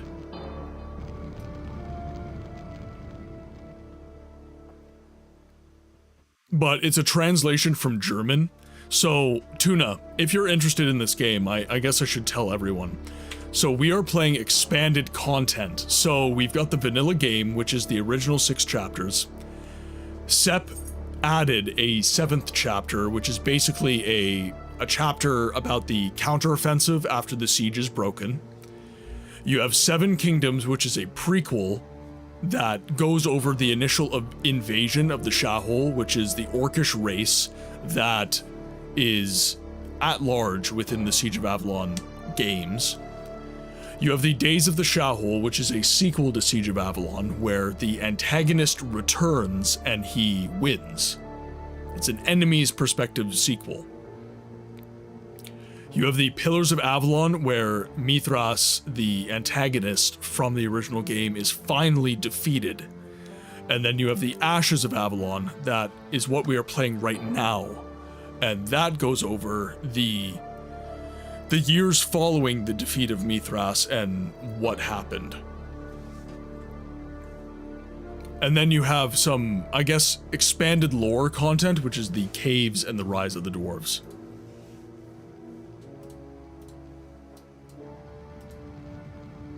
But all of Sepp's content, he's German, So everything was made in German and then translated to English.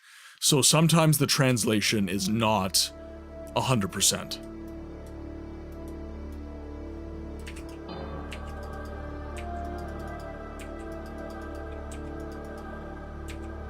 It's very good though. That's not to say it's bad. The fact that he has so much of it playable for English users is amazing. But yeah, the translations can be a little bit weird at times.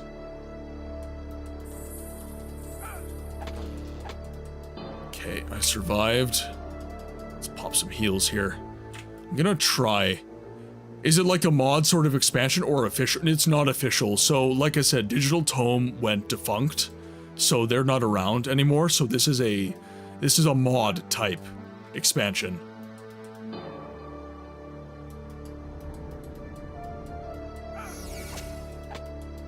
There we go. The homing frost spells. Let's use the hold spell on these guys. Nice. Oh, damn it. I'm gonna... Ah! Damn it.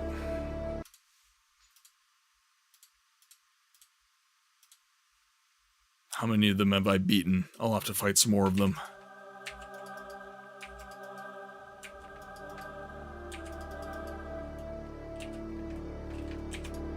There we go. Okay, so the hold spell is going to be the play here. No! It's always bad when they get to use it before me. There we go.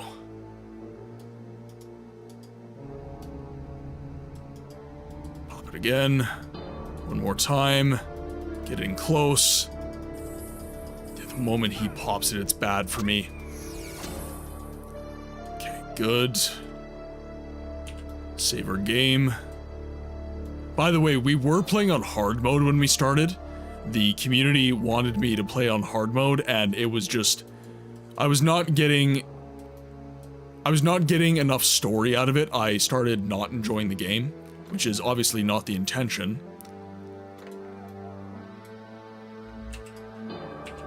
So I switched back over to regular mode.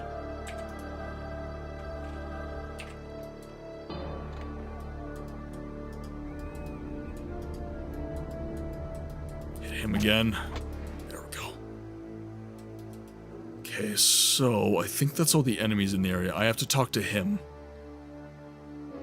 I don't remember who he is, actually. Which is probably why it is a sin.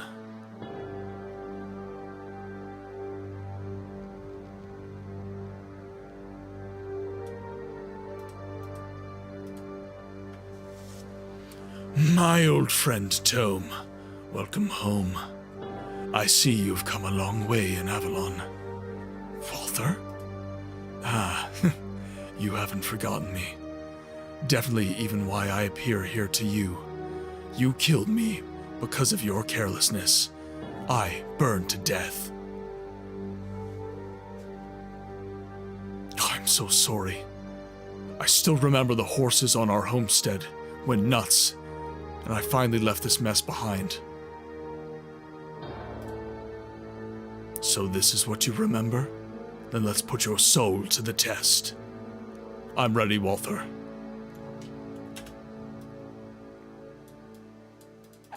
Walther was our teacher. He saved us.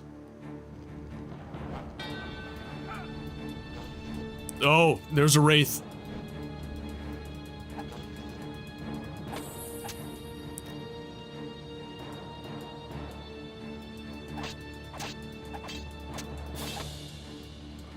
Okay, I'm gonna need to pop heals. Damn it. Oh! Wraiths! Wraiths on wings!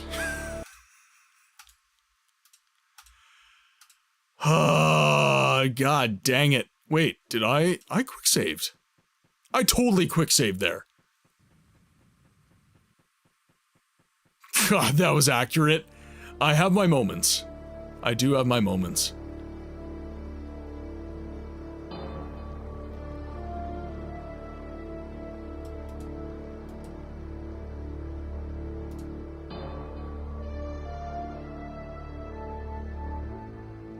It has always haunted me since then.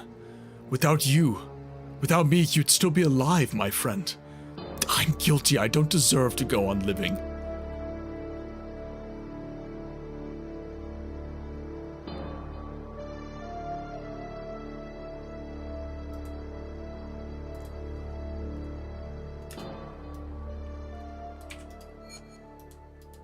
Let's do this.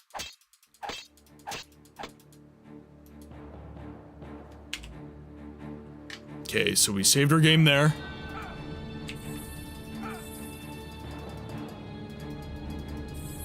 Come on, what is this hold spell right now? Jeez, I can't move. Okay.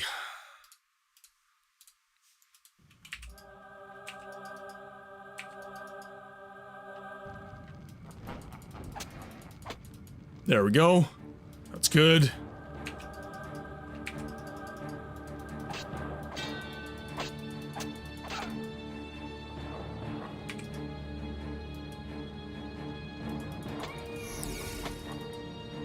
Oh, took him down. Okay. Let's milk this fight for a little bit. I don't want... I think he's gonna get stronger as we fight.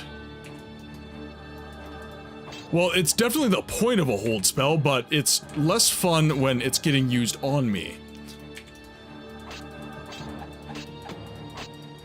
I'm the protagonist. I should always win. There we go.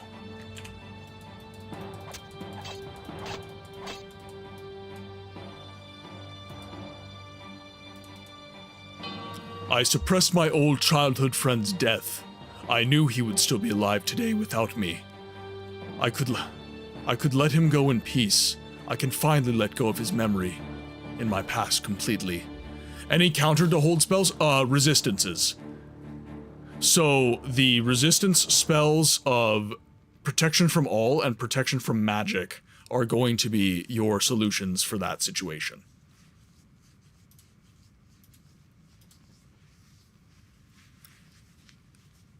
You had your memories correctly retained, and were able to overcome the burden in your soul.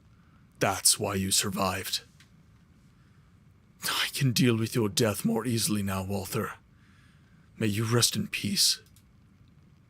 I thank you, Tome. Never forget what you are fighting for, my friend. Goodbye.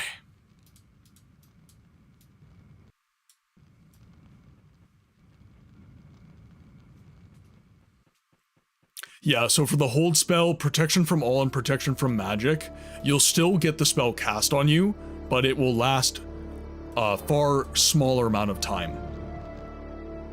So as opposed to holding you for the entire fight, sometimes the hero isn't always strong enough, fast enough, and resilient enough. Sometimes the hero fails. Character flaws and failures is what helps develop a better character in the narrative. I'm very excited for Pillars of Eternity to get turn-based update later this year. Yes. I forgot, when I was playing Arcanum yesterday, I forgot that turn-based was an option. I was playing real-time, and I was getting the absolute shit kicked out of me. I'm so glad I realized that it was... You had a turn-based option. Makes it much more fun. Baldur's Gate as well. And actually, an interesting conversation. I was watching a fellow creator by the name of... He's really big into Final Fantasy and JRPG. Sebiwebs. Sebiwebs? I think Sebiwebs. Anyways, he's massively into Final Fantasy. And Legend of Dragoon and JRPGs in general. And he was saying that everybody, prior to Clair Obscur coming out, everybody was convinced that turn-based was dead. And I found it interesting because he was kind of positing that Clair Obscur was the evidence that turn-based RPG gameplay is alive and well. I would argue that Baldur's Gate, which came out prior, or sorry, Baldur's Gate 3, which came out prior, is equal evidence of that fact. It's just, it's not within the JRPG genre, it's not within the JRPG stylization. So he didn't count it. But for me, Baldur's Gate 3 is turn-based. That's turn-based combat. It's just a different stylization of turn-based combat. But people think of it as D&D. And that is where I sat there and I was watching him and I'm like, Clair Obscur did not bring turn-based back. They added a spin on it, and it's a fantastic spin on it, by the way. But Clair Obscur is not what brought turn-based back to the forefront. I would argue that while it was dead for a while, it was Baldur's Gate 3 that really showed people that turn-based can be incredibly entertaining.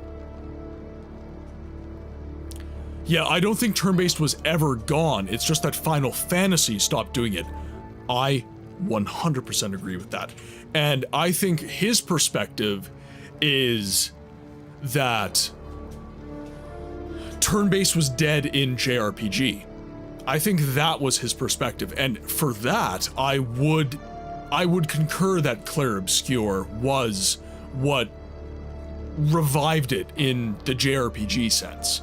Because Final Fantasy was really turned, with Final Fantasy VII Rebirth, Final Fantasy was really turned into Devil May Cry.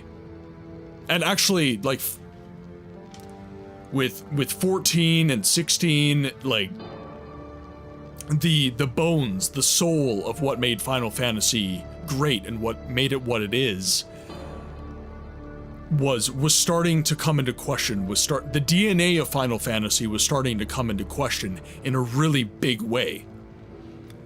And I think now that Clair Obscur has come out, Final Fantasy is really gonna have to go like, okay, what are we? What are we doing here? It'll be interesting.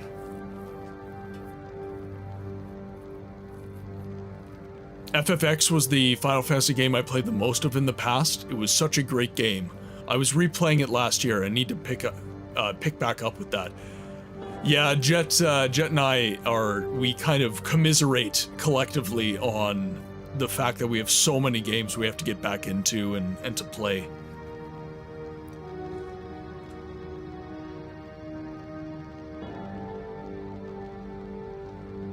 Okay, so Neil, FFX is your favorite?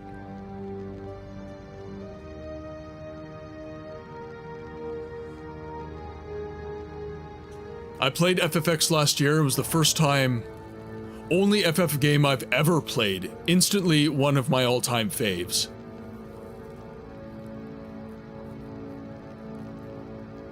Should real-time gameplay give out better loot than turn-based? Well, okay, so, and that's, should you get better loot? Should you get better loot for, I don't think so. I think that turn-based has its own challenges, right? It's not that you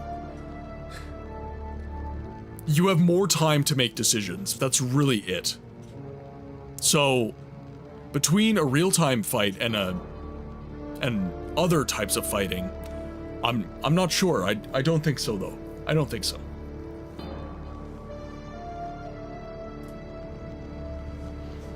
I watched my friend play 9 in the past. It looked great. I need to play more of them, given how much I enjoyed FFX. And by the way, I'm not the biggest fan of Final Fantasy in the world. I love the JRPG genre. I love Final Fantasy. But I'm not gonna say I'm the biggest fan. 7 was probably one of my favorites. I'm getting into the early Final Fantasy games as well, in a big way. So see, Tuna, see how I cast my resistances, and as the resistance spell wears off, then they attack me with the ability. Oh god, okay. I need to cast...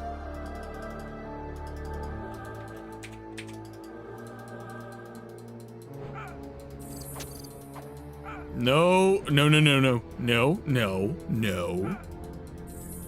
Yeah, so he's casting it very frequently, but it lasts only a few seconds. Oh, shit. I should have healed. I'm talking too much.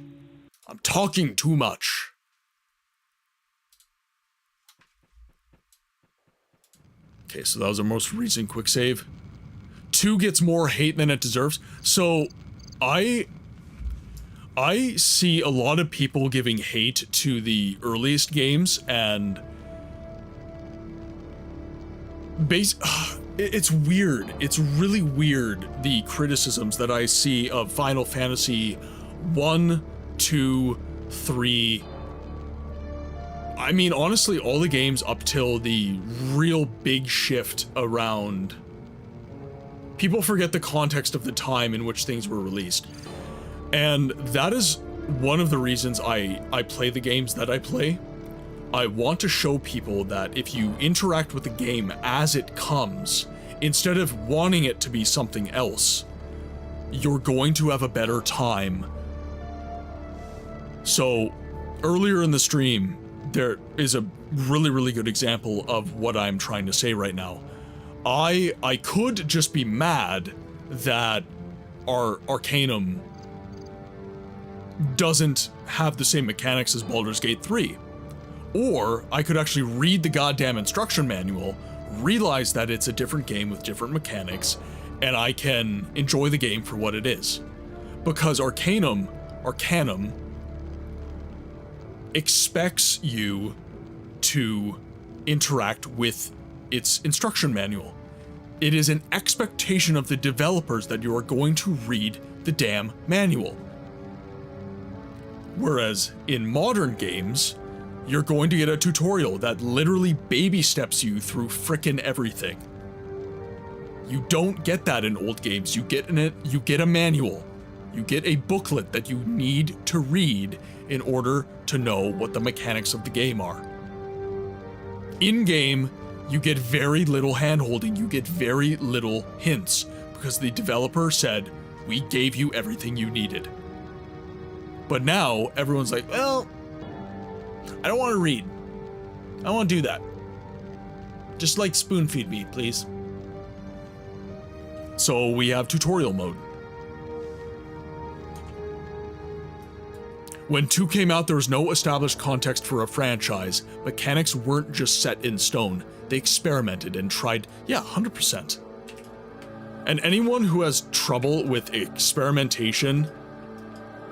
Now, experimentation for the sake of... Like, experimentation without intent can be a bit of a slippery slope. But experimentation with the intention of getting to something better. Experimentation not just for the sake of experimentation. That will inevitably create something really special. And it did. Final Fantasy became one of the most special franchises ever made. 6 is a lot of people's favorite.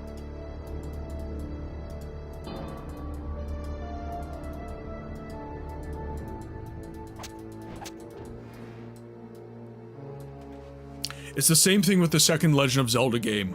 Because the first one was top-down didn't mean every game in the series moving forward would be. So people who have played games, like A Link to the Past, go back and play 2. They think it's shit because it's not a real Zelda game. It literally saved the company. It was gonna, yeah.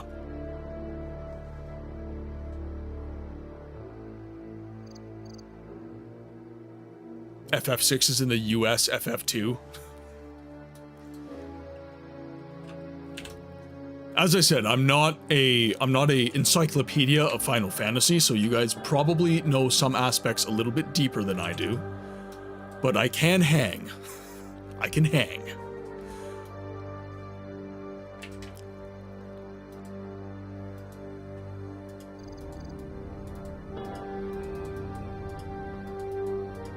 No. Damn it. Battle of the Holds. Oh, cheeky bugger.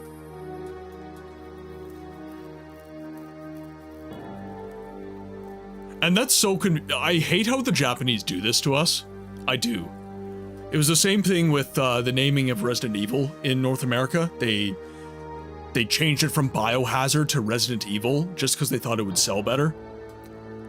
So now there's like this confusing disparity between the Japanese releases and the US North American, or rather worldwide releases.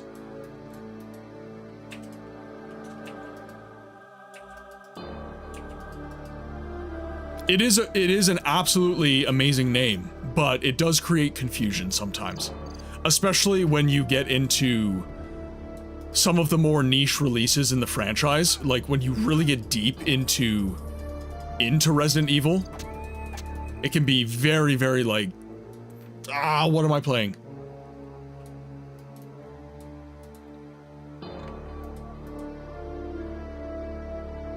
Border.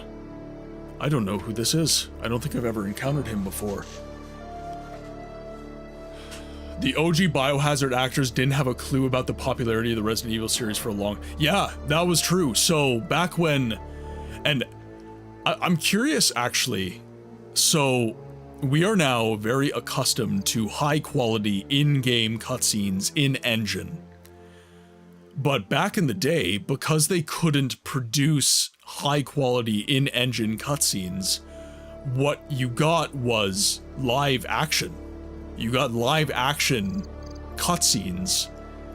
One of the best examples of that, I would say, would be Dark Forces 2 Jedi Knight. All of the cutscenes in that game were live action. Do you guys miss that? I kind of miss that.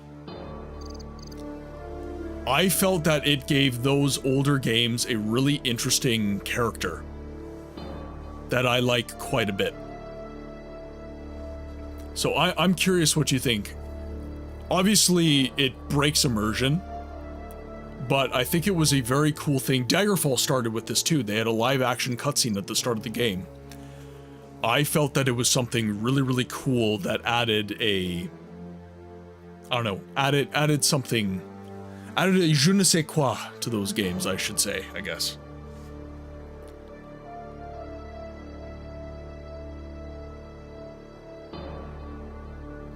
Now, to be fair, a lot of the acting was terrible.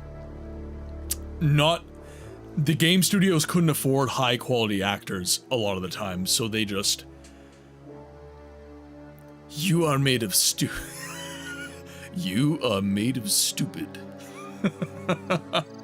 It worked for... Yeah, it did work for some games. Yeah.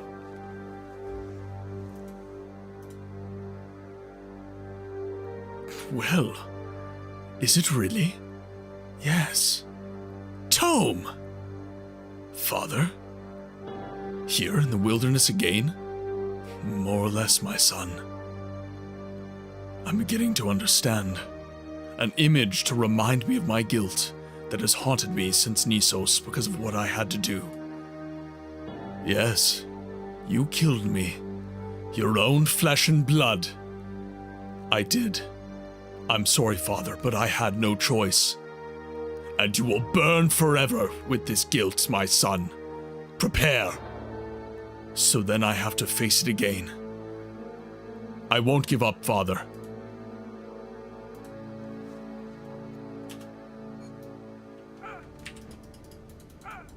And of course he's a mage.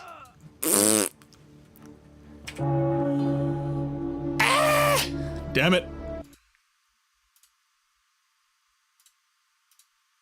Please say that I saved. Yeah, there we go.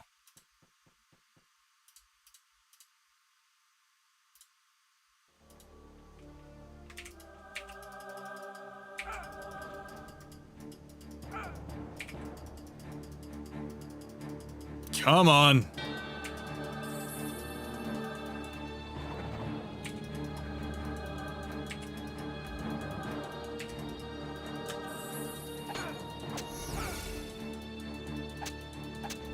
Oh, almost got him. Almost got him. Boom, nice. Okay, save the game. So, okay, Melfin, question arises. What is your favorite game with live action cutscenes? And the question is for all of you, by the way. What is your favorite game that has live action cutscenes? Very nice. You can purify your soul from this guilt.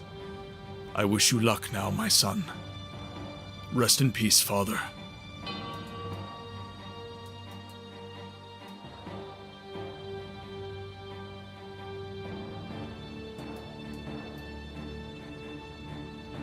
Oh, there we go. So then, do we just make our way back?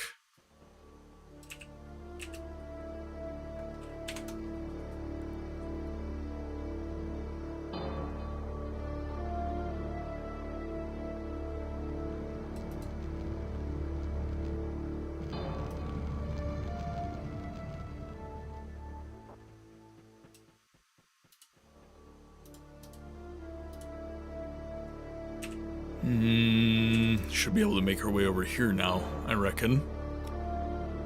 Yes, perfect. Nothing is in our way. Okay, let's save our game here. So we have been purified.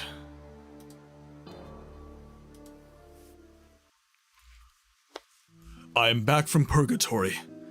I just want to tell you, you were right. I feel a pure soul, but definitely a physical exhaustion too.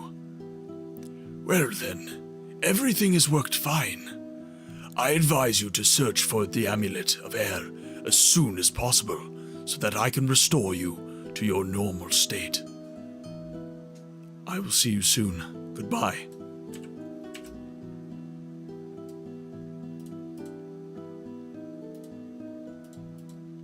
After purifying my soul, I spoke to Gabriel again. He told me that I should come for him as soon as I find the Amulet of Air, so that he can restore my soul to its normal state. So I survived purgatory. The pain you suffer there is different than here in normal life. The ghosts attacking me were ultimately the lesser problem. The persistent burning pain hit me so much more. In addition, I had to deal with my past. Anyways, I'm actually getting on better with it now. However, I feel a certain latitude that will not vanish. As soon as I have the Amulet of Air, I should speak to Gabriel about undoing.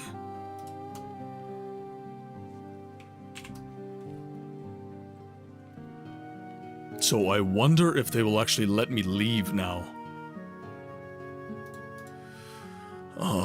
Let's see. We're gonna go to Southgate level 3. I'm gonna see if we can get the information we need about the Amulet of Magic as well.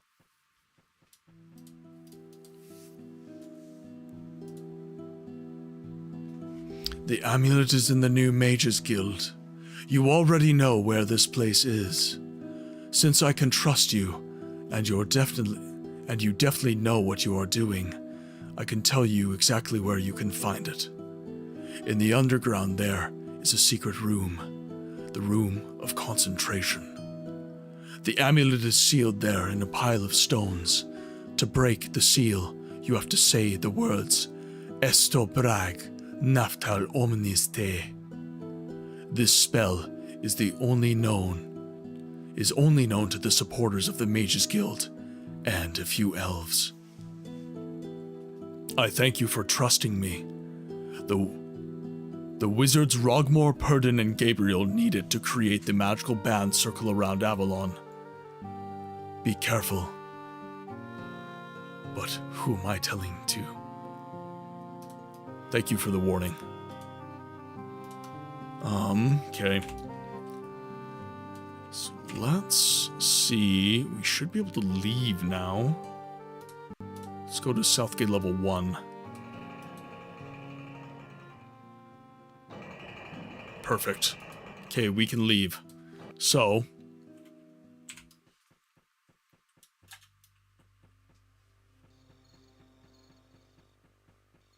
Okay, more enemies. Why can't I cast Orb of Steel? This is weird. Can I cast Orb of Iron? Okay, we can cast that.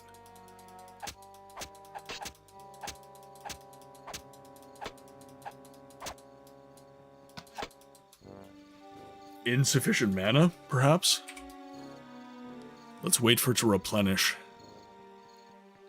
There's one where you play like alien races and it's got Tim Curry in. Oh god.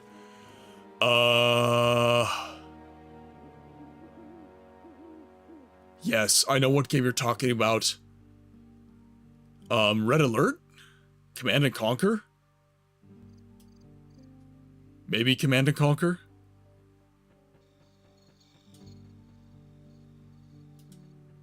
Oh, what's that game? That's gonna bother me.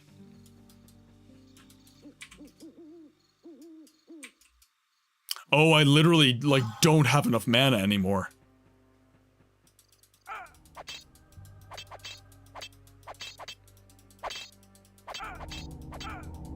What? Oh, jeez. Supreme Commander, that's it. It's Supreme Commander.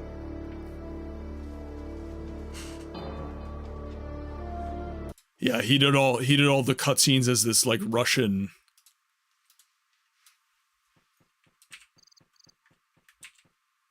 Okay, so in that case, what I'm gonna do is I'm gonna make this one.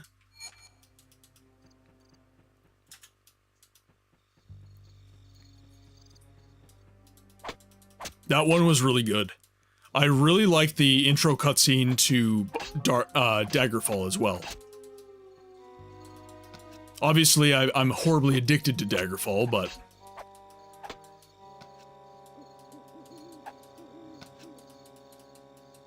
Oh, God.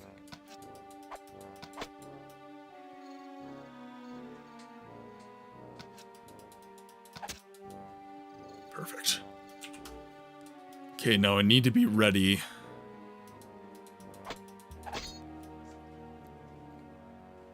Actually, let's just kill all these guys. Free training points, after all.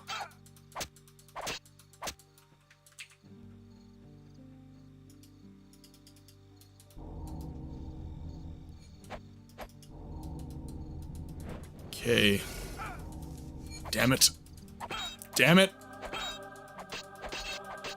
I gotta get out. I gotta get out. Whoa. Okay.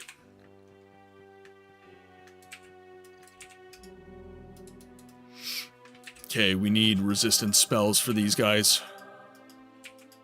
Not fighting this dude again. Boy, that escalated quickly. I mean, that really got out of hand fast. It did. Avalon, welcome in. Hope you're having a good day today. Okay. We are in a very big fight.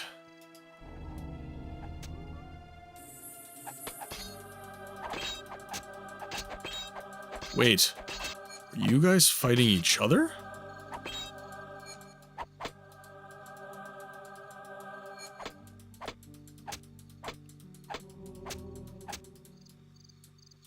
Interesting. He's like stuck in a wall almost. Yeah, he's like stuck in a wall. I can't actually get at him. I had internet connection lost today. That was a big issue to get. No, all good, my friend. All good.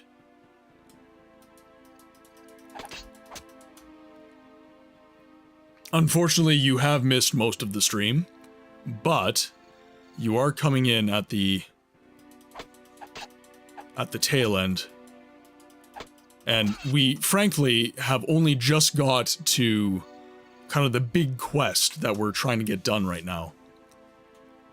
So arguably, you're coming at the most action-packed part of the stream.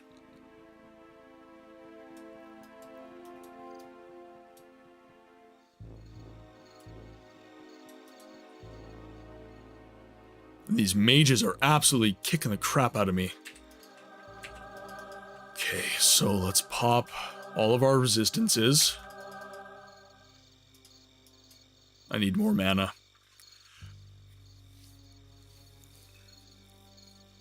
Yes. I need the hold spell. Let's recover some mana. Yep, of course. There we go. Gotta get at him. No!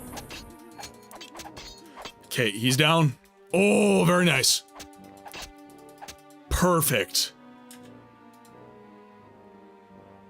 But no loot. You suck. You suck.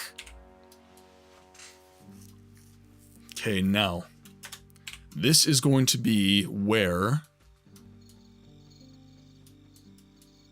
Yeah, another mage. Another mage. Oh, and he's walking right over. Moseying right on into town. Okay, we need magic resistance and then fire resistance because he seems to like his fireballs.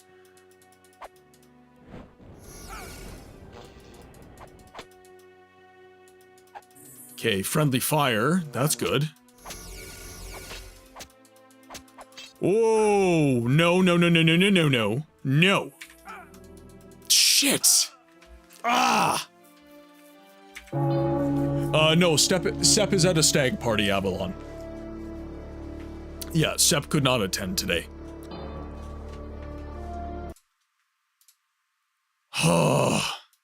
We have breached 80 deaths. 80. 80. We are at 81 deaths. Oh, man. This game is beyond punishing. Okay, let's pop. I've actually been doing rather well without the help today, thank you. Gotta get him. There we go. No! Damn! Oh, I was so friggin' hung up on killing that mage. I was so hung up on killing that mage.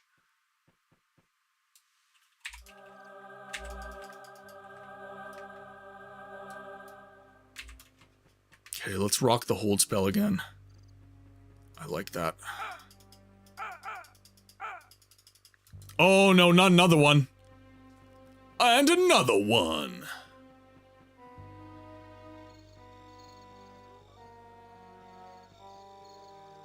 Okay, let's do this. Okay, get him stuck. Come on, stop moving. I need to hit you.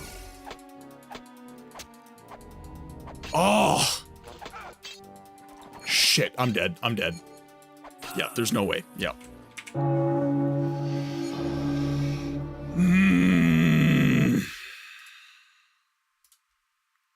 So I've been weakened by a purification ritual, but I still have to go get the Stone of Air after having been weakened. So some of my stats are negative at this point.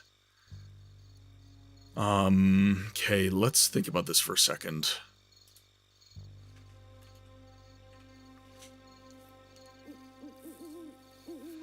I can't have companions. They don't let me in this phase of the game, if you'll recall from last stream. I am not allowed companions right now. All my companions are needed because the defense of Avalon takes precedence. So I am all by my lonesome.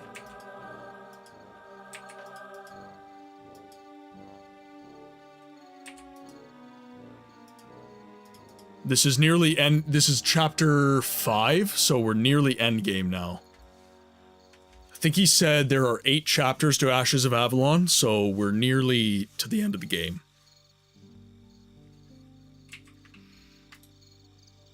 Okay, let's try and bait some of these guys. There we go. Just one. 9 is coming out. 9 is not out yet.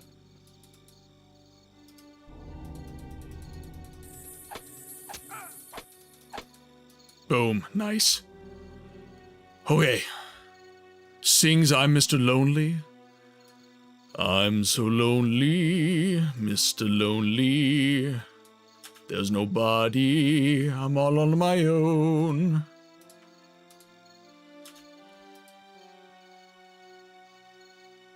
Yes, hello, I'm very sorry to bother you, but do you mind Saving saving your damn game? Game has been saved.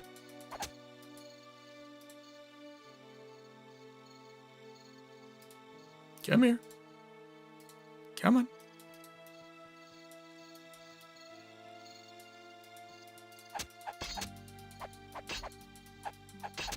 There we go. Okay, now you. Okay, so the cave should be somewhere behind here. Let's save our game. Need to cast our resistances again.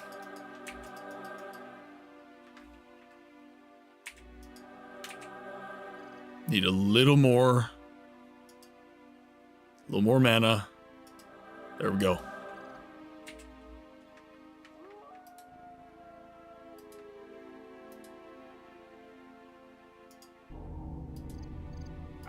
Oh, there's two of them! Two mages. You are unfair. Okay, I'm gonna try a little trick that I used to employ here.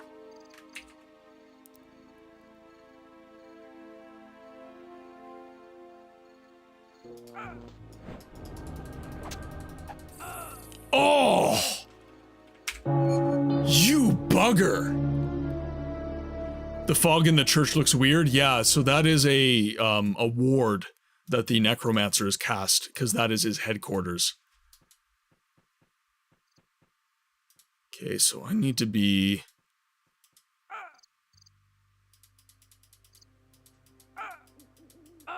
Whoa! What? No way! Alright, he's very strong. He frickin' two-shot me.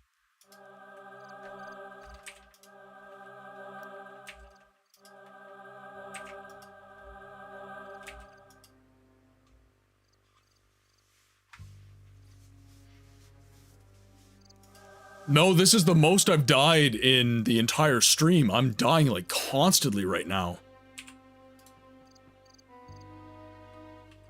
Okay, so let's get his attention.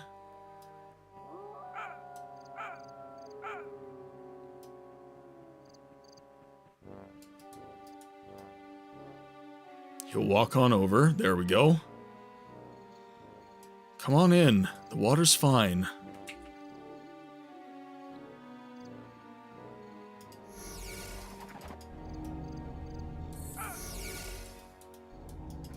Oh, you absolute bugger. Oh my god, he's so fast. I'm way too weak. I feel like I need to spend some training points. Well, that's what I'm trying to do. I'm trying to stay behind structures, but he's always getting the friggin' drop on me.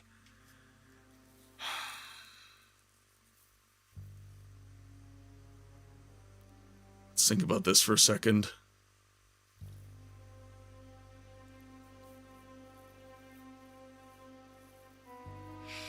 Well, so I have these resistance spells, but he is so strong that whenever he casts frost damage, electric damage, or fire damage, and it hits me, it basically eliminates the shield from my resistance spells, and then I'm taking flat damage.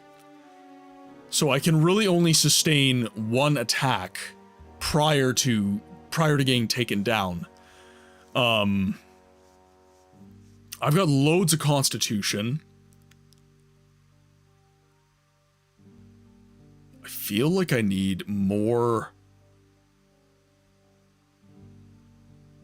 My combat's nice and high. My restriction's plenty low. I also don't want them to scale with me.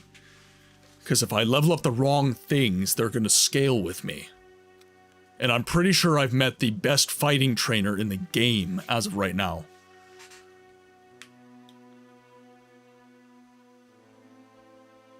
Well, yeah, and there's certain stats. I think Constitution, Perception, and Charm, if I invest in these stats, I don't proc them by upgrading these, so I could upgrade those. But I think Mysticism, Combat, Stealth, Strength, and Coordination, they do scale your enemies with you.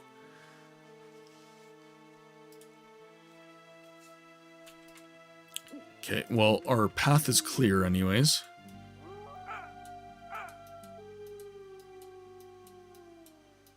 He's got, like, endless mana.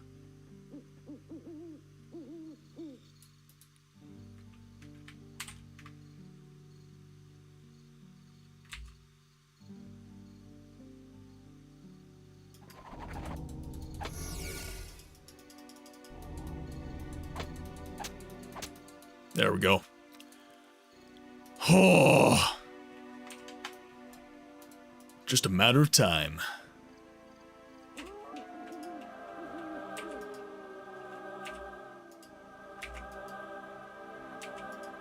Need one more spell.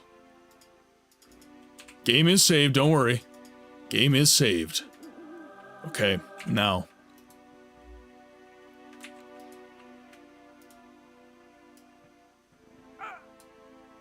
That's fine. That's fine. It's fine. It's fine. Oh, God. We're fine.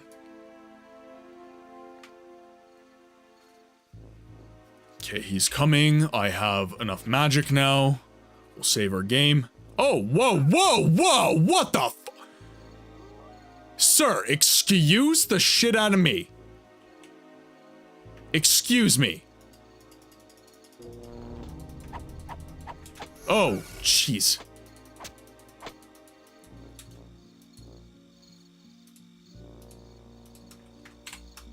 Rude. Rude. Oh. Right there. The audacity of this bitch. Right there. Indeed, the audacity of that bitch. It looked like a sealed wall.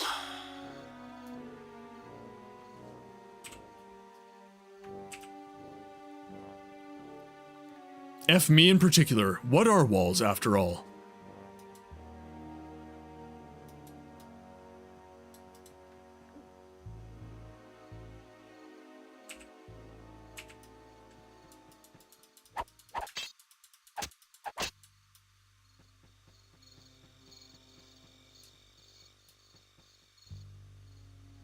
Let's take all these guys down.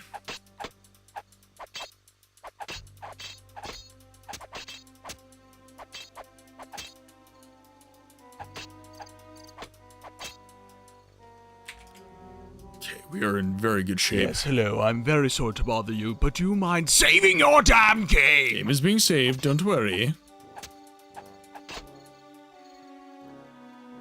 I'm making good habits, don't worry. Okay, he's got weapons too, he's not a mage. So I'm in good shape there. Let's get some training points off these guys. Beautiful. Beautiful.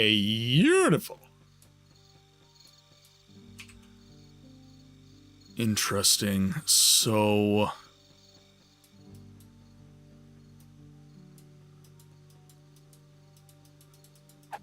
just so I don't get mobbed too hard.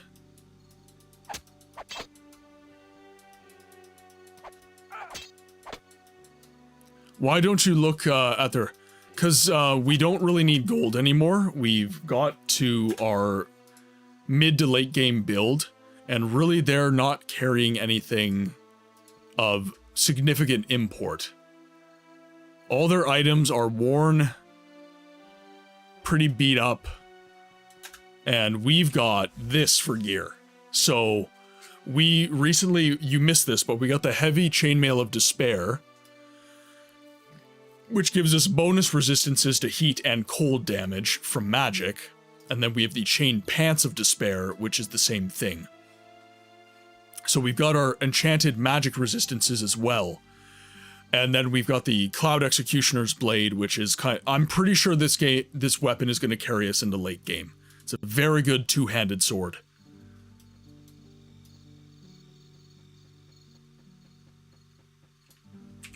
Let's see. Yeah, it's not like early game where I was having to search everyone's corpse because I needed gold desperately. So it said that the cave was near the chapel.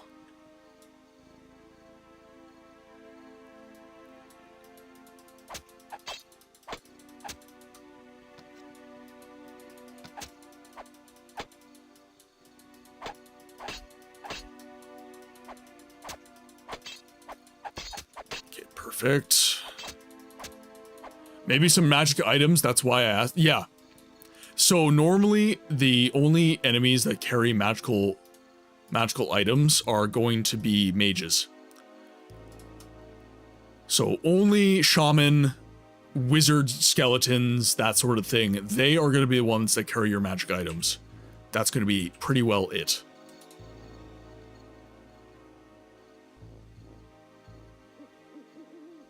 Okay, so no wizards there.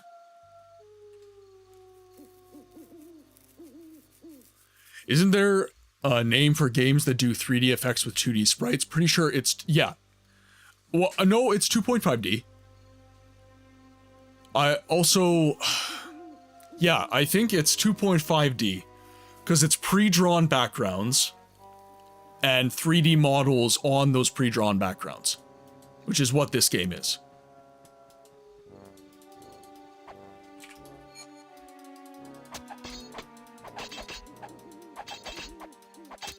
Oh god, I'm getting the shit kicked out of me.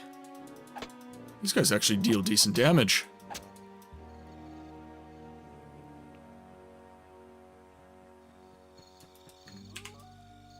You know a thing that I'm glad isn't in Siege of Avalon? Wear on your items. If I had to repair my armor after taking a beating like that, that would not be a good time. So here's the chapel.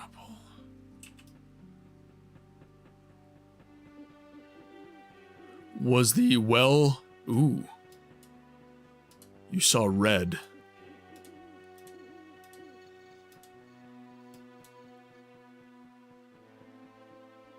Nope. Nope. It must have been the enemies. Or maybe... Yeah, it was just the enemies. Normally, if there's utility, it's going to be... It's going to be yellow or purple.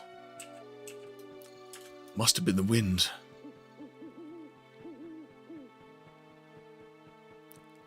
By the way, Subnautica 2 chief developer is whoa. Well, that's an update and a half. What the hell happened there? I might have to look this up at the end of the stream.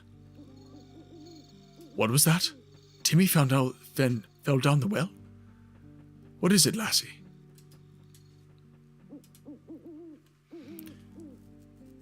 I will come across a cathedral. I'm supposed to light a couple of candles in the basement. Okay, so...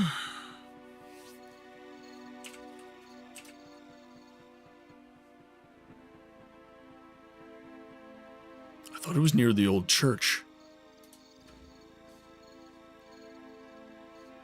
I thought it was near the old church.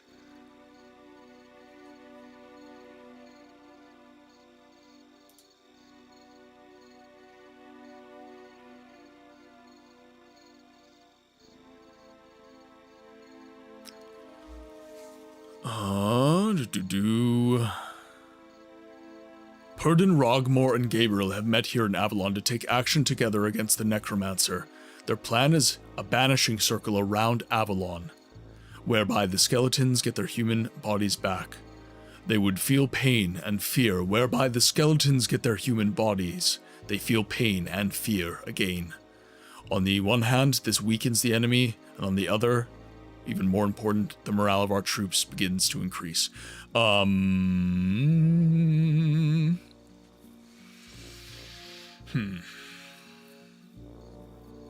Owned betrays me with the coffee slander. Cheers, dragon. We are coffee lovers in this world.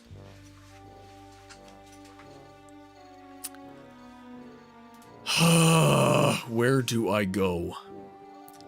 So am I just mistaking? Because it said there's a cathedral in the village? Or is it the old village?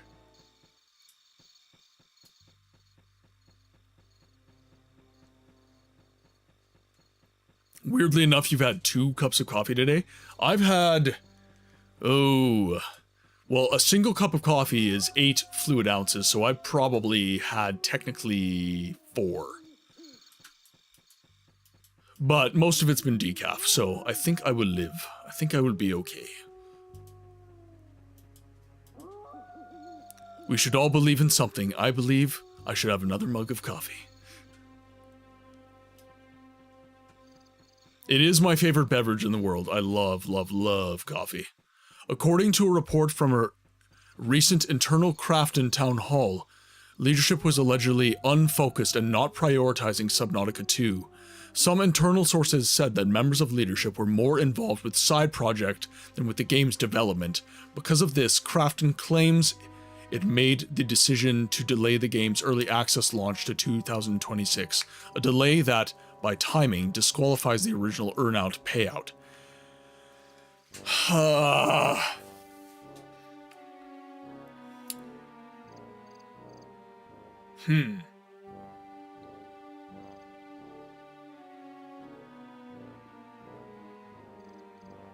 What do I think of that? What do I think of that? So, are you saying the publisher fired the developer's president?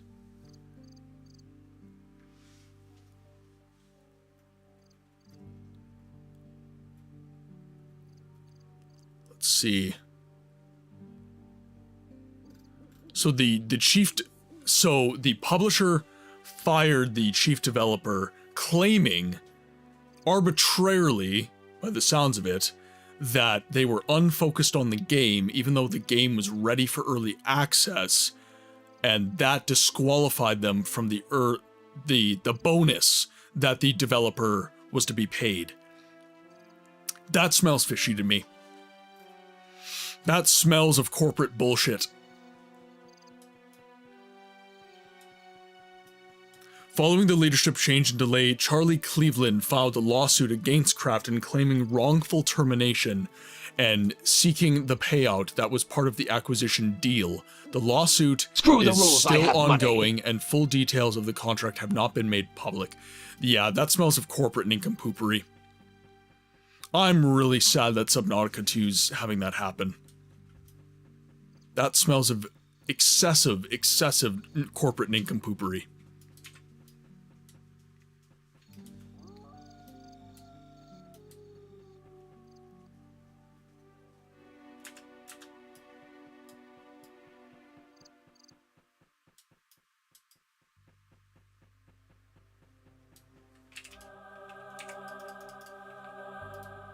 So if I have to face a mage, might as well do it here. Oh dear. Shit! There we go. No! Oh, I'm out of mana. Oh no. Shit. Ooh, nice. Okay. We gamers suffer the most, so... Do we gamers suffer the most in that situation? I don't think in that situation... No, he didn't. Oh, he must have actually. Yeah, he might have actually. Interesting. Interesting. Okay. Do we gamers suffer the most when a game enters development hell?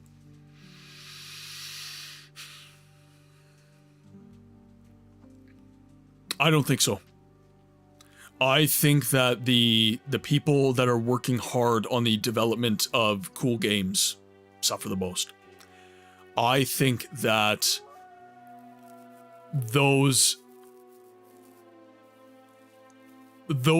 so, because if we're talking about a game that the public has never even received, it's the developers themselves who are in development hell who are surely suffering the most, because their game's reputation is being dragged through the mud. They are possibly not being paid what they should be. They're being possibly worked unreasonable hours, this, that, and the other thing. I would argue that they are suffering the most in that situation. Yeah, the devs, their time, resources are potentially being wasted. They are being wasted. Not potentially, they are being wasted. Yeah. Also, the loss of job affects not only the person, but also the person's exactly. 100%. And it is now, when do gamers quote unquote suffer in situations like this? We are being deprived of the opportunity to support projects that we want to see. Now, is that suffering? I don't think so, but we are being removed from the equation prematurely. Because when Subnautica goes in early access, people are going to be picking up that game, they're going to be streaming it. Does a Subnautica streamer potentially suffer in their livelihood because they can't get access to Subnautica 2? That's a question. Could ask that. But in the future, the publisher of other games are true. Okay, so if you're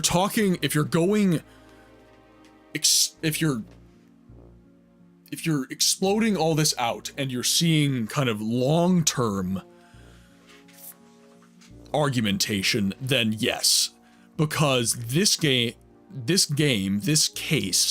will potentially affect development in the future. I will concede to you on that. I'll give that one to you. True. Yes, and I think that might have been, that's the whole gaming industry as well as gamers. Yeah. Yep.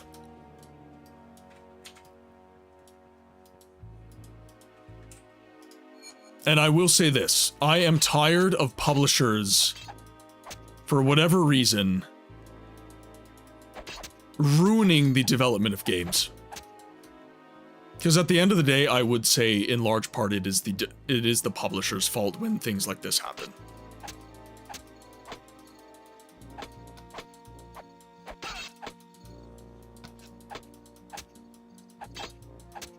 Okay, sweet. This sounds like Duke Nukem Forever. Did you see that one dude's pre-order receipt for Duke Nukem Forever? I think it was almost 10 years older. Oh god. I think I've got a hook that'll get you a lot more intrigued by... Oh, okay. I'm into it. The game was in development hell for 30 years, man, so this pre-order was long-lived. God. And that is what we mean when we say development hell.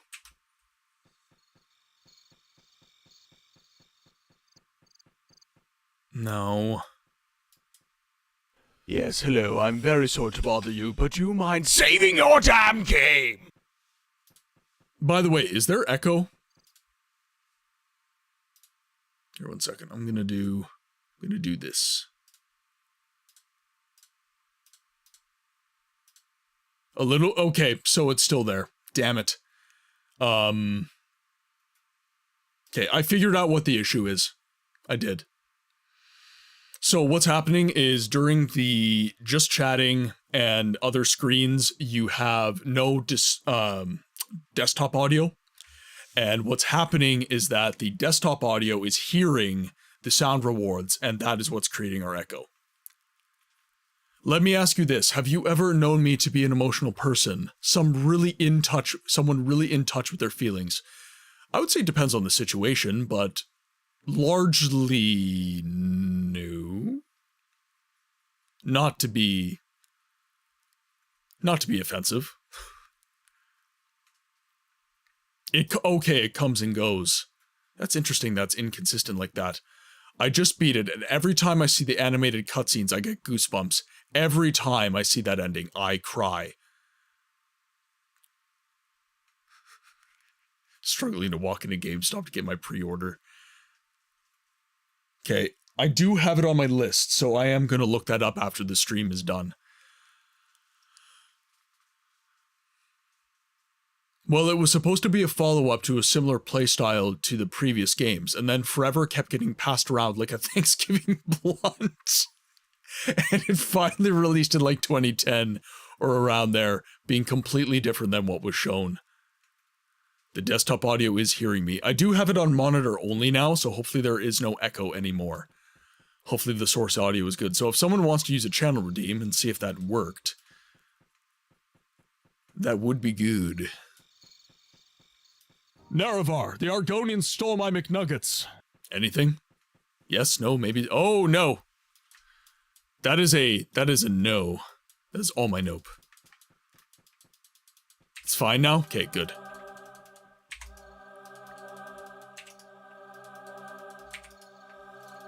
Okay, let's get this foo. Boom. No magic on these guys. Not the nuggets! I know what really comes and goes is using...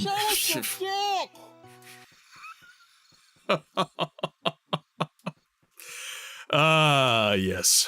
Thank you, Eternal Arcade, for the books quotes.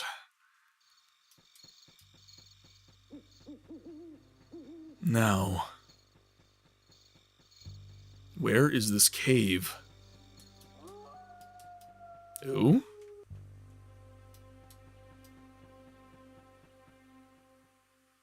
Okay, we've been here.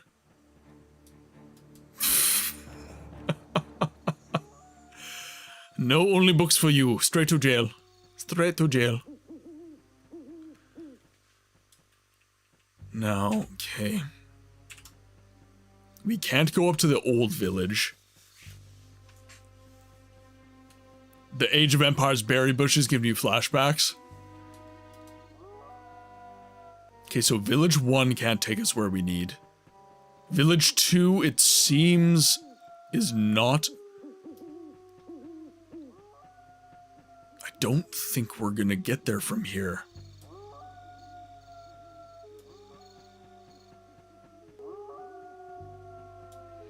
Because there's an inside joke that the only books is a requirement of the viewer base.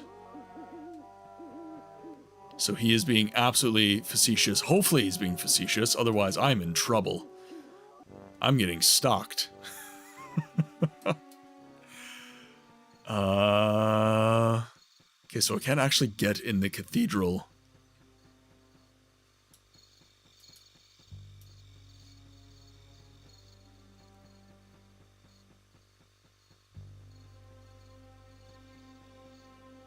There's nothing off this way.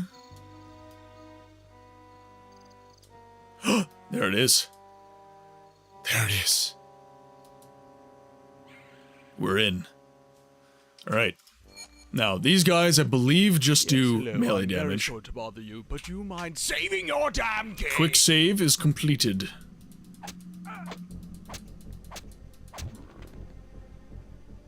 Okay, so I think we just have to deal with the golems here. And we're so strong that we can defeat rock with our scissors.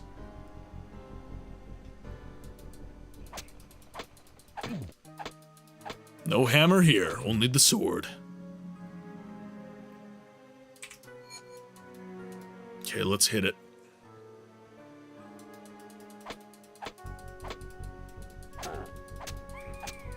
They have no loot either, so... God, my health regenerates so damn fast now. This is so good. Okay, no more mages, so I think we are going to be in very good shape here. Ore of Iron. We can't seem to cast Ore of Steel right now. I wonder, do I upgrade Mysticism? Just get myself to the point where I can actually cast. Ooh, okay, no. One moment. Okay, so they took down the... They took down the Necromancer skeletons. Interesting. It's time to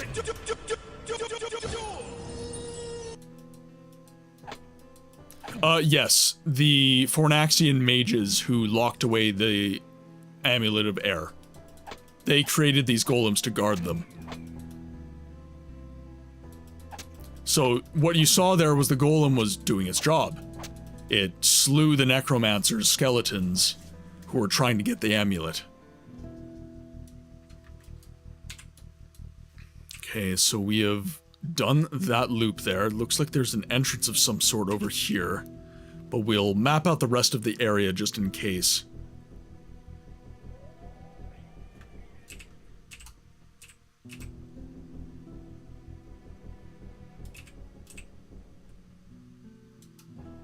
Let's hop over here. Let's do this, Hagrid. Ooh. Very nice.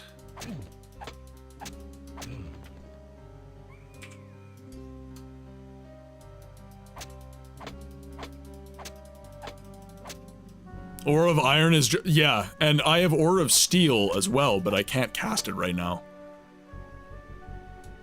You know what? We have a bunch of training points. Let's do a hard save here.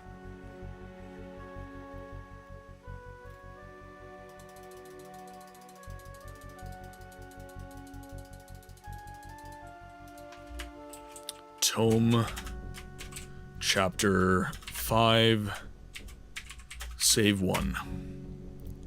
So let's level myself up here. Let's do mysticism. Let's get it adjusted up to 40.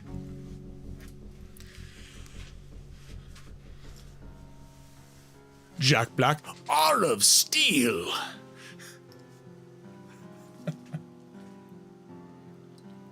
Jack Black is my damn spirit animal, man. I absolutely adore that guy. Is he a perfect human? Probably not, but I really enjoy his stuff.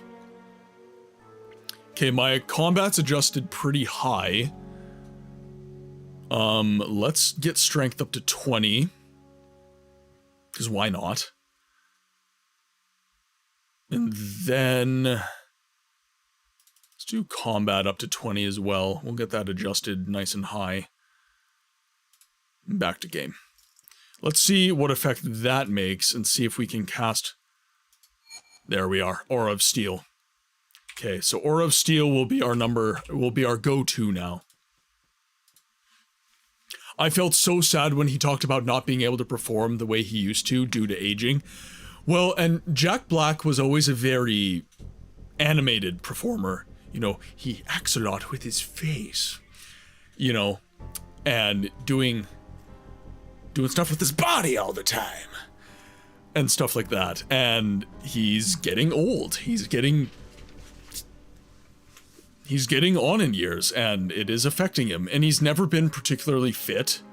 So, unfortunately, he's done it to himself in a lot of ways. Mishi, thank you so much for the biddies.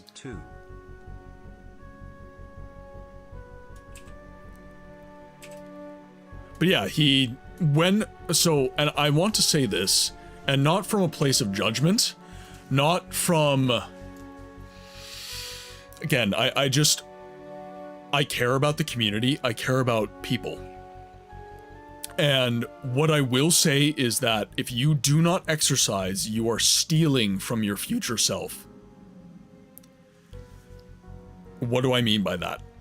If you do not exercise, you're taking youth away from your later self. The way you can think about it is, okay, so you've got a fixed amount of youth in your life. And the candle can either burn twice as brightly for half as long, or it can burn for a much longer time horizon and a nice steady flame. I don't go to the gym because work is my gym, and a lot of us are blessed with very physical jobs, but I will say that we need to focus on our physical health. We need to focus on, and not for aesthetic reasons, like, I'm not saying you need to look a certain way. I'm saying that you need to be fit. You need to have a certain amount of VO2 max. You need to be able to lift a certain amount of weight. One of the largest determinants of longevity in your life is the strength of your legs. I'd go to the gym, but I'm a very broken human. With that being said, I do walk when I can, and I do weights where I can, but it's not like I used to. And illness changes people.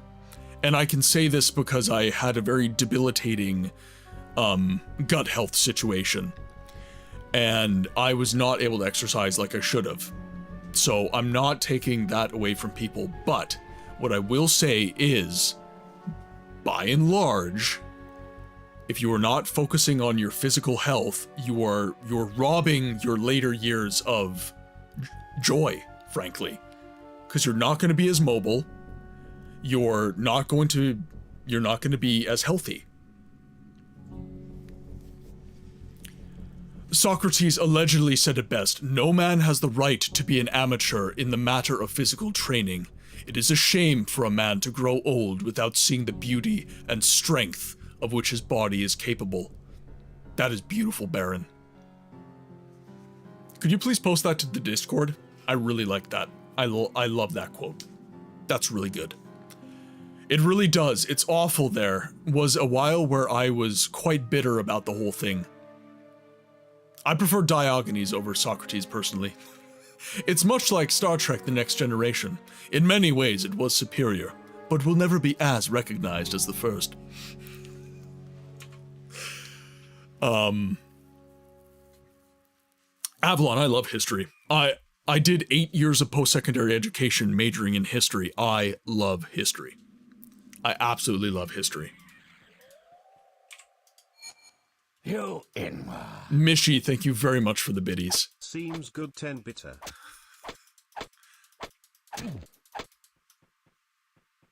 I appreciate the biddies a lot.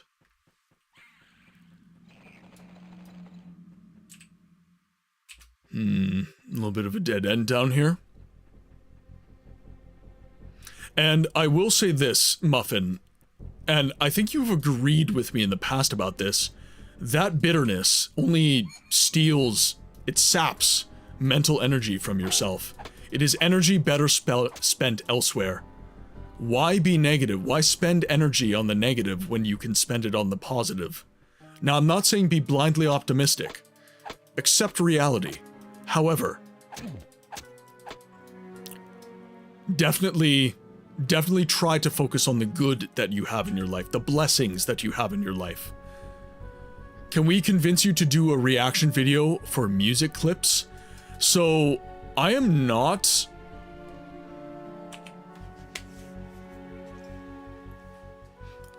super interested in doing reaction content. And I'll tell you why. I believe that reactionary content steals from the original creators. Because a lot of these reaction video content creators on TikTok, for example, it's literally a video of them going like,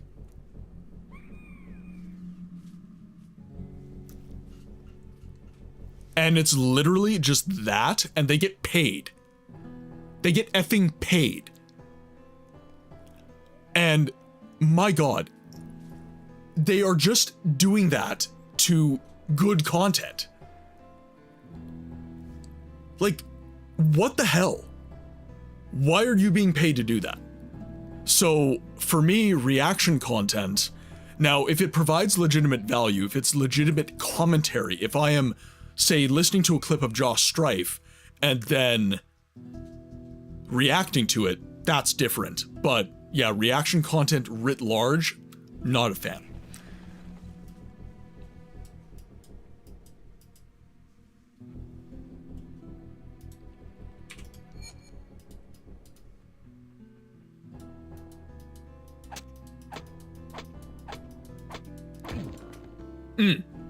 Yeah, like if I'm providing legitimate value, there's conversation to be had about that.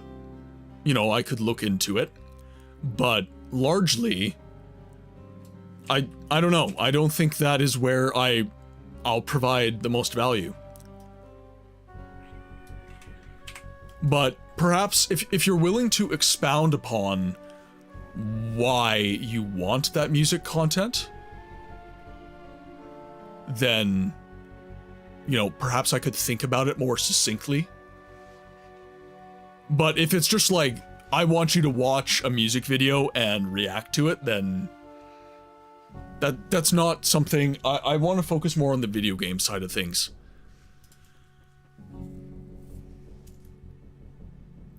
Okay, so we have a sub-dungeon here. And that's true. So reactionary content in and of itself, I'm talking about a specific kind of reaction content, right? I was very clear. The reaction content that is literally just a reaction, I'm not a fan of. Now, when we're talking about, you know, me watching a clip live of Pirate Software talking about stop killing games, and then I watch that for 2 seconds or 2 minutes, and then I react for 2 minutes, kind of talking specifically about what, in repartee to what he was talking about. That's different. That I wouldn't really consider. I mean, it is reaction content, but it isn't at the same time. Like, it's I've seen actual musicians that are professionals react to gaming music for the first time, like One Winged Angel, for instance, and they're very entertaining. Okay, that's fair. As a humble peasant of the Nightwish army, I do love seeing other people discover them for the first time. Yeah, and music reactions, one music reaction content creator that I like is the Charismatic Voice. She's very cool. And one thing that she does is she's a vocal tutor, and she listens to vocal performances, and she comments on the mechanics of how the vocalist is doing what they're doing. Those are very entertaining. Those provide value. Again, what I'm talking about is literally just like a video of a guy, say, listening to a video of Nightwish and just going like, for 5 seconds. That, like, I get nothing out of that. I'm sorry. Like, that's just, you are just making a video and getting paid for that video. And, like, yeah, I guess you could argue, like, the artist is getting recognition, but that kind of video, I think provides nothing, no value whatsoever. But there is reactionary content that can provide value. There is.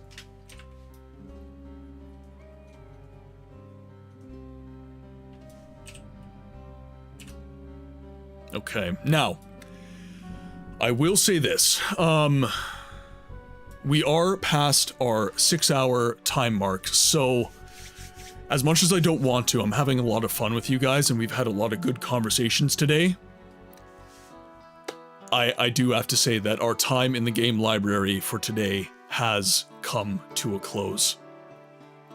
I would like to thank everybody who has attended the stream, chatted, contributed to these deep conversations that we have, and have had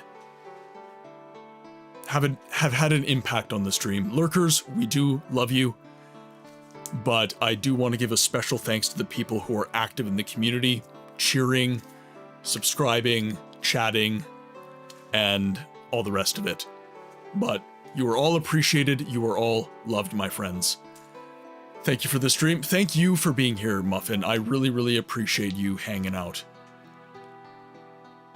Yeah, definitely. Yep, Avalon, definitely. Great stream. I lurked through 90% of it. Yes, thank you very much. It was more of a chatty stream that I'm used to.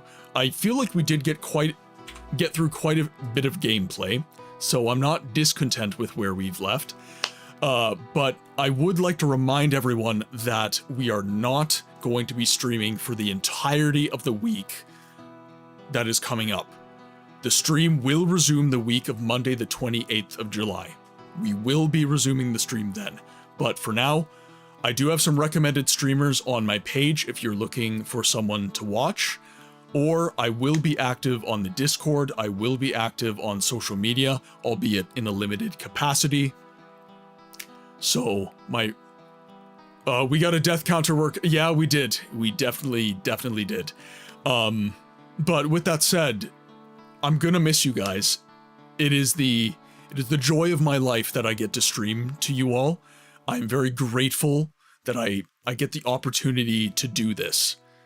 And frankly, now that I'm affiliate, you guys contributing financially to the channel, I have hope that maybe one day I can go full-time as a content creator. We will see, but can you wait for how? Oh god, yeah, it's gonna be wild. Yeah, it's gonna be wild, Dragon. You know we will miss you so much, and I don't want you to miss me in the negative sense.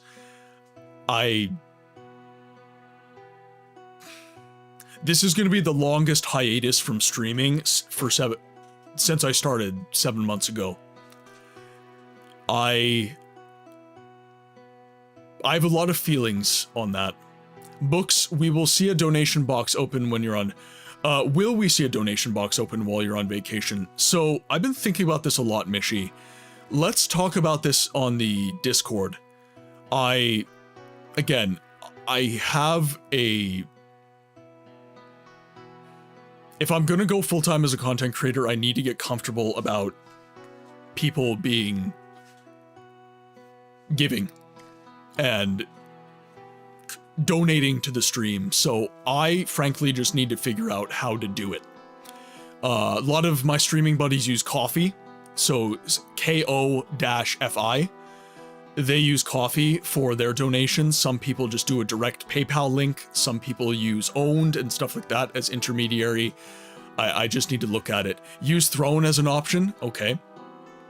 Yeah, if any of you guys have donation intermediaries that don't involve me directly providing you with my PayPal, that would be an option that I would be willing to accept. And it would allow you guys to donate. I could set up a fund with a goal. I use Ko-fi and then people can gift via Throne. So yeah, and it would give me an option to have projects, right? A fund for the room renovation, a fund for upgraded camera, that kind of thing. So definitely looking into it. So feel free to shoot me a DM. Feel free to put stuff in the suggestion box in the Discord. And by the way, if you guys are not joined on the Discord or subscribed and followed in any of the socials, please do so. A fund for creating your own RPG. Well, and that's another dream. It's a far-flung dream, but maybe one day we'll get there. But my friends, please, if you haven't subscribed or followed already, I'm on TikTok, Instagram, YouTube, Twitch, and Discord. Discord, in my mind, being the most important, as that is where the community gathers to hang out and have a lot of fun. And I really appreciate all the love that some of the most recent additions to the community have been giving. Razman in particular, holding it down on YouTube. Yo, who said subscribe? So, subscribe is what it's called on YouTube. I don't necessarily want you guys to contribute financially to the channel. That's not required. But on YouTube, a follow is called a subscription. It's just the way it is. But with that said, my friends on YouTube, this is going to be the end of the stream for you guys. We are going to be raiding out soon.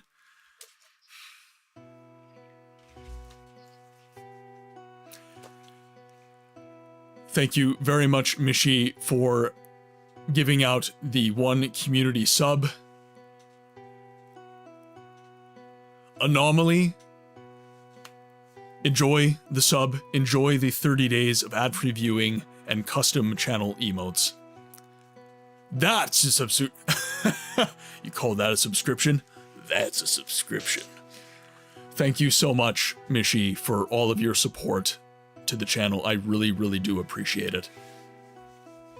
I'm one of the 3 well, and I appreciate it, right? Siege of Avalon doesn't necessarily do amazing on...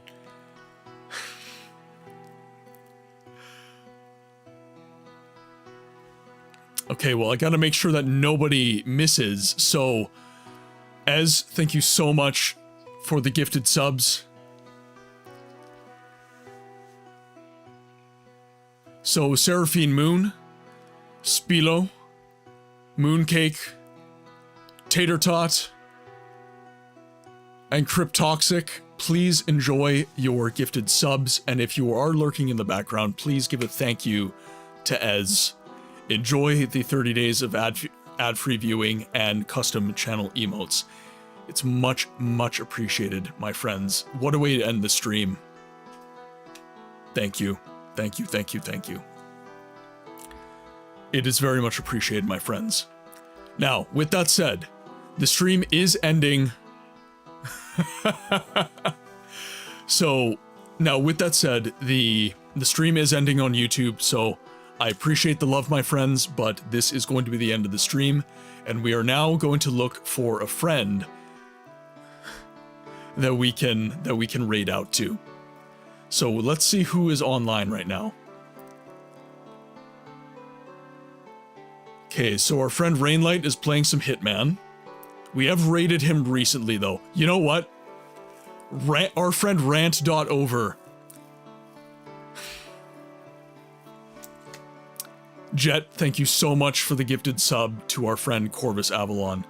Some people can support the channel by chatting and being present, but they can't support financially, so you gifted subbers are...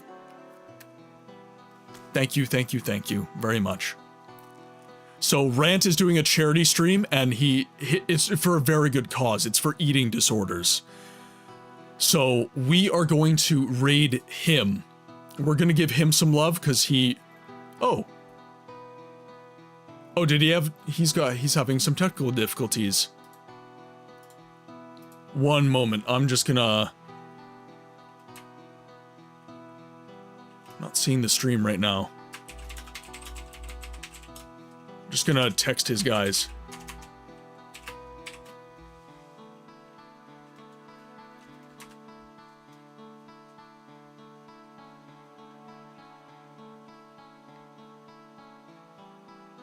Yeah, it looks like the stream went down.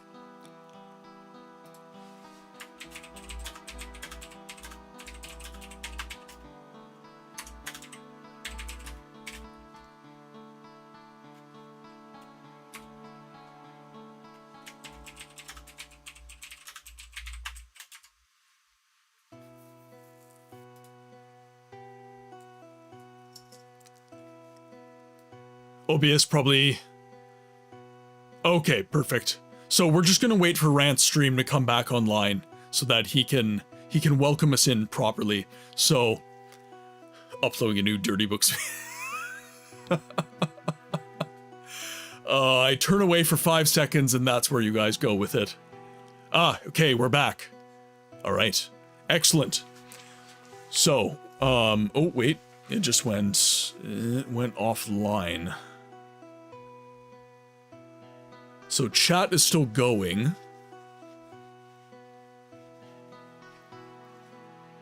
Oh, that sucks. Yeah, geez, who hacked his... Yeah, which one of you guys did this? Which one of you guys did this to keep my face on the screen for you?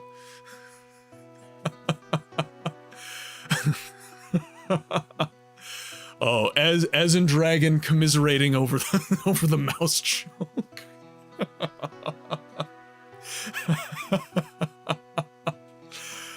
Just a heads up, I will be a little busy for a few hours, but expect a new... expect me to hit you up later. Important. Yeah, absolutely, Neil. Absolutely.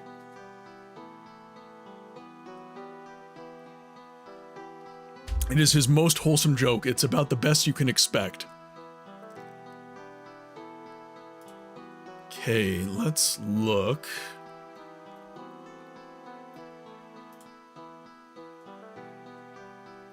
I really want to raid Rant. He's doing a charity stream for such a good cause. Okay, you know what? We're gonna hang out for a little bit longer. And we are...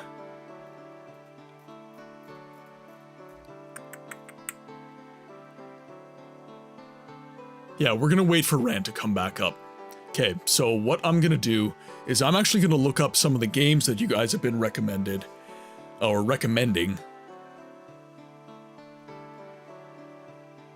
The rest of them are not fit for this channel. Okay, so I'm just gonna close down Siege of Avalon. And I'm gonna open up a browser here. And we will start looking up some Steam games. So one that got recommended was Dust: An Elysian Tale.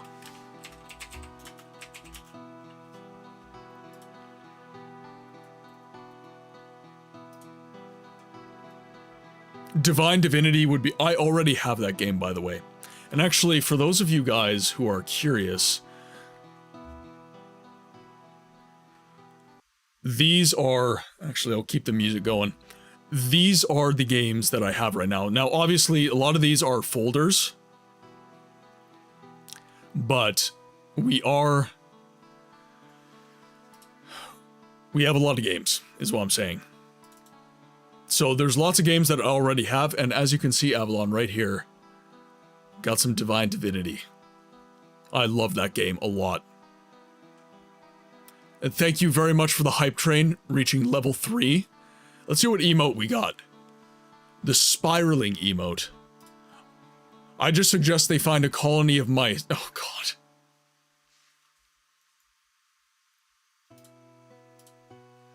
Okay, so this is Elysian.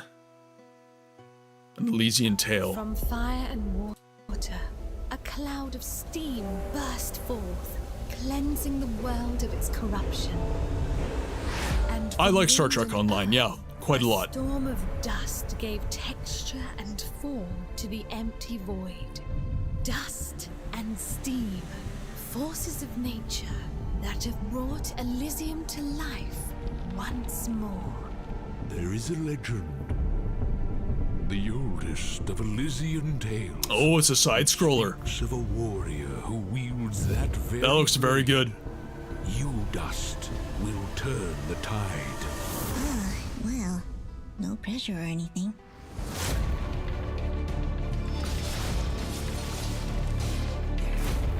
You know what the art reminds me of? Have any of you guys played Adventure Quest? It kind of low-key reminds me of that. For the journey ahead. Ooh, you know, now that I saw that movement though. A friend with many wares for Oh, there were some Disney side scrollers that reminds me of too. You will be tested, Dust. Like, you know, like the Hercules side scroller. They've never been defeated. Well, let's not keep them waiting.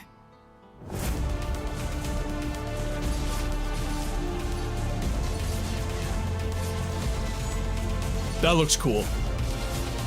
That looks really cool.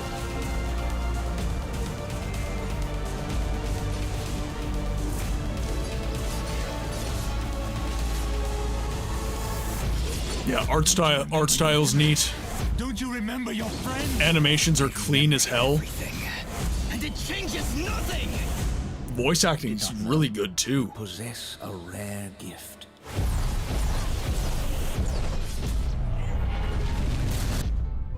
Never have I seen it before.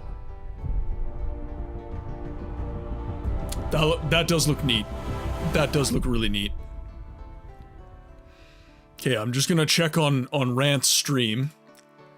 See if he's back up.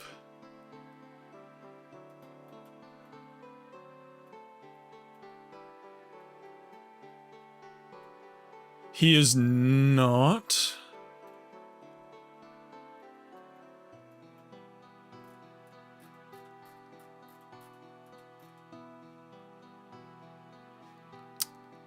Oh, I really would have loved to give him a raid.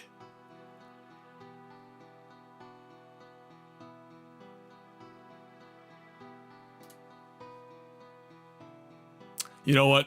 Okay, I'm not going to be able to wait as much as I really would have loved to have given him a raid. That is... We're already over our time. We are definitely already over our time, so I do need to be finding another buddy to raid out. So we do have Rainlight playing some Hitman, World of Assassination. Let's see. We also have a fellow Hound of Lore. Basic Wit Girl. She is playing some Witcher 3 Wild Hunt.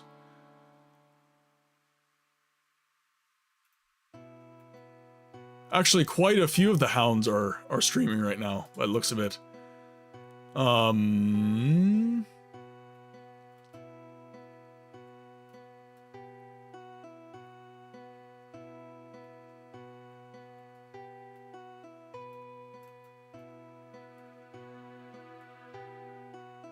You know what? We're gonna give some love to our buddy Kilniath. We never get to raid him.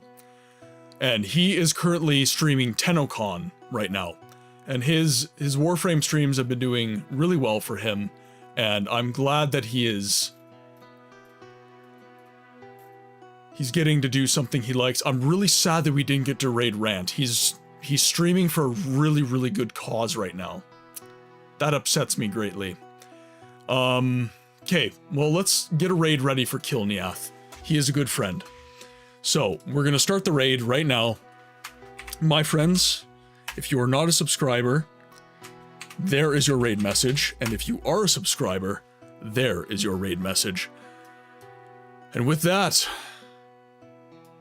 my friends, it has been the pleasure of a lifetime getting to stream to you all today. I hope that you have a good weekend and that you are well. I'll see you on the next one.